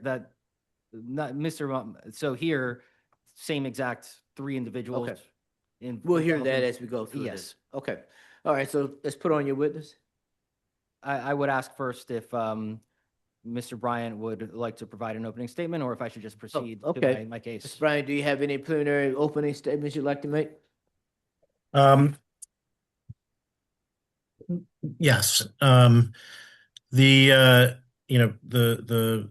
fact of the matter here is that we have a series of purported violations that were found in the September 9th, 2025 notice of decision to revoke licenses. And I'm going to present testimony that each one of these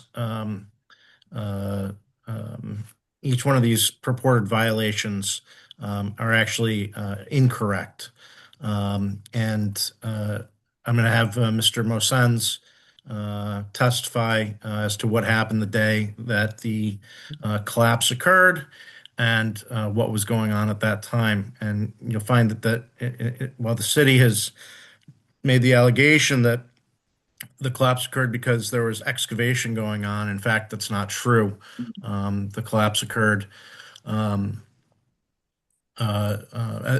while Elegance was attempting to repair the fractured wall at the direction of the engineer of record and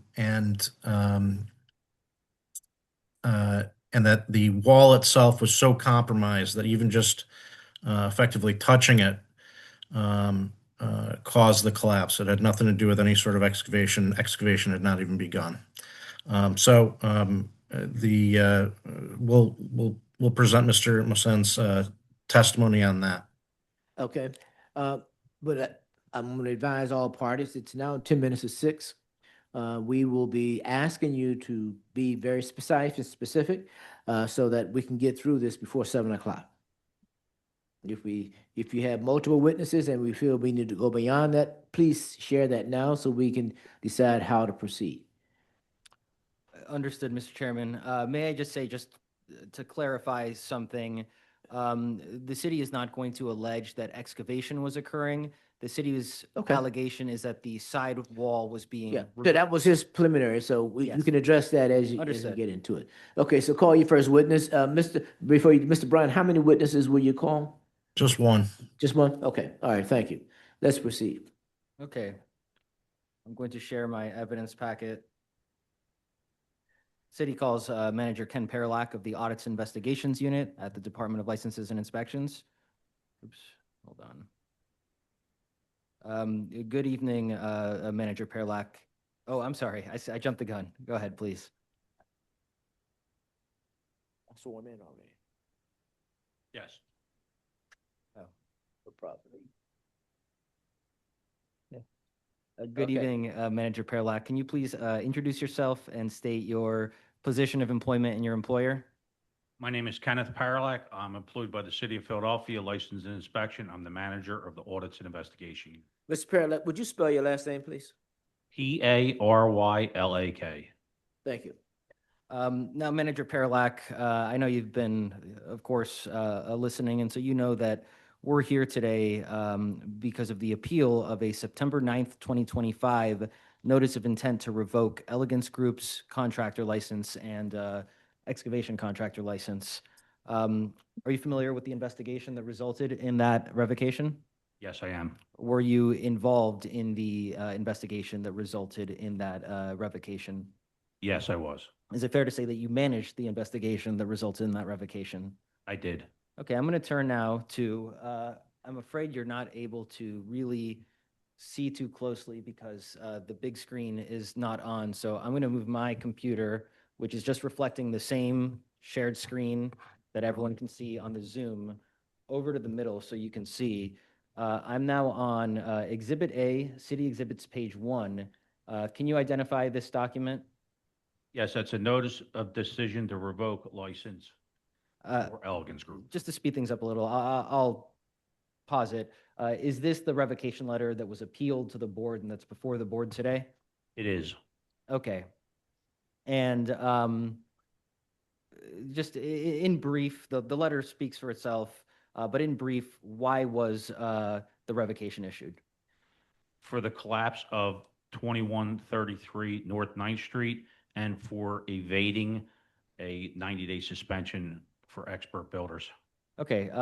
Were you able to earlier review the letter that is, or the notice that is reflected in City Exhibits, City Exhibit A? Yes. Okay, and is it a true and correct copy of the letter that was sent to effectuate a revocation against Elegance Group? It is. Okay, I'm just trying to speed things along. So, okay, moving now to City Exhibits B. Can you identify the document on City Exhibits page 4? Yes, it's a Board of License and Inspection Review appeal application. Okay, and who submitted this appeal? Alex Mazendez, What was the date of this appeal? 2/19/25. Sorry, what is the date of the appeal? 3/17/25. Okay, I'm going to scroll down now to the next page.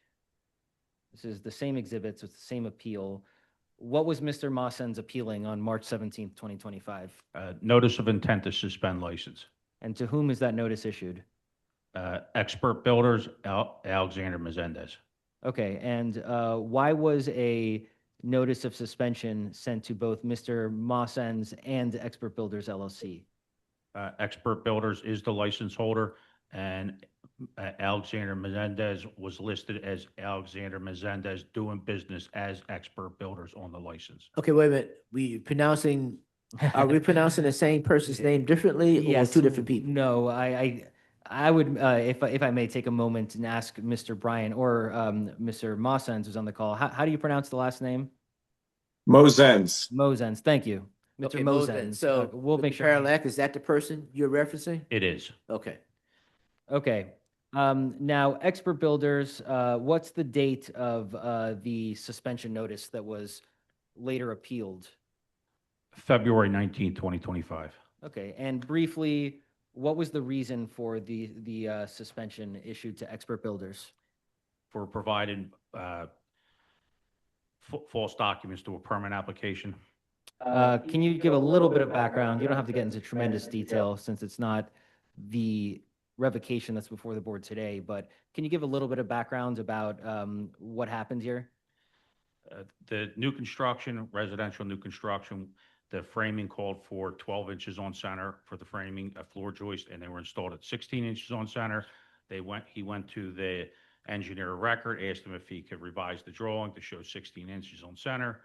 The answer was no. So they whitewashed the stamp from the engineer of record. Alexander Fiskman was the engineer of record, and they restamped it with Dennis Bruvalewski, a new engineer, and clouded out the drawing and added 16 inches on center. Okay, was this notice of suspension appealed to the Board of L&I Review? Yes. When was the hearing held for the appeal of the Expert Builder suspension? It was late July 2025. Okay, and do you know what the result, can you identify the document you're looking at right now?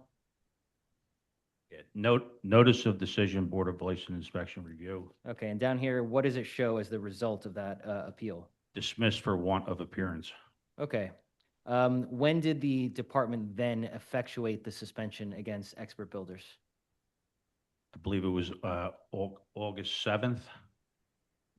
Thank you. I'm going to take just a moment now, and I'm going to jump around a little bit, which I didn't anticipate doing, but bear with me. I'm going to go all the way down to City Exhibits G, specifically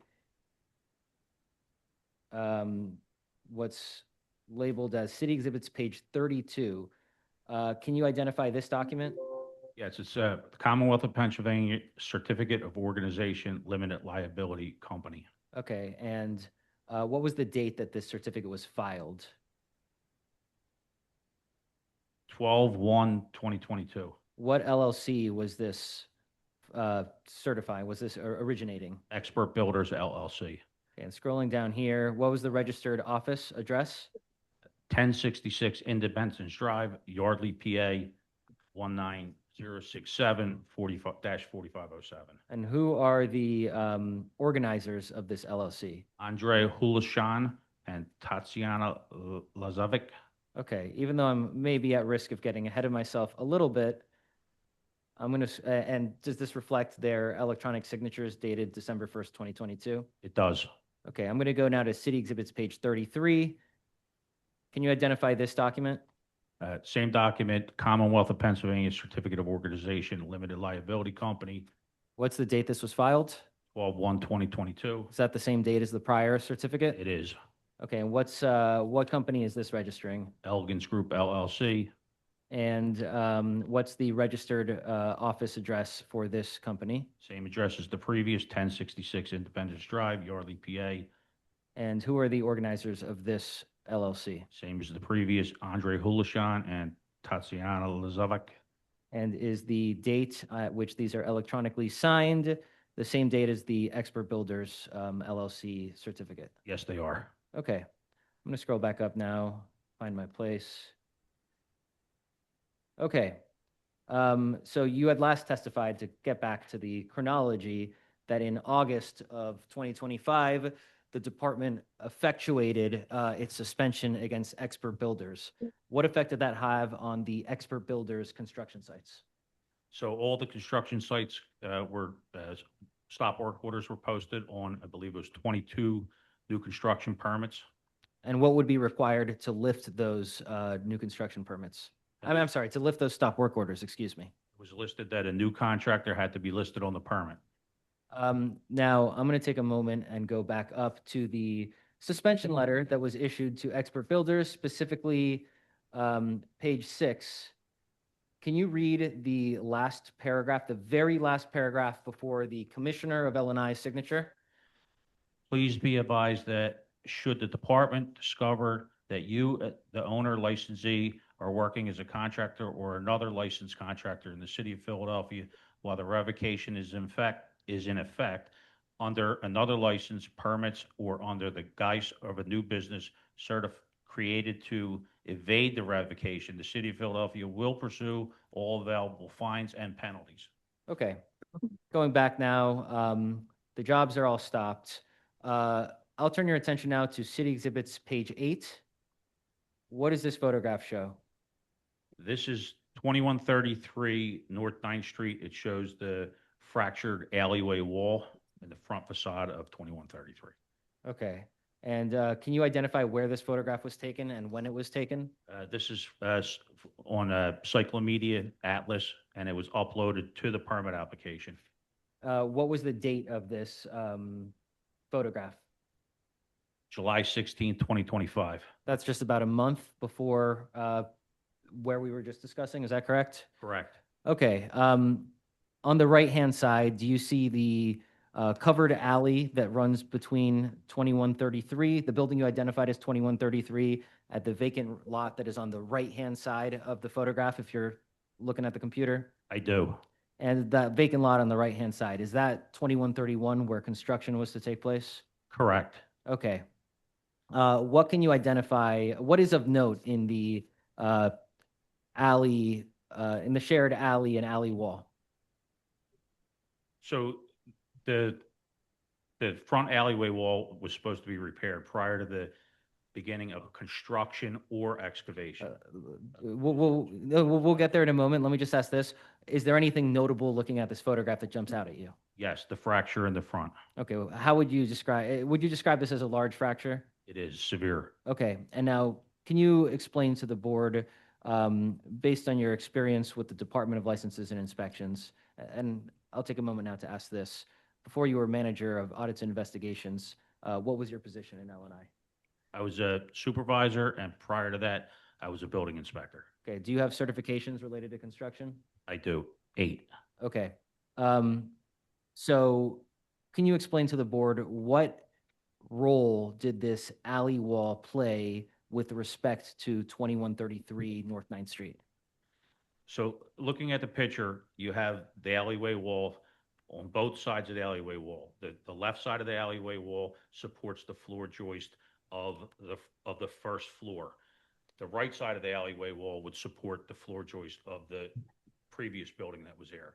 The cap that sits on top of both of those walls. If you can see where my mouse is right now, is this the cap you're describing, the triangular kind of piece that sort of rests on top of the alley wall? Yes. Okay. So the cap of the wall supports the second and third floor bearing walls for both structures. The previous structure and the structure that's still standing. So is it a fair summary of your testimony that this cap right here on top of the alley wall structure, right on top of where the alley would be, that is providing support for the second and third floors of 2133 North 9th Street? Correct. Okay. And I'll stop there. Okay, I'm going to go to City Exhibits, page 9. Can you identify this document? So Philadelphia Real Estate Transfer Tax Certification.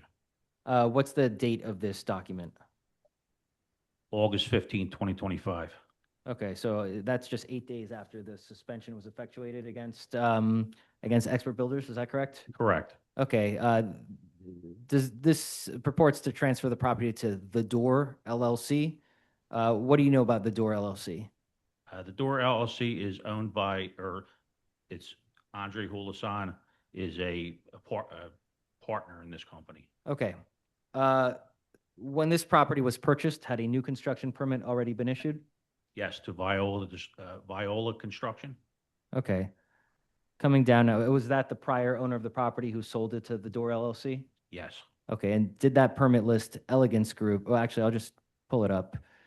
What's the date of the, what is this? What document are we looking at? Notice of residential building permit. On what date was it issued? 8/11/2025. Okay, and who is the permit holder? Viola Development LLC. Would that have been transferred to the new owner once the property was purchased around August 15th, 2025?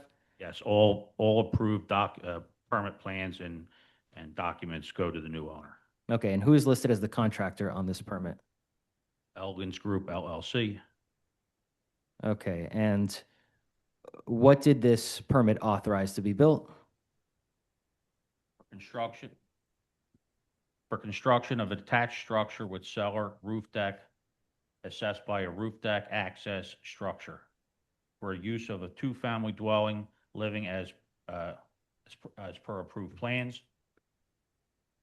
And it also says, separate permits for other work, as per engineer Alex Rong on pre-construction report, the cracked wall at the front section of the covered south alley wall of 2133 North 9th Street be repaired prior to the excavation and construction of 2131 North 9th Street. Now, I want to take a moment to correct my earlier representation that this was a single-family dwelling. As Manager Paralak just testified to, this was in fact a two-family dwelling that was to be constructed. My apologies for the earlier misstatement. Okay, turning down now to, I don't know why this got blacked out, but this is City Exhibit page 11. My apologies for the PDF error. Can you identify this document? I know it's zoomed out, so I'll zoom in a little bit. So this is an approved plan drawing S 3.0, I believe. Excavation requirement chart. Okay, is this part of the application that was submitted that resulted in the issuance of the new construction permit you just identified? It is. Okay, I'm going to zoom in down here. Can you read what it says in that box? So there's a note, it says, it is recommended that the cracked wall at the front section of the covered south alley wall of 2133 North 9th be repaired prior to excavation and construction of 2131 North 9th Street. Okay, and then is that arrow indicating to where that large crack you identified earlier would be? It is. Okay, turning now to City Exhibits page 12. What document is this? This is from AR Engineers. It's a monitoring plan of 2131 North 9th Street, Philadelphia, PA. What's the date of this monitoring plan? July 15, 2025. Okay, I'm going to just highlight, I'm going to ask you to read the final paragraph that's more than one line. So the front section of the south alley wall of 2133 North 9th Street is fractured and cracked. It is recommended that the repair of the cracked alley wall at 2131 North 9th Street be completed prior to the starting the excavation and construction of the proposed building at 2131 North 9th Street. Was this document submitted with the permit application for 2131 North 9th Street? Yes, it was. Okay, and does this stamp that I'm highlighting, that I'm putting my mouse over now, does that indicate that this plan was reviewed and approved by the Department of Licenses and Inspections? Yes. Okay, going now to City Exhibits page 13. Can you identify this document? This is again from AR Engineering. The subject is pre-construction survey of 2131 North 9th Street, Philadelphia, PA. Is this another document that was submitted with the permit applications? It is. Can you read the highlighted section, please? It's recommended the cracked wall at the front section of the covered south alley wall of 2133 North 9th Street be repaired prior to the excavation and construction of 2131 North 9th Street. Just for clarity, you said South Alley Wall. Did you mean South Alley Way? It says South Alleyway. Okay, and I'll represent to the board, this is my highlight. This wasn't originally highlighted in this manner. And then just to speed things up, I'll say on the next page of this document, the pre-construction survey, does it again reiterate that proposed construction of 2131 North 9th Street will affect the structural stability of the neighboring buildings at 2133 North 9th Street?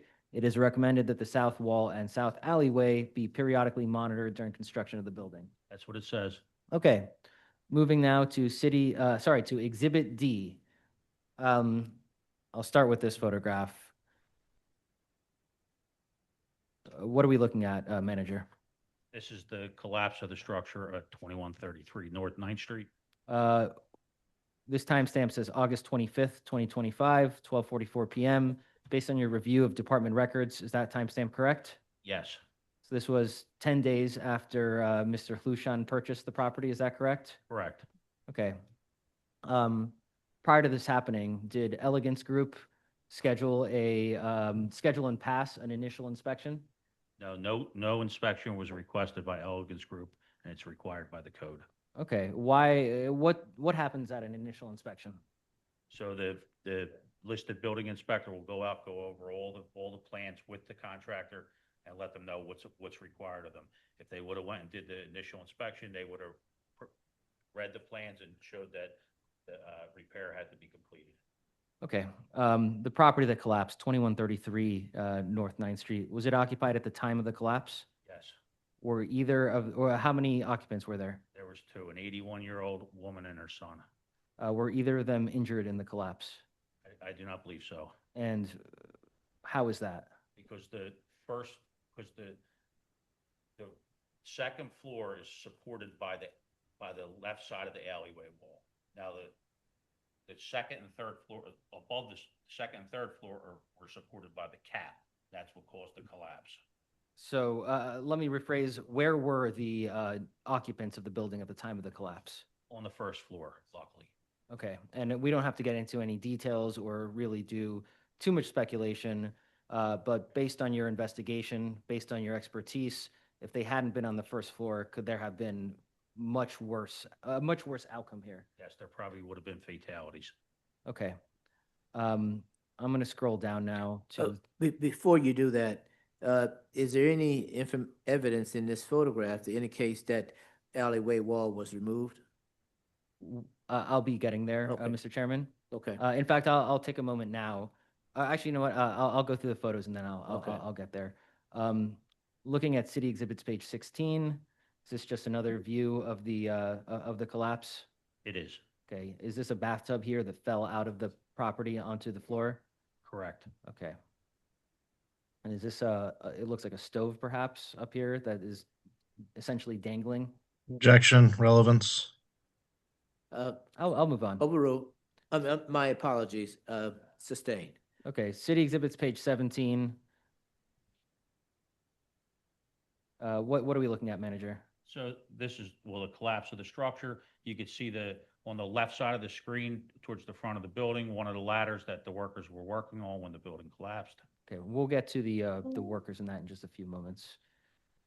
City Exhibits, page 18. What does this show? Again, the collapse and a ladder. Okay, I'll take a moment now to stop scrolling through the photos and ask a few questions to break out what the department discovered here. Who was the first inspector to report to the scene of the collapse? CSU Inspector David Alicio. Okay, is he here with us, available to testify if needed? He is, through Zoom. Okay. Inspector Alicio, when he arrived at the site, who did he speak to? I believe it was Andre, I'm sorry. Was it Alex Mosens? Alexander. Okay, I'm going to jump down now to, is this a picture of Mr. Mosens' driver's license? Yes, it was provided to Inspector Alicio. And did Inspector Alicio take this photograph? Yes. Okay. Inspector Alicio, and again, I just reiterate to the board, out of expediency, I'm having the manager who conducted the investigation and collected the notes provide this, but he is available and will testify if any of this is directly rebutted or if it becomes necessary. Did Inspector Alicio speak to Mr. Mosens at the site? Yes. And what did he learn from Mr. Mosens? That the subcontractor was grinding the top of the alleyway wall. Is this the subcontractor? Yes. Clean outs demolition. Okay. Is this a licensed demolition contractor? No, they're unlicensed. Is this unlicensed completely? Unlicensed completely. Okay. Based on the decals on their truck, what kind of work do you suppose they do? Demolition. Okay. And your testimony, based on your conducting of the investigation that resulted in this revocation, is that there was an admission on the scene that they were, you said, grinding down the cap of the shared alley wall? Cutting the cap, grinding the cap. They were using a grinder or cutter to cut through that cap. Okay, I'm going to scroll back up here. What this photograph said, it's a ladder.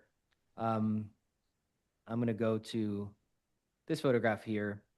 What does this photograph show? This is the back of Clean Outs Demolition's box truck, and it's got a mangled up ladder in the back of the truck.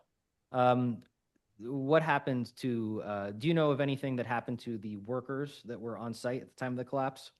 Yes, I believe one of the workers was hit in the head with a brick and had to go to the hospital. Okay. And, well, I won't ask you to speculate about what mangled the ladder. I think people can draw their own conclusions.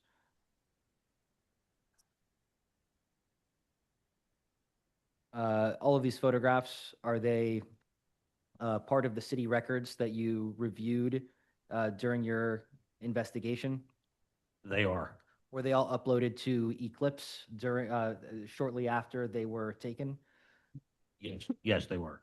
Do L&I inspectors use Eclipse on a daily basis to record photographs, violation notes, and other business records essential to L&I's operations? Yes, they do. Okay. I'm now going to turn to Exhibit E, specifically City Exhibit page 23. Can you identify this document? So licensing violation notice issued to Elegance Group on 9/4/2025.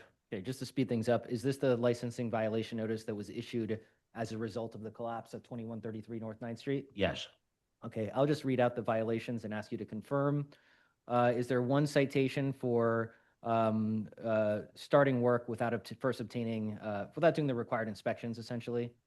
that is correct. And is that for starting work without doing the initial inspection? That is correct. Is there a violation for hiring an unlicensed subcontractor, or more specifically, Mr. Mosens of Expert Builders, who was at the time under active suspension? Yes, correct. Okay. Continuing on, is this a citation for deviating from the approved plans and not following the monitoring plans? It is. And would this also cover attempting to demolish or remove the side alley wall rather than repair it? Yes, that's correct. Continuing on, is this a violation for hiring an unlicensed subcontractor to perform permitted work in the city of Philadelphia? That is correct. And is this for hiring the unlicensed subcontractor cleanouts, demolitions, the company whose truck we saw in those photographs of the collapse scene? That is correct. Okay, turning your attention now to City Exhibit page 27, and here I'll really abbreviate this. Is this the notice that was issued to Expert Builders, identifying specifically Mr. Mosens, Ms. Lazovic, and Mr. Klushan as doing business as Expert Builders LLC, and effectively changing their 3-month suspension to a revocation? That is correct. Okay, and did you have a chance to review this evidence packet and review this letter specifically? Yes, I did. And is the version of the letter that is contained in the evidence packet a true and correct copy? It is. And do its conclusions reflect what your investigation found into Expert Builders LLC, and specifically their attempts to evade the license suspension and the actions that resulted in the collapse at 2133 North 9th Street? Yes, it is. Okay, I'll just call your attention to one more thing down here. There's a table. Stretches a little bit further than I can really capture while having it big enough. Does this reflect all of the permits that had been held by Expert Builders LLC that were then transferred to Elegance Group? Yes, 22 permits. And were they essentially more or less all transferred in August 2025, mostly within a week of you effectuating the suspension against Expert Builders? That is correct. Okay. Finally, last piece of hanging evidence. What does this show here? Hold on, I've somehow distorted the photograph. Let me see if I can fix that. Okay, so this is a screenshot from Eclipse, Elegance Group LLC. It shows the site safety manager as being Alexander Mosens, or Mosens. Mosens, I'm sorry. That is thank you. Site safety manager, is that someone who holds an OSHA 30 certification? It is. And is every licensed contractor required to provide evidence of an employee or owner who has OSHA 30 certification to get the license? Correct. Okay.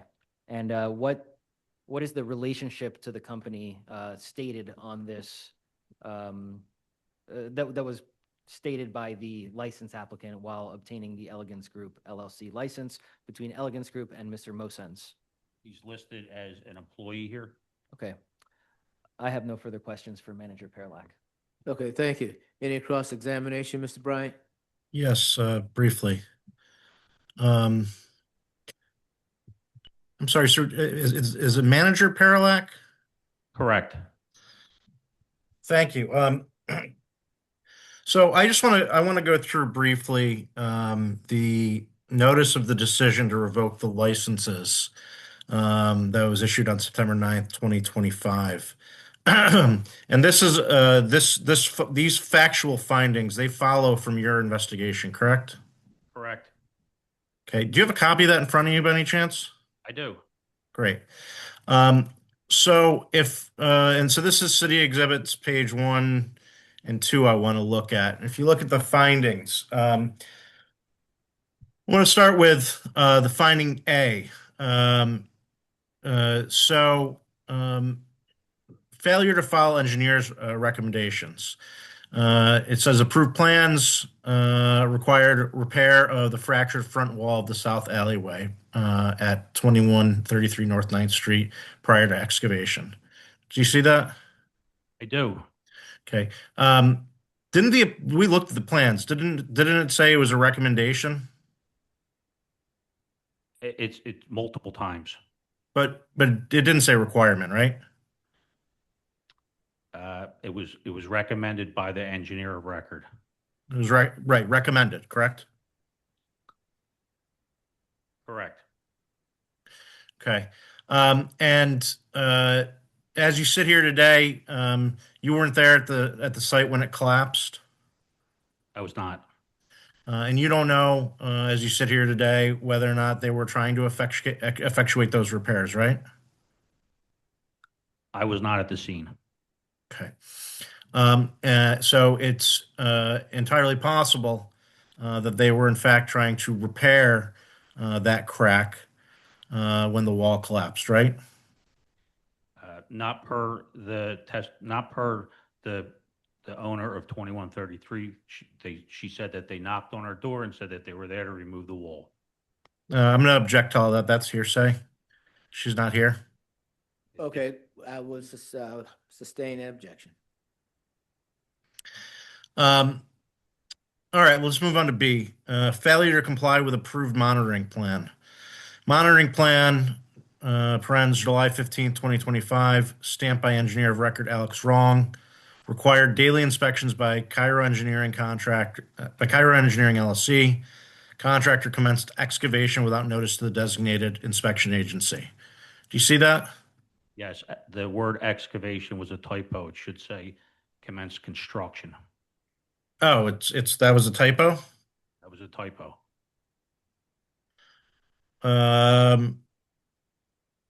Okay.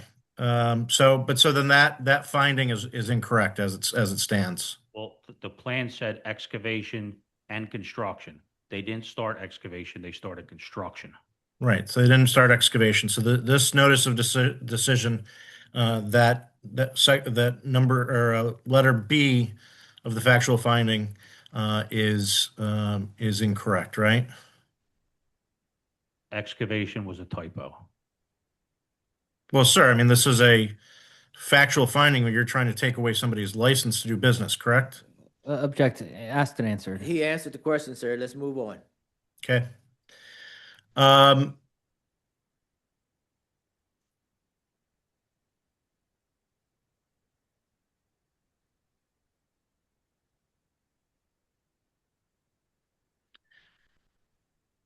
I just want to go back up quickly in the right underneath page 1, right underneath the block, the bolded word findings. Do you see that?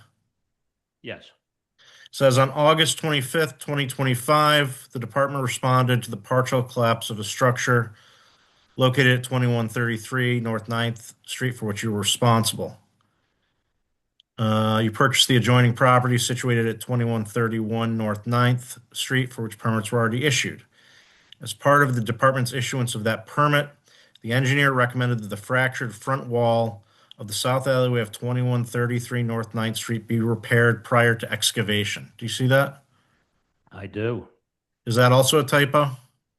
It should say excavation and construction, which Okay, so- that was provided in the exhibit packet. Got it. So 2 typos.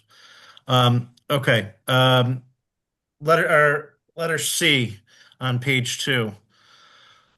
Unauthorized commencement of work. Work began without any required inspections or authorization, causing collapse of the adjacent structure. Did I read that right? Correct.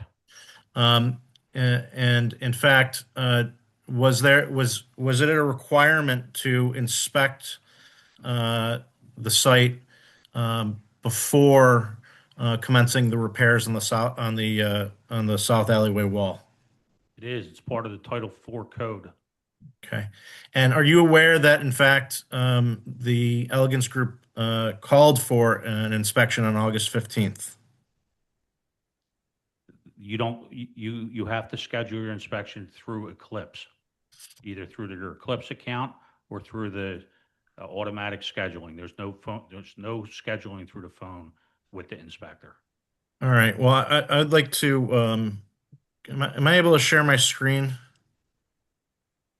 Sure, you can share your screen. And I did not provide this to Will beforehand because I didn't know that I would need it. But what is it that you're proposing to share? It's an inspection report, and it is for 2131 North 9th Street. Inspector Garvin Jowers. Is it in Eclipse, or where is it? What's the source of this document? I mean, I got it from my client. It's Eclipse. It's an Eclipse. I'm not sure who's speaking. Who's speaking? This is Alexander Mosens. This is Okay, Mr. Mosens, you don't speak unless you're called by your attorney. So you can send him a text. Yeah, it was an Eclipse. Okay. Okay, so share your screen. Show us what you have.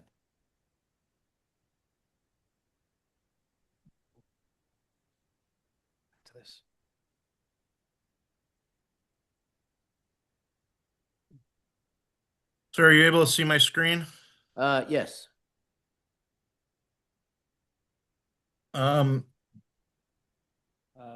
Okay, so do you know what this document is, sir?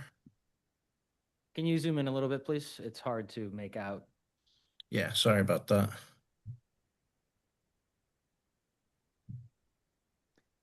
You need to expand it because now yeah.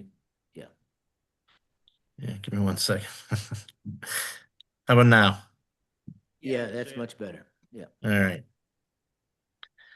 Sir, can you tell me what this is? It's an inspection report.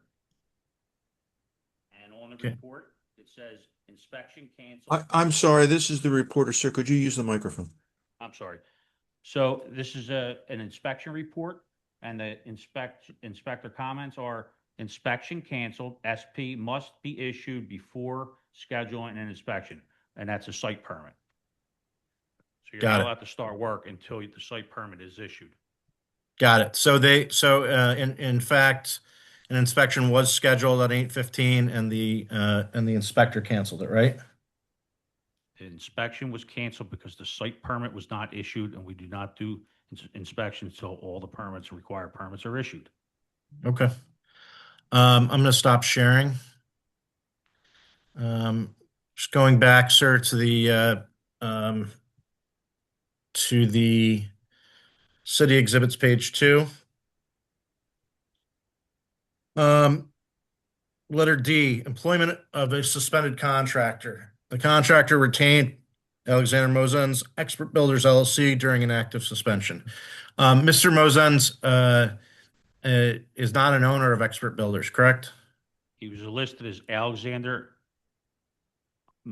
Mosens, doing business as Expert Builders. He was listed on the license as doing business as Expert Builders. He's in the Eclipse document, that the last document that Mr. Fernandez just showed you. He's listed as an employee, right? That's Elegance Group. And do you have any any of the documentation that we've looked at in terms of the organization of expert builders or anything like that, Mr. Mosens is not listed on those, is he? We have a document that shows Mr. Mosens as doing Alexander Mosens as doing business as expert builders. Which document is that? It's a screenshot from Eclipse that was just recently removed. Got that? For later. Just answer his questions for now. Did I There's a answer your screen- question? Did I answer your question? Yeah, you answered my question. But as you sit here today, you don't have any corporate documents demonstrating that Mr. Mosens was a owner of Expert, right? I do not. Okay. Failure to request initial inspection, letter E. Now, they did in fact request an initial inspection, right? An initial inspection was not completed.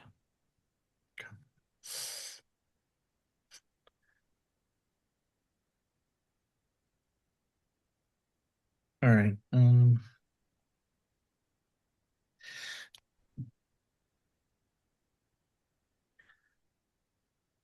If you could look at City Exhibits page 8, which is the original photo before the structure collapse. Okay. I think your testimony is there that maybe I should. I guess I should share this so everybody can see it. Unless I don't know if the board has the exhibit package in front of them. Well, if you I'm want able to to share. use any of the photos or the images, it's preferable that you share them now. Okay. So that If there's trouble, I'm able to share it if you'd like. well, either he can do it or Mr. Fernandez, either party can do it. Yeah, I can do it. It's fine. I would just for one moment, it's now 25 of 6:35. And I just want to advise all parties that we want to bring this to a close no later than 7 o'clock. So please move forward quickly. Okay. Can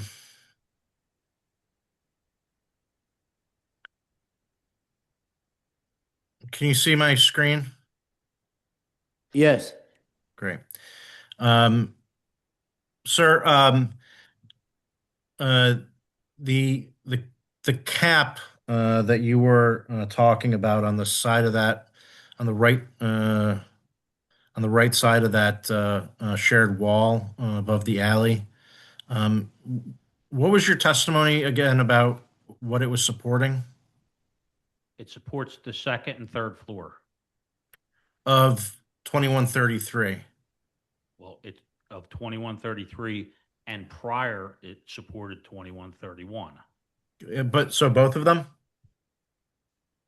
Well, obviously it's not supporting 2131 no more because it's not there. But But at the time when it was there, it supported both. Yes, at the time it did.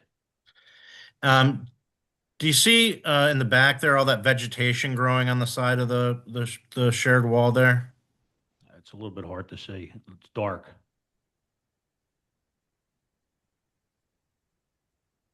Let me see if I can make this a little bit easier to see. Doing it. Okay, I think well, at least the board can see it. What is the question that you have? Is the vegetation growing on and through the side wall there? Does that compromise the structure of that wall? I don't think it's growing through the wall. It's growing on the wall. And no, it does not compromise the structure. Okay.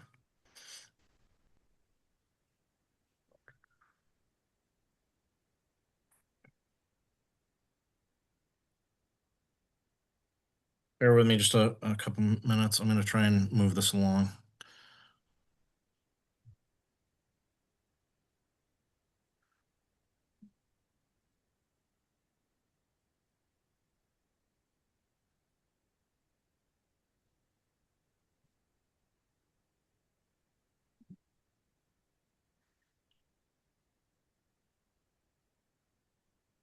So Just to be clear, there's no excavation occurring at the time that the collapse occurred, right? Not that I'm aware of. Okay.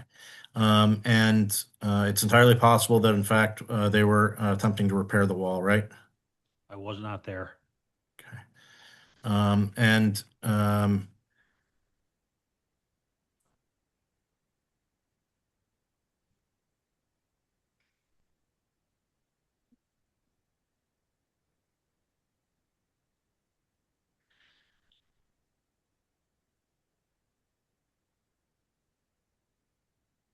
did you see anybody from Cleanouts Demolition actually work on removing the shared wall?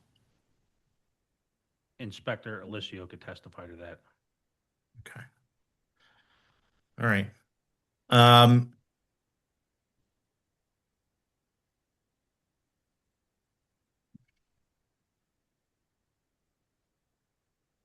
all right. I don't have any further questions. Thank you very much. Any additional witnesses, Mr. Fernandez? I have just perhaps two questions of redirect for Manager Yes, Fairlight. please. I'm going to take a moment to share my screen. Bear with me for just one moment.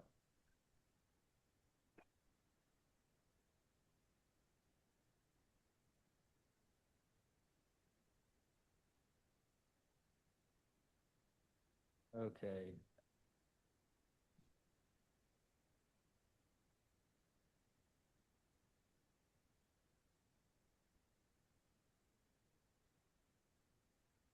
I'm sorry, Manager Perlack, can you see the document that I just shared? Yes. Is that visible to everyone else? Yes. Okay, thank you. Manager Perlack, who took this screenshot? I did. What's it a screenshot of? This is a screenshot of Expert Builders license on the Clips page internally. Okay, and who does it identify as the licensee here, or as the license applicant? Alexander Mosens. And doing business as Expert Builders. Okay. Has this page been changed at any point in the last, let me ask this, approximately when did you take the screenshot? During the suspension process. And so would that have been in the last 6 months?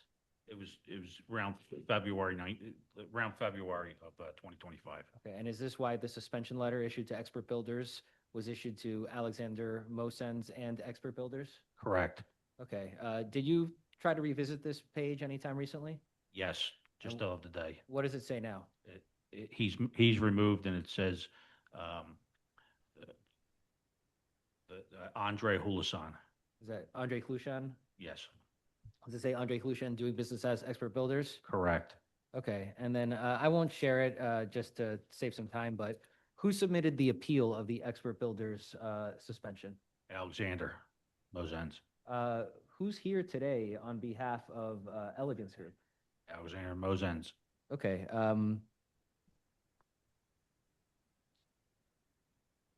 I have no further questions for the manager. Just one thing, because of the names are foreign to me, can you spell the name of the person who's now listed as Expert Builders, DBA? Yes, that was the individual. If you consult the evidence packet, the president of both Elegance Group and Expert Builders, I have spelling Andre, Andrei, last name Hlushan, Hlushan, and the revocation issued to Expert Builders is addressed to both him, Mr. Mosens, and Ms. Lazovic. Okay. As is, I believe, the Elegance Group revocation that is before the board. Okay, Today. thank you. Or maybe not. Of course. Anything else? Nothing further for Manager Perlack. Okay, any additional witnesses? Yes, because the question has come up about was the alley wall potentially being repaired, I'd like to call Inspector David Alicio for just a handful of questions. Okay, is he present? Inspector Alicio, unmute, please raise your right hand to be sworn. Do you swear or affirm the testimony you give today will be the truth to help you God? Yes. All right, thank you. You can place your hand down. Inspector Alicio, thank you for being here at this late hour. Can you please state your position of employment and your employer? Yes, I am a field building inspector under a contractual services unit under our licenses and inspections. Okay, and I'm going to keep this as brief and to the point as possible. Were you the first L&I inspector to respond to the collapse at 2133 North 9th Street? Yes. When you were there, did you speak to a Mr. Alexander Mosens? Yes. Okay, and what did you learn from Mr. Mosens and from anyone else who had maybe been working at the site about the collapse? By the time I arrived there, the collapse had already occurred. So the most that the workers told me is that they were grinding the top where the alleyway cap Objection. meets. Objection. That's hearsay. The workers. Okay, we will allow some level of hearsay given the nature of this. Okay. He can continue. And I would also just put on for the record, if they were a subcontractor, licensed or not, they were acting as an agent of the appellant party here, and so I would qualify this as a statement against party interest. Okay, thank you. He can proceed to answer. Thank you. To be clear, too, I was not there for a permanent inspection. I was there as the emergency responder. So I didn't know what contractor was on site. The people who were there who stated they were working on the wall told me that they were grinding the top of the alleyway cap where it meets up with the party wall of 2133. I didn't know at that point even if there was a permit issued. And what did Mr. Mosens say to you, if anything? That they did have a permit, but that was only what he was telling me. I hadn't researched it in Eclipse yet. Okay, based on your recollection of the actual site of the collapse, based on your observation of today's hearing, do you think it's a possibility that Clean Out Demolitions was attempting to repair or rebuild the alley wall? I mean, without seeing guys with tools in their hand, I can't say who was actually doing the work. I'm just going by who responded to me when I said who was doing work and what were they doing. And to confirm, they told you they were grinding down, effectively removing the cap of the alley wall. Is that correct? Correct. Okay, I have no further, bless you. I have no further questions for Inspector Alicio. Thank you again for joining us at this late time. Mr. Bryant, any cross-examination? Just one question. Inspector Alicio, you said that that they told you that they were grinding down the cap. Is it possible that that is a method with which to try to get to and repair the fracture in the wall? I really can't answer that. At that point, I didn't know they had a permit, so I hadn't seen any drawings. I don't know what engineers were recommending, so I don't know what they were doing. So as you sit here today, you don't know if they were trying to repair or remove the wall, right? Correct. Okay, I have no further questions. Okay, thank you. Any additional witnesses, Mr. Fernandez? No further witnesses. Okay, Mr. Bryant, you may call your witness. Thank you. And we are calling Alexander Mosens. I don't think he's been sworn in yet. Not yet. Mr. Mosens, do you swear or affirm the testimony you give today will be the truth so help you God? I do. All right, thank you. All right, Alex, I just got a couple of questions for you, okay? First off, can you tell the board what was happening at the time of the collapse? Yes. So at the time of the collapse, we were repairing the side alleyway as indicated in our excavation plan and in the permit itself. The workers arrived on site around 9:30, and we got a call maybe 15, 20 minutes later that the entire wall collapsed in and on itself. Thankfully and luckily, nobody got hurt. Everybody's safe. I responded to the scene as soon as possible. And we carried on after that. Okay.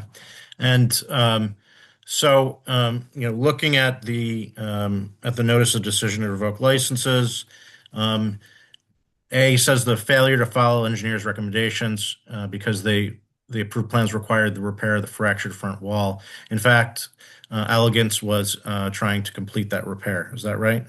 That is true. Okay. Are you an owner of Expert Builders? Absolutely not. No, I'm a construction consultant.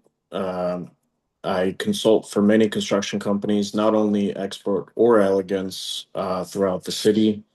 And I'm also, I work outside the city as well for different projects. Okay. And so when Expert was suspended, that wasn't your personal license, right? No. Okay. Do you know who the owners of Expert were? By everything that I knew, it was Andre Halushin. Okay. Do you know who the owners of Elegance are? Daniel Lazar. Okay. And Excuse me, sir, if you could have him spell the name of that last person he mentioned? sure. And it's in the exhibit packet. I got to get to it to be able to spell it. Sorry about that. On page 32, Tatiana Lazovic. That's TATSIANA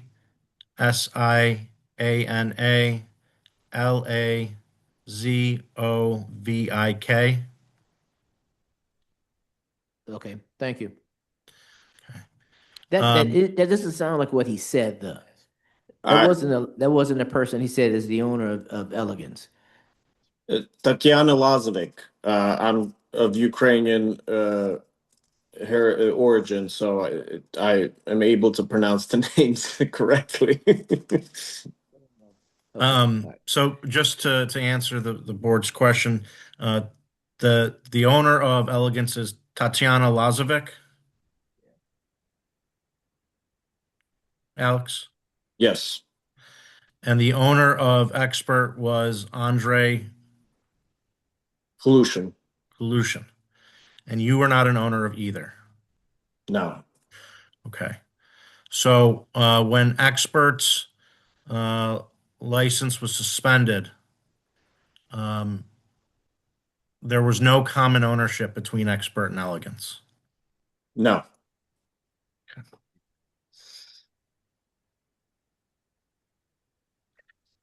Um,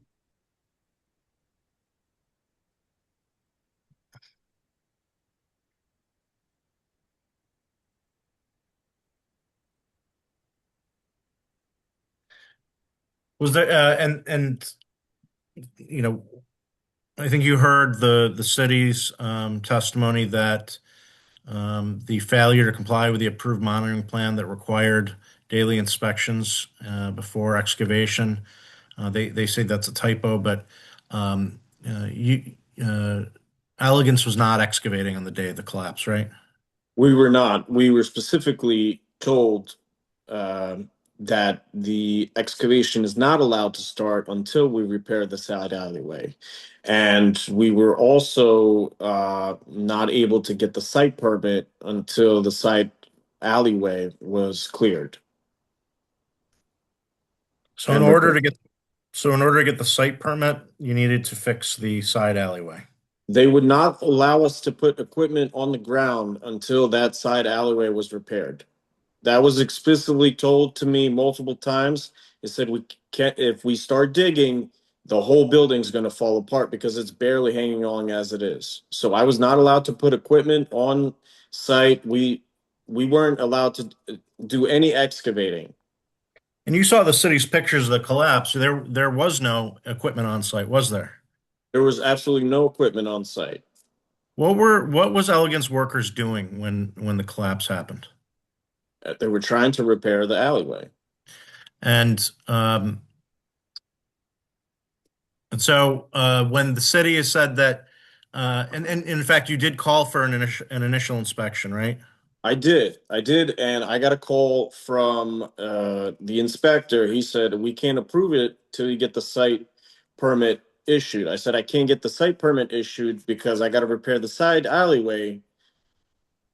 It's 1 and 2 are connected. The site permit is for excavating. I can't start excavating until I repair the side alleyway. Okay, so you had to repair the side alleyway before the inspection could be requested, right?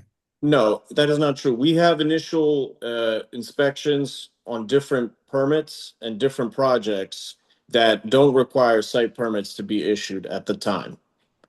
And so for this project in particular, for the supervisor to cancel it without having the site permit because we couldn't start excavating, I, on my end, thought it was because we had to repair the side alleyway and then we would be able to get it. Got it. Did you know that Cleanouts Demolition was an unlicensed subcontractor? I did not. Okay. Did they give you insurance information? Gave us insurance. We have a contract signed with them. As much as for what I was aware of, they said they had licenses, insurance. I took their word for it. The board members, I'm cognizant of the time. I'm going to I don't have any further questions for Mr. Mosens. I assume that Mr. Fernandez will want to cross him. Yes, Mr. Fernandez, any cross-examination? Yes, thank you, and I'll do my best to be brief. Good evening, Mr. Mosens. How are you? Good. How are you? Good. I'd like to start by trying to clear up some ownership questions that the board may have. You testified earlier that there was no overlap in ownership between Expert Builders and Elegance Group, right? Correct. And yet you saw the documents I presented showing that they were organized on the same day by the same two people with the same registered address, correct? Correct. You said the Elegance Group was only owned by Ms. Lazovic, From what my knowledge was, yes.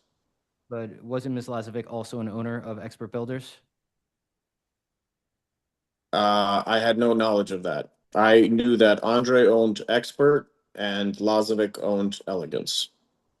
Okay, but now that you've seen the documents, you would agree that Ms. Lazovic was basically a co-owner of Expert Builders, and per your testimony, the sole owner of Elegance Group. Is that correct?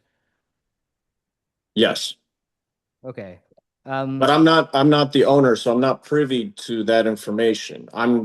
I know what I know and what I'm told. I can't like, if I'm not the owner and I don't see the tax documents, I don't do the tax returns, I get a 1099 check from different companies.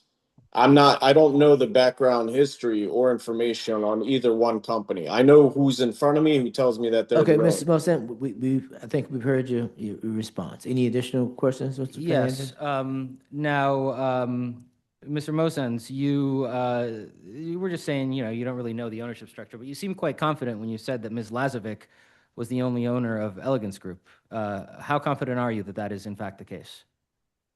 From what I was told, like I said, I'm going from what I'm told. I can't see the corporation documents, and I don't know. I only know who owns the company when they tell me that they own the company. Okay. How closely do you work with Mr. Flushan and Ms. Lazovic? I manage a lot of their projects and consult on a lot of them. Okay. And do you have any relation to them? Like, are they family in any way? No, none Okay. whatsoever. How long have you known them for? Going on 4 years. Okay. You submitted an appeal naming yourself as the appellant of the suspension issued to Expert Builders. Is that right? Yes. Okay. And then you didn't appear at the July 31st board hearing that was scheduled for that appeal. Isn't that right? Correct. Why didn't you appeal?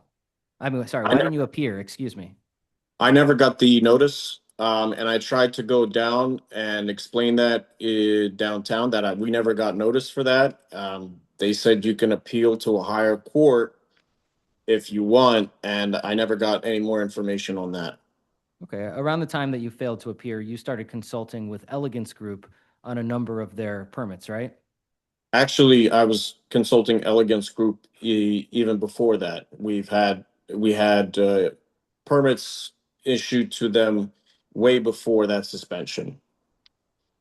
Permits issued to Elegance Group?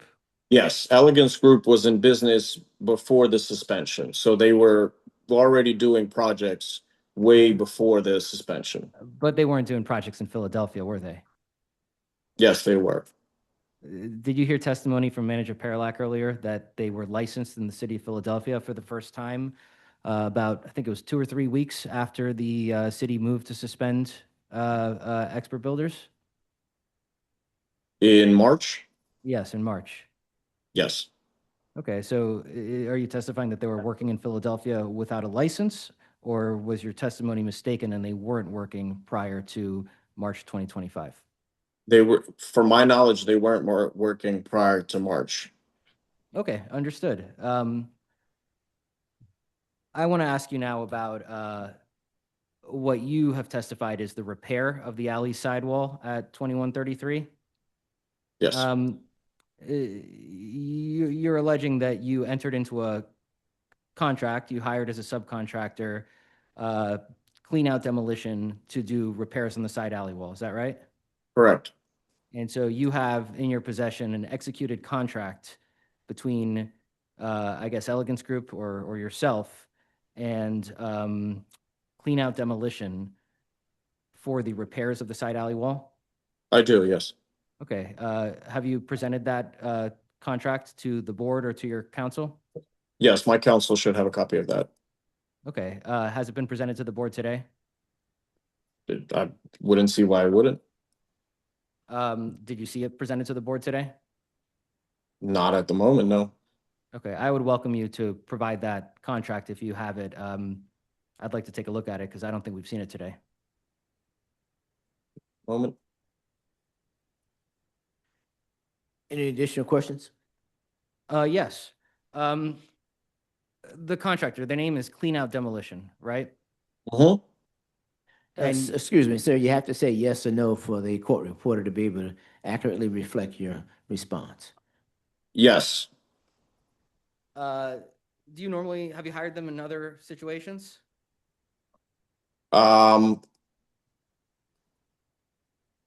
this was, I believe, our first job with them. How'd you get connected with them? We have a lot of contractors in the city that come up and give us business cards that are looking for work. We do a lot of business in the city. So we hire guys from the street all the time. We try to keep, keep That guys keep- busy Like all help keep over the costs down? city. Sorry, Excuse me? I didn't mean to talk over you. I apologize. Does that help keep costs down, hiring guys off the streets?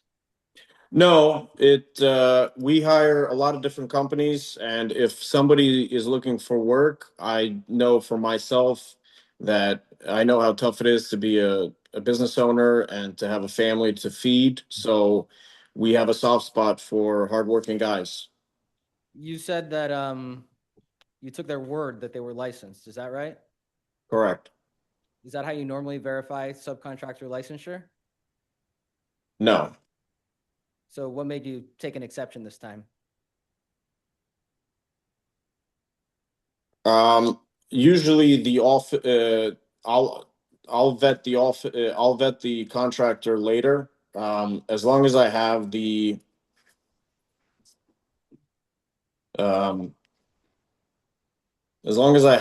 insurance, later on, if they don't have a license, then we unfortunately have to terminate them. Okay, so you hire them and then you let them start work and then you fire them after they've started if they're not licensed. Do I have that right? We still pay for work done. I'm sorry, I don't understand. Can you clarify what you mean? We still pay for labor that's done. We still pay the workers. Okay. Did you think it was odd that a company called Clean Out Demolition was doing structural repairs? Absolutely not.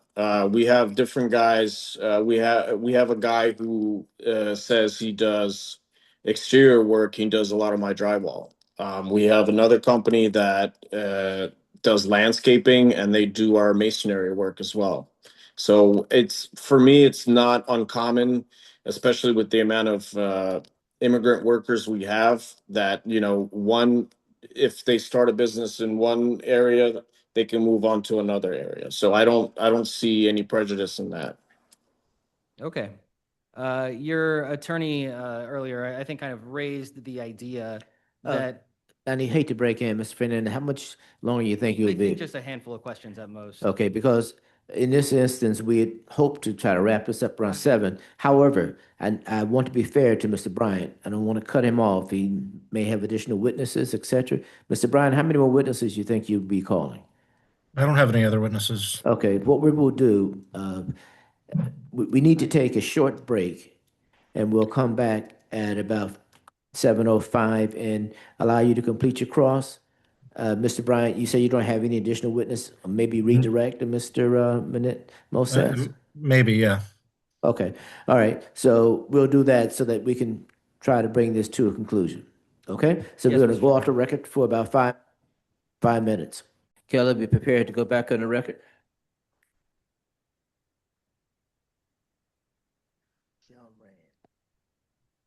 Thank you very much. Okay, let's resume. Mr. Fernandez, you were cross-examining Mr. Mosens. Yes, thank you, Mr. Chairman, and I think I'm almost at the end of my questions. So I'll start by just reiterating, Mr. Mosens, you stated that you had an executed contract for wall repairs with Clean Out Demolition. I just want to note for the record that it still has been, I haven't seen it yet. I don't think the board has seen it yet, and so we again invite you to produce it.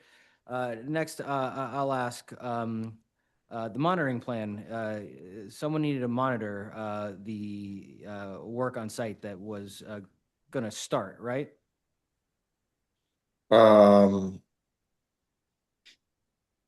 Give me a sec. Sorry, let me pull it up.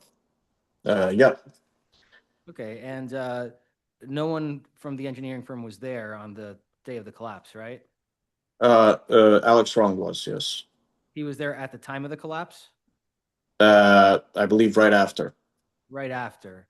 Yeah. But after the damage had been done, right? Again, it was early in the morning, so yeah.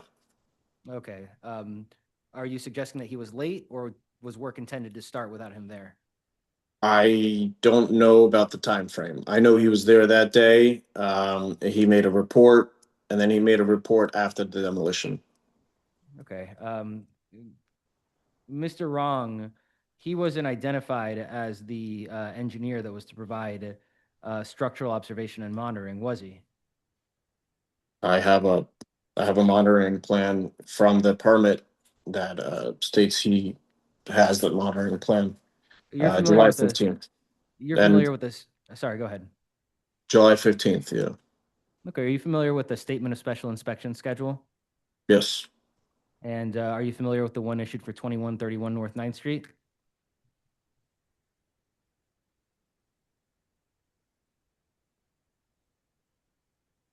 Well, let me just say this then, for brevity's sake.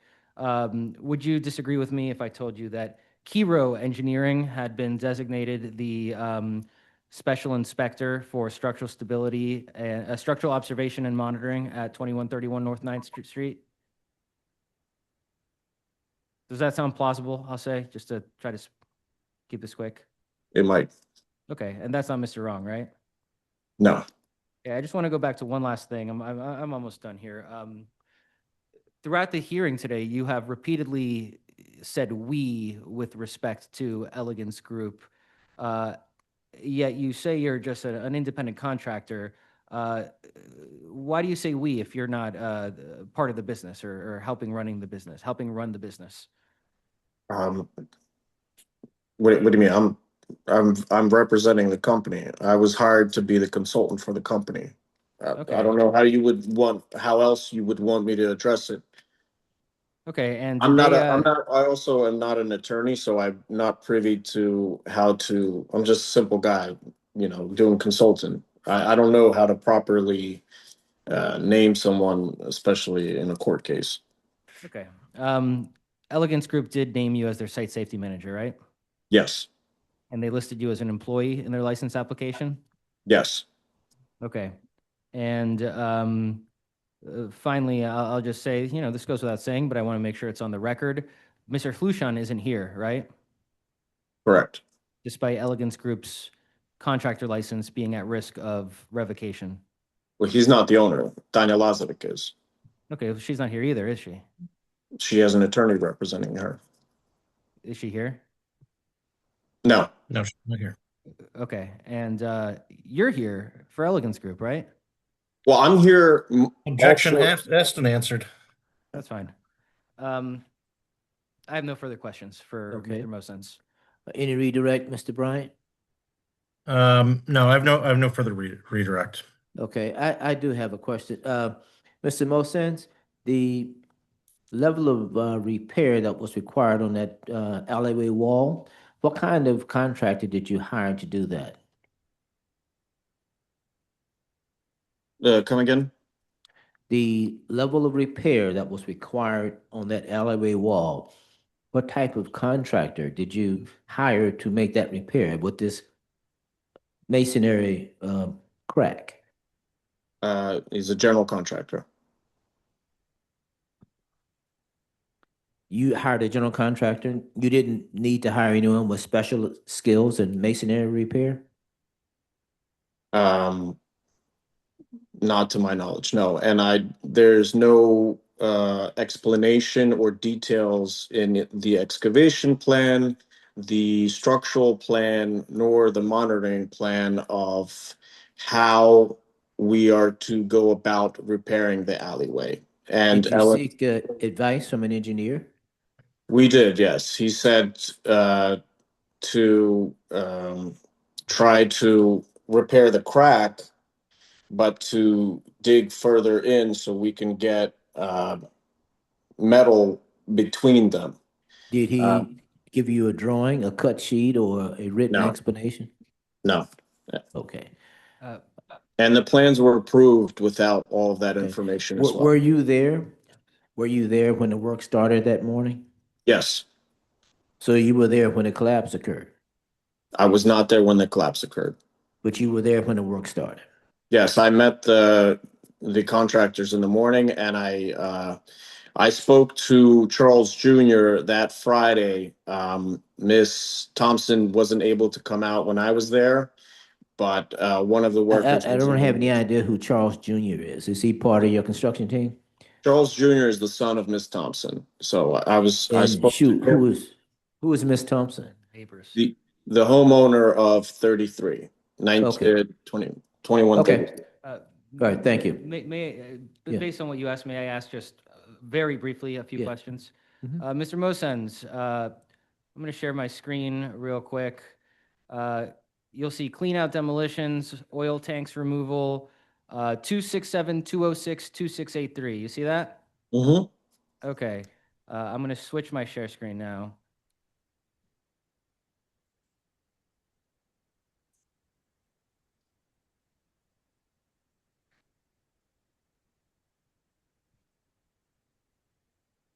Okay, you see this website? Nothing's up yet. Let me know when it's up. It's up. Okay, thank you, Mr. Chairman. Mr. Mosens, you see this website? Yes. You recognize this phone number up here? Yes. The same phone number on the truck, right? Mm-hmm. So this is the company that you hired to do that you claim you hired to do the structural repairs, right? Yes. Okay, you see this long list of offered services over here? We've got office equipment removal, yard waste removal, construction cleanup, construction debris removal, old furniture removal, couch and bed removal, And much more. Yes. and much more. And much more. Why do you say and much more? Well, that's what's said on the site. Are you suggesting that and much more includes structural repair to properties? Yes. Okay, no further questions. Okay, thank you very much. Any additional questions from anyone? No. I have a question. Have you used cleanouts demolition on any other jobs in the city of Philadelphia? Or was this the first time you were using them? This was the first job. I have a question. Yes. Mr. Mosen, you testified you were warned several times not to start working because the wall was gonna fall down? No, I was told that we are not allowed to start excavating till we repair the wall. So the wall was eventually gonna fall down if work started, but you went out and hired a general contractor that you never had worked with before? The That doesn't make sense to me. he was confident in his abilities, and I took his word for it. I have another question. Who do you actually work for? Who was your employer? I have my own company, and I'm a 1099 employee. You're a construction company? No, I'm a construction consultant. So I consult people with different issues they have. I'm sort of anything paperwork or plans wise, I help people, and I help outside of Philly as well. So I'm not only limited to Philadelphia County. Are you a licensed contractor in the city of Philadelphia, Mr. Mosens? No, I'm not. What's the name of your company, Mr. Mosens? M Group Contractors. Can you say that again, please? M Group Contractors. Thank you very much. Is that a licensed contractor in the city of Philadelphia? No. Okay. So you were working on this property for Elegance. Elegance as a consultant? And the site safety manager, yes. I have a question. You stated that you brought in a general contractor. This particular company was not listed, anything listed that they were a contractor. They were a clean out. They do, from what he was told, what he told me, they do different odd jobs. They don't only focus on that entire huge list. When we looked at his site and there was nothing listed about construction except for construction cleanup. And this was structural. Clearly, it cracked was structural. Okay. Thank you. Already, any additional questions from anyone? If not, okay, thank you, gentlemen. Any additional witnesses, Mr. Bryan? Nope. Okay. Mr. Fernandez, any additional witnesses? No, Mr. Chairman. Okay, what I would invite both counsel to offer final argument, and then we will call the vote. Mr. Bryan? Mr. Chairman, I have one more question for Mr. Mosens. Mr. Mosens, if you're not an owner of either company that's in question here, what are you doing here? I don't understand. That's what I asked the city, the same thing. And they keep giving me violations as if I'm part owner of the Expert Builders. I'm representing myself because I'm named in the lawsuit. Mr. Fernandez, can you offer any clarity to that? Yes, Manager Perlack testified earlier that the original license applicant for Expert Builders was Alex Mosens, doing business as Expert Yes. Builders LLC. For that reason, the initial suspension letter, the 3-month suspension, was issued to Alexander Mosens, Expert Builders LLC. Mr. Mosens then appealed personally, name applicant, Alexander Mosens. That application didn't show up at the board hearing. Then he popped up as the Elegance Group's site safety manager, OSHA 30 holder. And so while conducting this investigation, it became, I think, Manager Perlack's testimony, I don't think I'm mischaracterizing it by saying that Ms. Lazovic, Mr. Klushan, and Mr. Mosens are all intertwined in these two companies. The ownership, or the companies were formed by Mr.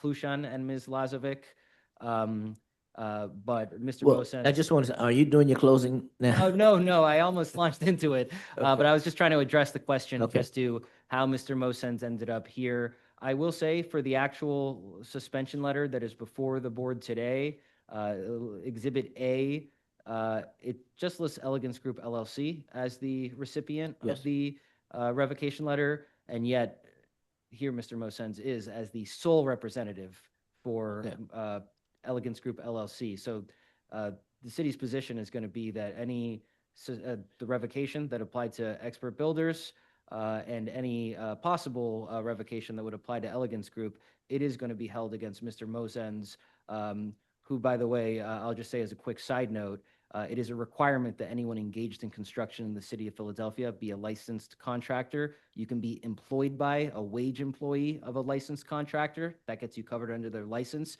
You cannot be a independent consultant and site safety manager who does work in and around Philadelphia, clearly managing job sites without an active license. That is a violation of the Philadelphia Code.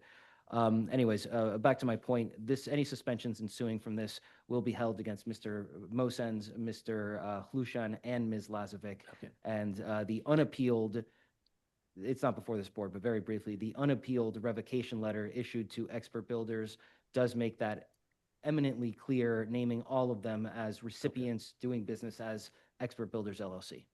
He answered. Okay, all right, thank you very much. And so actually, at one point, I just want to be clear, Mr. Mosens, you were identified as an employee for Elegance, but at the same time, you held yourself out as only a consultant. So are you both, or which one are you? I was only hired for Elegance as the site safety manager. But And I did their payroll, correct? I get paid through a 1099 with them, yes. No. If you're hired on their payroll as an employee, you should be getting a W-2. I do not have a W-2 from either company. So you're not on their payroll as an employee? No. Okay, I'm not sure if that violates the code or not, but okay, that's understood. It does. One last question for Supervisor Paralek. In reference to the site safety manager remaining on site at all times, can you give us a real quick, brief explanation of that, what's the requirements? Yeah, so on a commercial building, 3 stories or more, 50,000 square feet or more, you have to have a site safety manager on site at all times. Thank you, that's what I thought. Thank you. Okay, Mr. Bryan, I'll invite you to provide any closing remarks, then we'll hear from Mr. Fernandez. Sure. So, obviously, the collapse was a calamitous event, and it's, but for the grace of God, nobody was hurt, but that doesn't make it less tragic. That being said, we're here on an appeal from a decision to revoke these licenses that had made very specific factual findings. And as we walked through the evidence, we were able to show that those factual findings were not correct. For example, you heard the testimony of Mr. Mosens that they were trying to repair the wall. That the monitoring plan was complied with because they didn't have to have daily inspections until they started excavation, which they weren't doing. There was no excavators on site. You heard Mr. Mosens' testimony about the inspections and contacting them for the inspections and being told that they need to repair the wall first. You heard the employment of a suspended contractor. That is a absolutely narrow finding of fact in the decision, because it only identifies Alexander Mosens as the suspended contractor, and as you've heard and as you can see, he is not an owner of Expert Builders, and therefore was not personally suspended. So as we tick through these, I think you can see that the findings of fact that underpin this decision are incorrect. They're wrong. And as a result, the revocation of the license is it's the death penalty. And if we're going to impose it, it needs to be imposed based on facts that are true and substantiated. So that's with that, I would ask that you find in our favor. Thank you, Mr. Fernandez. Thank you, Mr. Chairman. L&I's first priority is protecting public safety. That's why we require a license to do construction in the city of Philadelphia. Construction can be safe, but that requires contractors that follow the law and act responsibly at their job sites. The evidence that you've seen today, it shows two things. First, that Mr. Klushan, Ms. Lazovic, and Mr. Mosens are willing to intentionally flout the law. They knew that their license was suspended. They took an appeal. They ran the clock a couple months by doing that. They took that time to get a new contractor up and running under LNI's radar through the virtue of it being an LLC with a different name. Instead of serving those 3 months and learning from the experience that resulted in that suspension, they cooked up the scheme to evade the suspension and keep on working. The next thing we learned is that they are reckless when it comes to public safety. Repairing the cracked alley wall wasn't a little tiny detail in the corner of the plans. It was emphasized over and over and over again in those plans. It was on the face of the permit. There were only, I think, 6 or 7 sentences on the face of that permit, and one of them was repair the cracked alley wall. It was in the monitoring plan. It was in the pre-construction survey. Over and over again, any design professional that had a role in designing this job, they made it clear, crystal clear, that that wall needed to be repaired. Now, obviously, you heard testimony today from Mr. Mosens that that was the goal. Repairing the wall was the plan all along. And I will suggest to the board that Mr. Mosens' testimony to this effect has zero credibility and is, in fact, bordering an insult to the integrity of the board. We all saw that website. We saw the long list of services that demolition cleanout company provides. The suggestion that Ann Moore includes structural repair to damaged properties is preposterous. I invited Mr. Mosens, who testified that he had an executed contract that was going to be, the golden ticket out of this, showing that they had hired this contractor at market rate to perform structural repairs.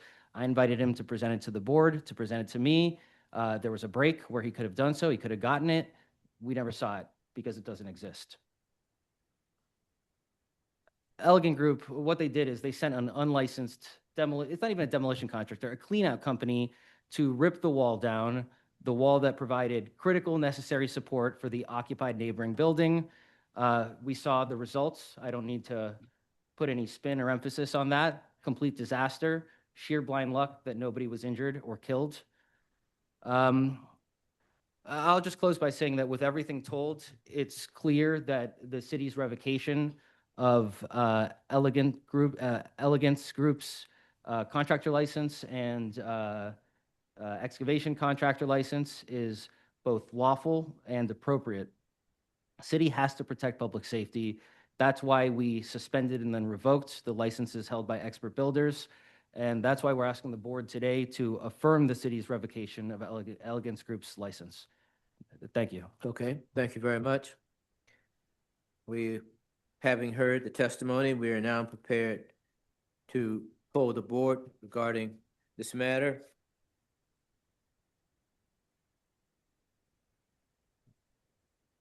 This is,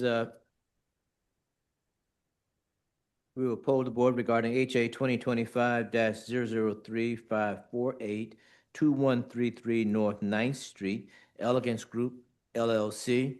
City affirmed. City affirmed. City affirmed. City affirmed. City affirmed. Unanimous vote, city affirmed. The appeal fails. Mr. Bryan, of course, you have every right to appeal this decision to the Court of Common Pleas. Thank you very much for your advocacy today, and the witnesses are excused. Have a good evening. Thank you. Thank you, members of the board. Thank you. Okay, do we have any additional matters to consider? That's all. That's it? Okay, thank you very much. That concludes our hearing for today, December 18th, 2025. Everyone have a good evening.